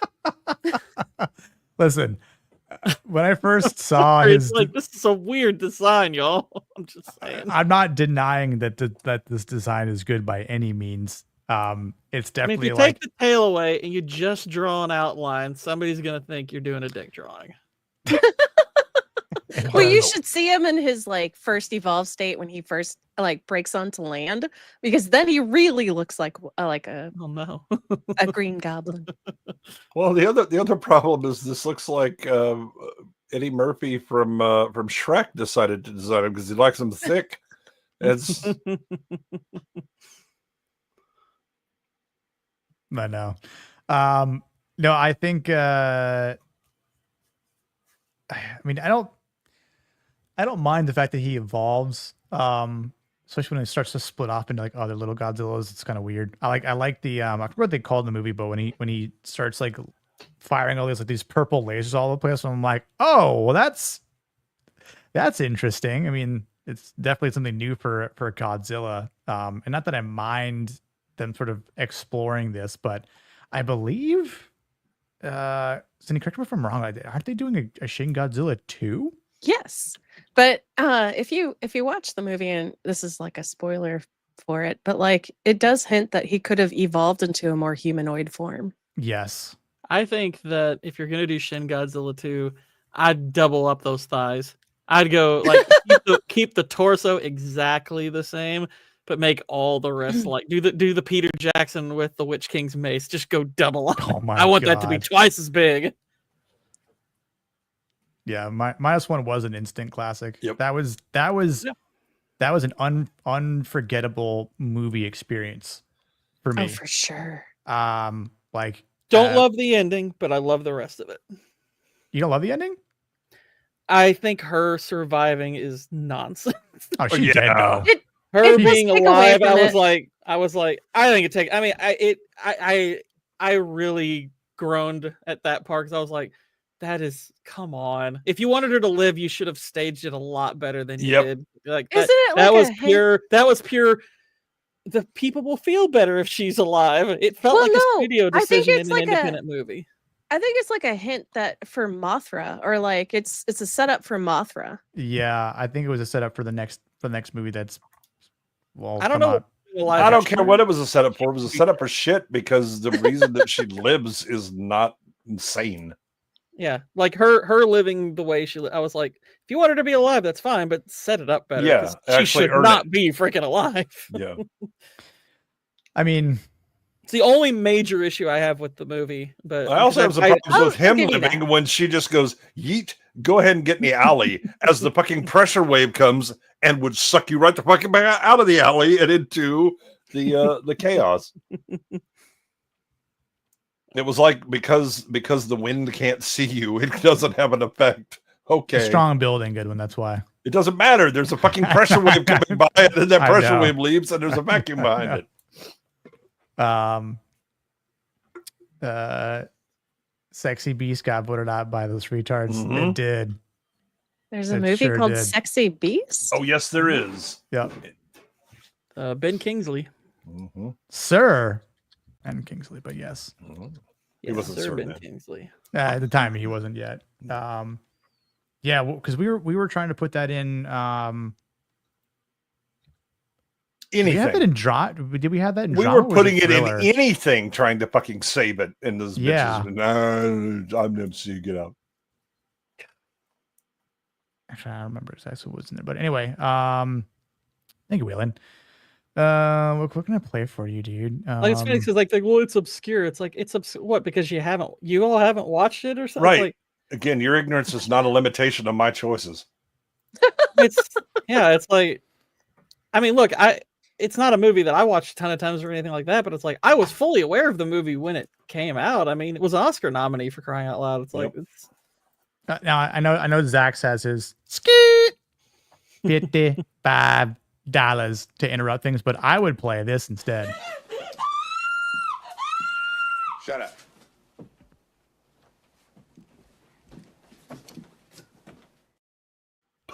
I think the hat makes it even better. It is. Dude, Yeah. that, it's so good.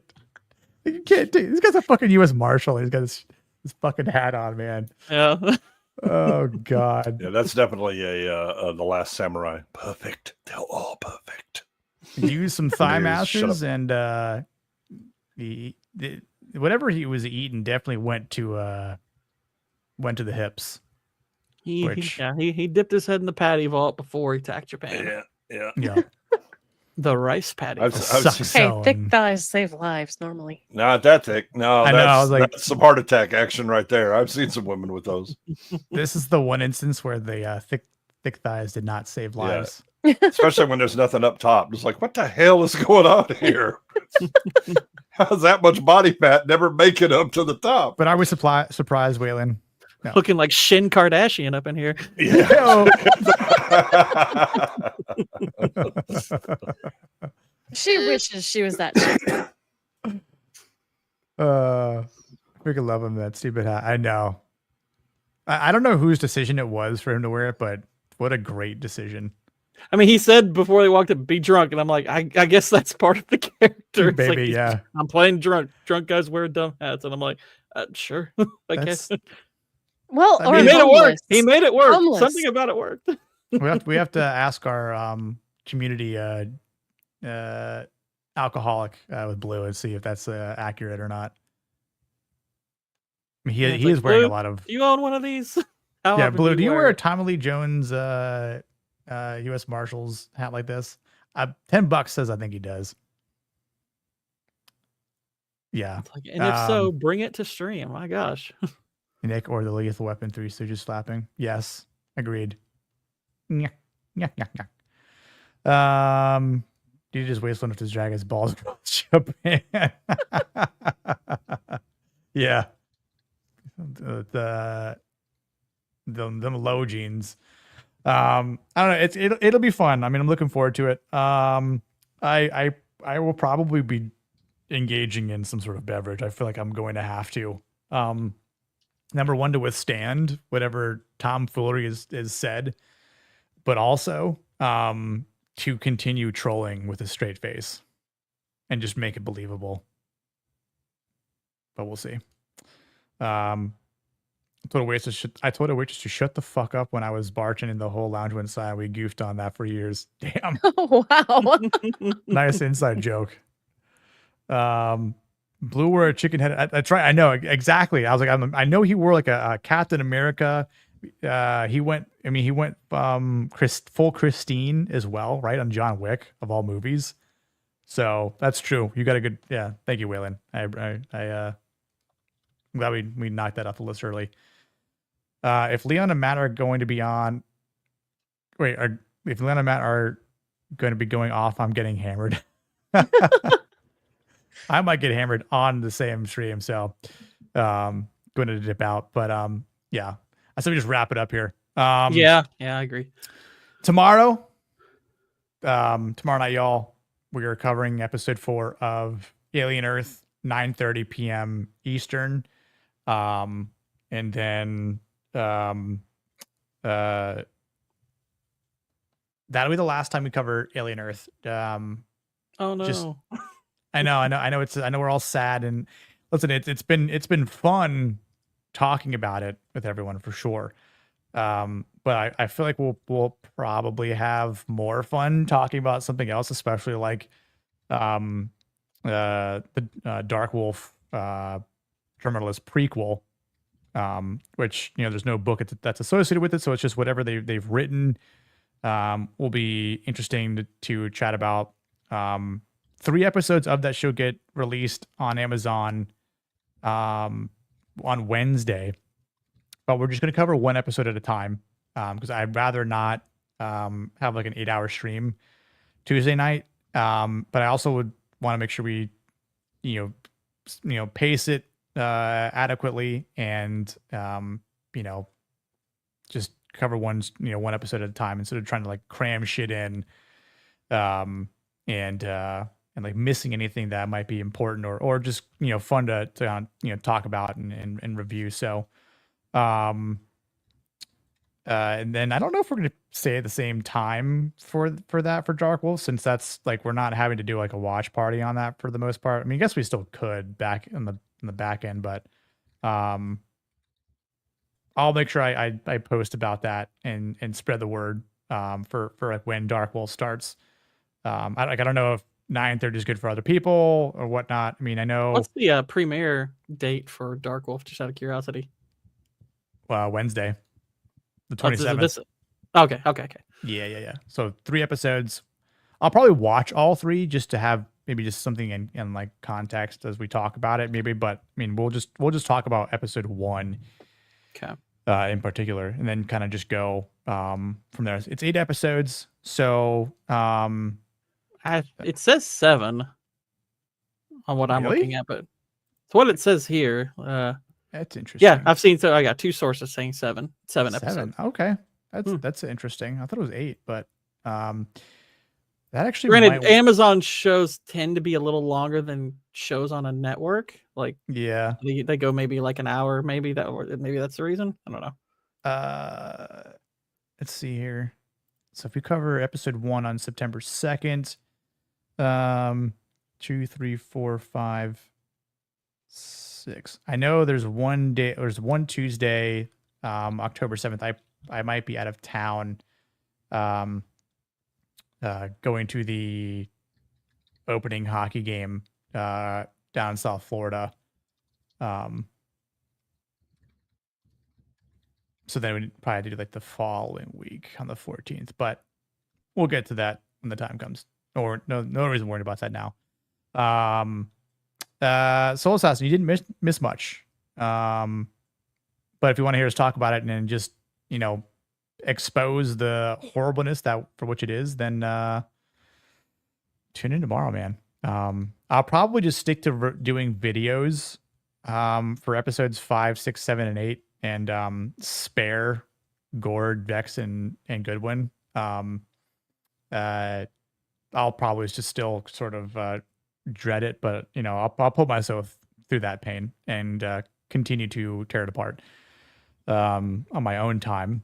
Dude, I told her 3 times to shut up. I was so buried. She had just put an order and I had 10 glasses lined up, 2 blenders, 2 bottles in hand, and finally stopped and looked at her. Shut the fuck up. I can see that happening, actually. It's funny you played it off that way, dude. Rachel, have you seen Alien Earth? I hope not, because hope not. It's terrible. you can't erase what you see in your brain. She says it's the bane of her existence. Oh, so you have watched it? Yeah, it's rough. Well, it's freaking rough. It'll be the last time we talk about it tomorrow, so it'll be like a fond farewell, but not fond at all. Gordon's also currently working on the Crown and Bear, a show with him and Wiper watching the greatest film of 2025. Yeah, that's our that's the name. Like Waylon came up with this name, so shout out to him for that. Because I was in my gaming chat last week. I was asking, it's like, what should we call this? Because when we did the watch party, I kind of started it by saying I didn't know what the name of this whole thing will be, but it's something that me and Whitey want to do every few weeks. Nice. Is do a watch party with people, and who knows, maybe it'll even become a live show week to week at some point, where occasionally we take off to do a watch party. But Waylon just popped up quickly with the Crown and Bear, and I was like, that actually sounds really good. Kind of sounds like the name of a bar or something like that. Yeah, like maybe one of the stops, in the movie The World's End or something. I was like, I really like that. That actually worked pretty well. So yeah, I am working on editing that right now. It is taking time. It's a tough edit to do. Not because of it's a lot of tedious work. It's like having to know what parts to cut, what parts to kind of keep hidden, where to put the volume low. It's a lot of just technical edits that go on for like 90 minutes. So yeah, but yeah, I am working on it. I am making progress on it, and I've also started the legwork on a script where I'm interested in like tackling narratives around movies, whether they're good, whether they're bad. I think I put out a tweet a few weeks ago about like what movies people thought were over or underrated.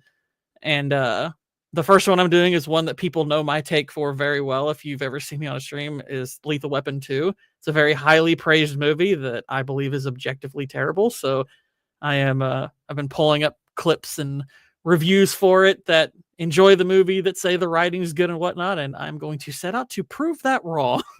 Nice. Yes, I will take one for the team. Sometimes you just gotta do what you gotta do. I'll be masculine and just take one for the team, right? You have fun covering the Two Towers. Not let's business doesn't want us. Jacob actually invited. He goes, "Hey, do you want to jump on the Two Towers stream with us this Tuesday?" And I was like, "I'm gonna talk Alien Earth.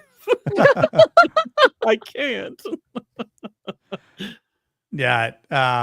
At some point, whenever we cover the Two Towers on here, I just want everyone to know I'm going to be doing it in just an absurd amount of Gollum and Smeagol. So hope you don't mind. A lot of quoting will happen. I might get it even in character. I might have like a bald cap I put on, and just kind of go shirtless and with like a cover in the lower section, and that's it. I don't know how it's going to get flagged on YouTube. It might not, but we'll see. Totally kidding about that last part, but the voice improvisation I will definitely do so. But I will watch a replay of that, Jacob, for sure. It's hard, man. I don't know if I have a favorite. It's super. If I were hard. going theatrical versions, Two Towers is my favorite of the trilogy, but extended cuts, it's actually my least favorite of the trilogy, though I still absolutely love it, of course. But Fellowship is, to me, the best one. Though Two Towers is the movie that holds my personal record for theater visits. I saw it 7 times. Nice. And I do think the Battle of... I think the Battle of Helm's Deep is the best battle sequence probably in any movie. I love the Helm's Deep battle. And the build-up to it is just sublime. Dude, yeah, I know. Gosh, it's so good. I love the orc talk when the Urukai and the orcs they stop at night when they're in Rohan, and then one of them says we ain't have nothing but maggoty bread for 3 stinking days. And then the other one's like, yeah, why can't we have some meat? Yeah, why can't we have some meat? That fresh. What about their legs? They don't need those. Yet? Yo. What's up, man? What's up? Yeah. Return. Yeah. She sees my pain. Hey, good to see you, man. Mine just says precious. Yeah. That's it.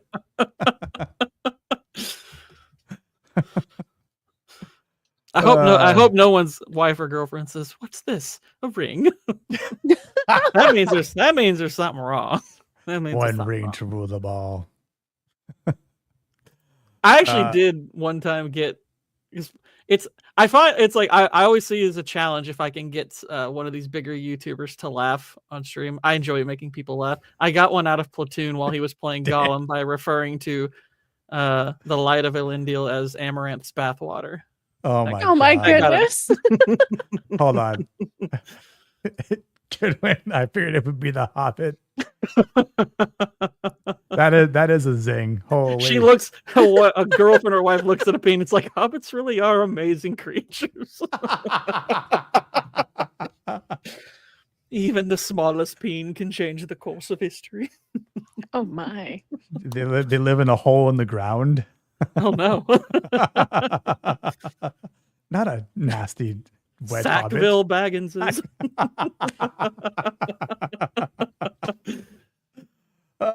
Oh God. Good night, Jacob. Fake news, dude. When the wife puts a shirt on, I want to see mountains again. Super sticker from I can't see it from it's a superhero pair and he takes it back. What do you can't say? Take it back. I take my superhero back. Yeah. I didn't make the joke. I was being broad with the joke. I wasn't saying you. Yeah, we're just talking about It's the royal generality. I got to laugh last week saying What are you doing, stepchild? I can't believe how easy this is, but it's like you see your wife, you're like, man, I'm pushing 3.7, 3.8. 3.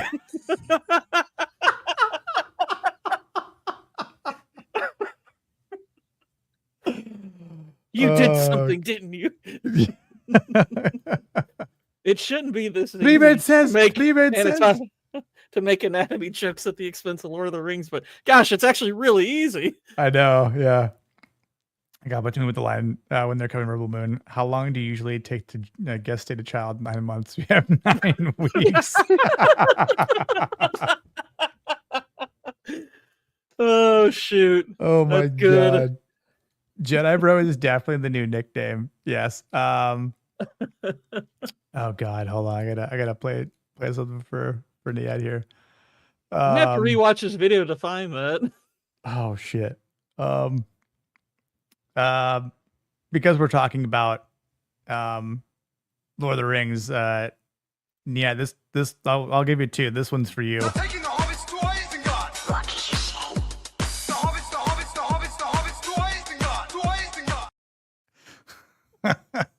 Just because it's a classic. The guy who made that I think he's passed away now, but the guy who made that, yeah. I mean, when he was seeing like cast members know that song, how good must have that felt?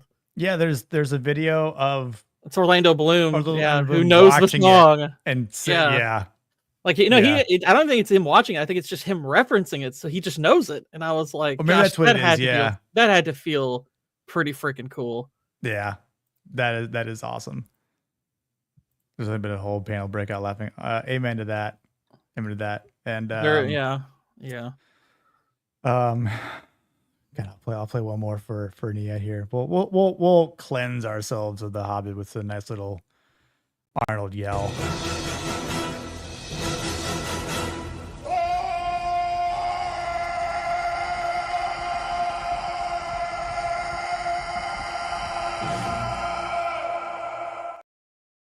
We're actually going to be covering Predator soon on the channel. So that'll be fun. I think the same week, Predator Badlands comes out, just because Badlands is going to suck. And we need to talk about a good movie. Best jam ever. My hobby is focusing on Blue Collar Loser and looking for the exact moment he reads one of my comments. Yes. I have as well. Yeah. I say when's so I know next Y'all week did Bloodsport. This is precisely what I was doing in the chat. I was just like, yes, that is true. I'm mostly just trying to make Blue chuckle. Yep. We have been covering Predators for 3 weeks now, thanks to Elliot. Heyo. Yeah. And the fourth one's tomorrow. You know. Wait, so is Alien Earth tied with the new tied in with the new Predator? No, he was making a joke about pedos. Well, I mean, it's like, that is what he's joking about. Well, still, I feel like it's still a valid question because, like, no, it is a valid question because it is that messy. It's a fair question to ask, and this is like one reason why I will probably, if not watch the last episodes, now that I know we're not covering it, I'll still keep up. Yeah, I'm curious if our theory that the main girl becomes the alien queen or in some way is connected to the alien queen. That's the theory we have, and I'll be curious if it comes true. And it's really retarded. It's as dumb as it's actually dumber than it sounds.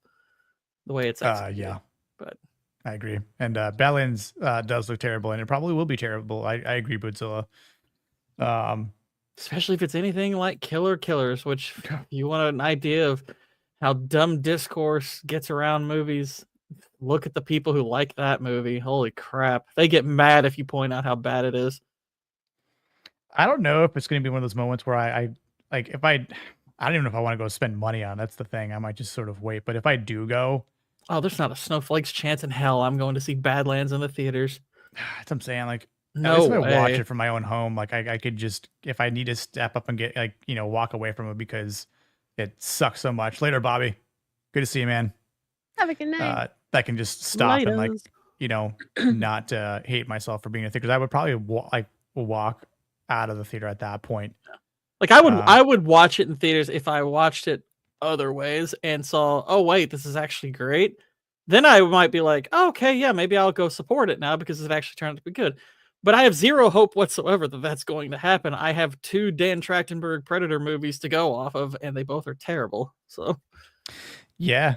I've actually seen a couple other people saying that a Yautja is going to appear in Alien Earth, and I'm like, well, I know it might be kind of bait, but I've seen a couple people saying like how it's plausible, which I'm like, God, please no, please no. I'm like, someone was like, they're gonna say like, hey man, it's really hot out, and then boom, introduce Yautja that actually kills this new like albinoed xenomorph that we're gonna probably see tomorrow. It'll be something retarded like the alien gets out and they're like, we've got to hire someone to kill this thing. I happen to know someone, and it's a predator. It's like, what? Speaking of alien race, we know one. Hang on. What? Yeah, no. Yeah, this is gonna suck so much. Because that's been, well, do we know if the Yautja in Badlands is female? Is that what they're insinuating, right? Do what? I'm sorry. Repeat that real quick. The Yautja in Badlands is a female Yautja, right? Is that what's being insinuated? I'm not positive, to be honest. I'm not positive. Because if I know if it is, that's I don't know what to say about that. But then the other half of the android is just fucking stupid. But a wild kitty has appeared. How you doing, girl? Good to see you. Oh my gosh, it's Cindy. There's only one Predator movie. Yep. I actually watched. Well, I mean, I can watch Predator 2. Predator 2 is goofy, but it's kind of fun goofy, but it's hard to even think of it as being part of the same continuity because it's like what's funny is that used to be what we would call a bad sequel. Yeah. But now movies have gotten like I don't think we realize just how bad movies could be for such a prolonged period of time that now we look back at Predator 2 and it's like, perhaps I judged you too harshly. There are many grade levels lower than Predator 2, so maybe it's not terrible.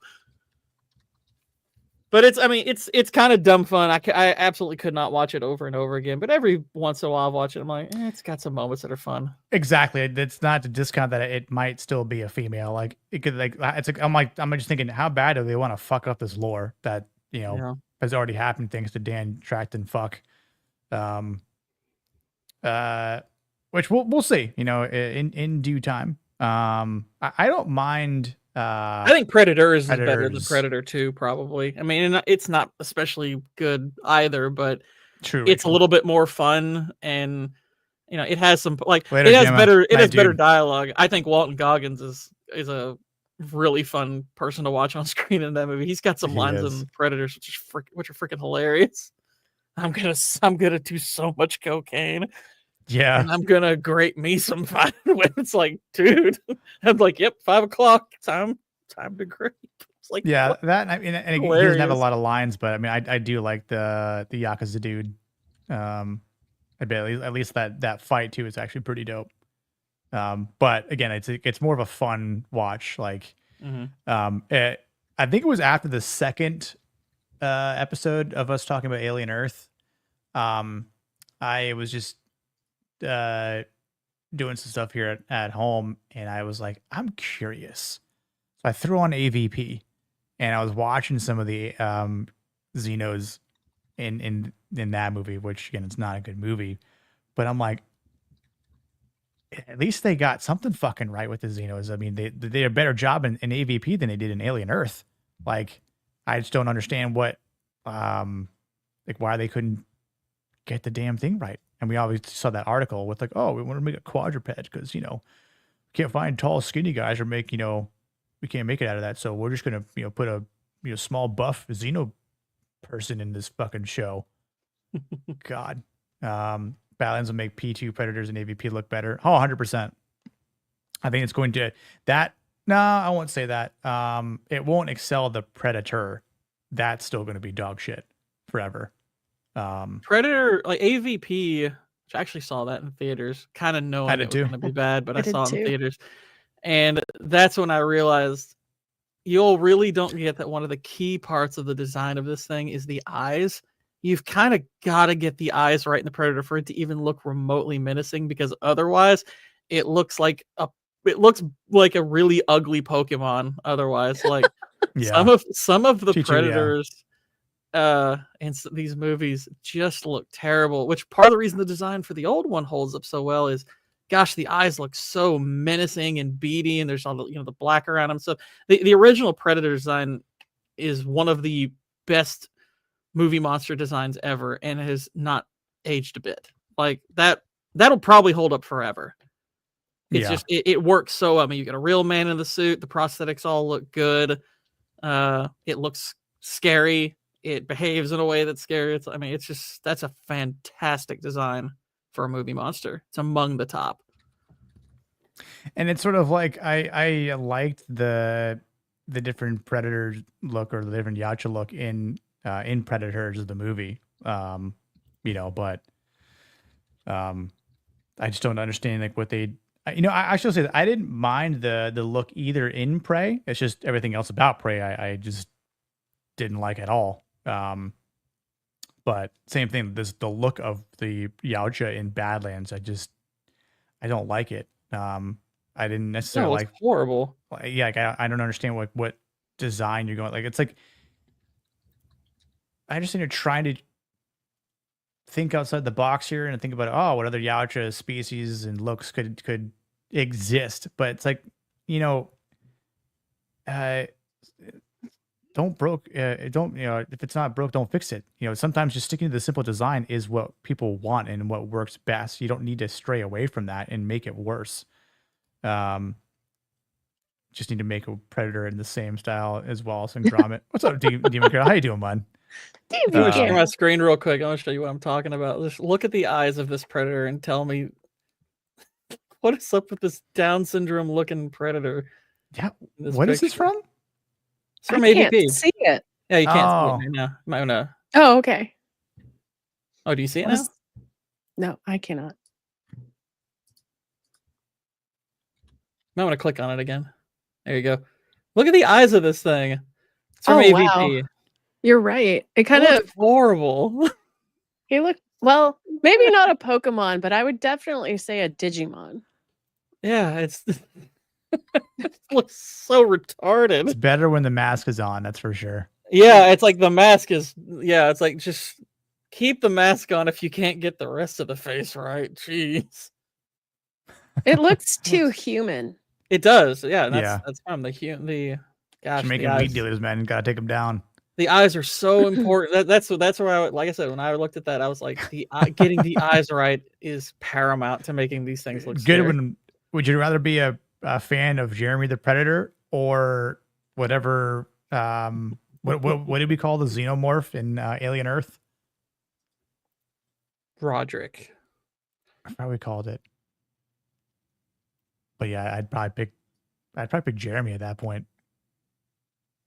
Over the xenomorph in Alien Earth that decided to not kill and decided to tip a whole freight box over when there's no room to push it. Oh God, why they? I know, dude. People, Predator with gum disease. I would have made a good dental commercial. That's for sure. And the eyes large. Yeah, yeah, man, God, dude, it's so stupid. AVP was supposed to be young Predators, but they got the man. That's was the wrong. kind of like yeah. The AVP outro looks like he kind of looks like he's about to start uttering lines like sloth, like "Baby Ruth." Baby Ruth. Oh damn! Looks like one of them looks James on. He's cross-eyed. Oh, that's what we also called it. Okay, yeah. So you have Jeremy the Xeno and Jeremy the Yautja, which.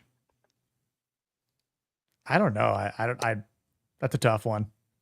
I maybe still go with the Predator, which hurts me saying that, but that also just all of the Predators and killers are Jeremys. Like that's practically the Jeremy clan. Sloth, otherwise it was Gary Busey. Yeah. Whenever I hear Gary Busey, I think of that Family Guy clip with him looking in the mirror at himself. It's like, I'm Gary Busey. How you doing, Gary Busey? Is like all like cracked out. You've seen that clip before? Is that the one where he's wait, is that the newer one of Gary Busey that I've seen was like he looks like a weird butched up lesbian. He's looked like that for a long time, unfortunately.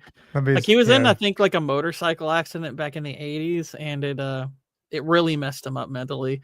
But I mean, like he's more or less capable, but he's just never stopped looking just crazy and acting pretty crazy since then.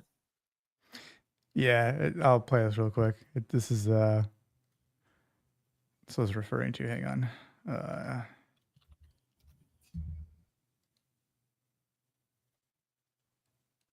How am I doing today, Gary Busey?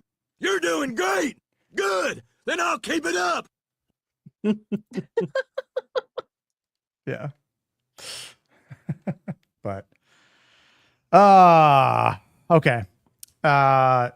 Sydney, what you got going on this week? I really don't know. I'm playing everything by ear, but I will be joining you guys on Wednesday. I'm going to try and join Tinfoil Haters, but I have a lot of stuff to do tomorrow, so we will see. Gotcha. Yeah, looking forward to Wednesday. By the way, since tomorrow we're getting the Xbox players on Helldivers 2. Gonna be fucking huge. Cannot wait. Probably going to be doing a Thursday stream for Helldivers as well. Nice. So that'll be fun.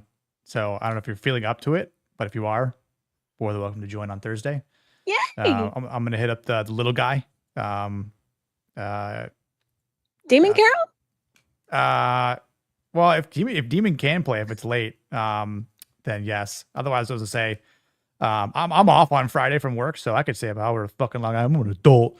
I can make my own decisions around here. You can't boss me around. But I was gonna say Kata for the little guy. Oh, okay. Yeah, well, maybe That also makes sense. Maybe if he'll grace us, but feet divers, exactly. The new feet DLC dropped. You got work? No. Ooh, Demon Carol. Yeah, Waylon, you get Helldivers, and then we'll do a mixed push-up challenge and drinking challenge game of Helldivers for every time you die. I will not participate in that part, but by all means. I know. Maybe the drinking. No, I don't drink. Ah. I hate alcohol. I do remember the birthday stream. Oh, yes. Gosh. I have nightmares about that. Look up the fan animation Helldivers 2 ARC Troopers. Oh, like from like the Clone Wars stuff. I'm just typing it in Troopers, and I'll look it up later. Okay, cool. But thank you for that. Later, Bootzilla.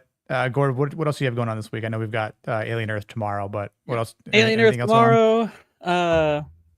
Niad hasn't announced exactly what he's doing for Friday's show, but there's a rumor about what it'll be, and if it is that thing, I'll definitely be on it. I think it might be another Harrison Ford movie potentially. Which, if it is, I am totally. Oh wait, down. did he change the movie for Friday? Because I think I'm signed up for that, but the original. Yeah, the movie nights with Niad are now. Those are Fridays at 6 p.m. Eastern. Then he has his Sunday news panel show, which I'm on that every week. So I'll do those two, and then I'll have a gaming stream tomorrow and probably Wednesday as well. Nice. You go sub to Papa Pumpkin. Links in the description. And then tomorrow here at 9:30, Alien Earth. Wednesday I'll be on ABF's Trigger Happy, 7 p.m. Eastern. Zach's is 10 p.m. Eastern. And I want to see Kata admit what flavor corn chip that feet smell like. I could ask him. Yeah. I'm going to see. Yeah, Cindy, you ask him, and then I'm gonna be like, cool. Once you're done with Geeks and Gamers, Frito-Lay. Come on, Frito-Lay. Come on the stream here. I'll send you a link, and then you can chat. But isn't it supposed to be Blade Runner? Potentially. That is a possibility. He also jokingly suggested the next Resident Evil movie, but I think it might end up being Blade Runner, but we have not heard for certain yet. If it is Blade Runner, definitely we'll be doing that one, because that is my second favorite film of all time. I thought it was Lethal Weapon too. Is it broken? Here, I'll put it in the private chat and I just copied it over from the other stream. Weird. Weird. Oh wait, that one doesn't. Don't use that one. That one doesn't work. What the heck? That one doesn't work. What the heck? Oh, hold on. What about the one for I know I have yours in. Well, it should be this because I have it in the Alien Earth description. So that should work here. The one I just posted in the private chat. The second one. That should. Yeah. Okay. Okay. I think you've got it too. Yeah. Okay. Let me update. I guess capitalization matters on those links. Yeah. I guess it's pretty. It's kind of weird. Weird. Stupid. I'm not doing it anymore. Strange. But listen, everyone who's tuned in and watched, Kitty, you have a great week. Yeah. You have a great week. No, you have a great week. No, you have a great week. No, you have a great week. Listen, everyone who's tuned in, you guys are freaking amazing. You make me want to be a better streamer. Because I already am a good man. But anyway, not to toot my own horn this late at night. Appreciate everyone. All the donations, all the likes, the subs. You're awesome. Everyone who's new and checked out the channel, I do appreciate you a lot. And just continue to share that word of mouth. Let's keep building the plot mafia here. Gonna try and start doing some more members only stuff, or just more stuff too, just to kind of continue to build the community and whatnot. But we'll see you next week here on Mask Mondays for Jaws, the 50th anniversary. I cannot wait. Jaws is one of my all-time top favorite films. That is definitely one of the best films, I think, in my opinion. But it's gonna be a blast. So I don't know if I have a full committed panel yet for that. We'll find out. But anyway, tune into that next week, and I'll see you next time. I'll play a little, I don't know, something on the way out. Just appreciate you all. Cheers. Shut up.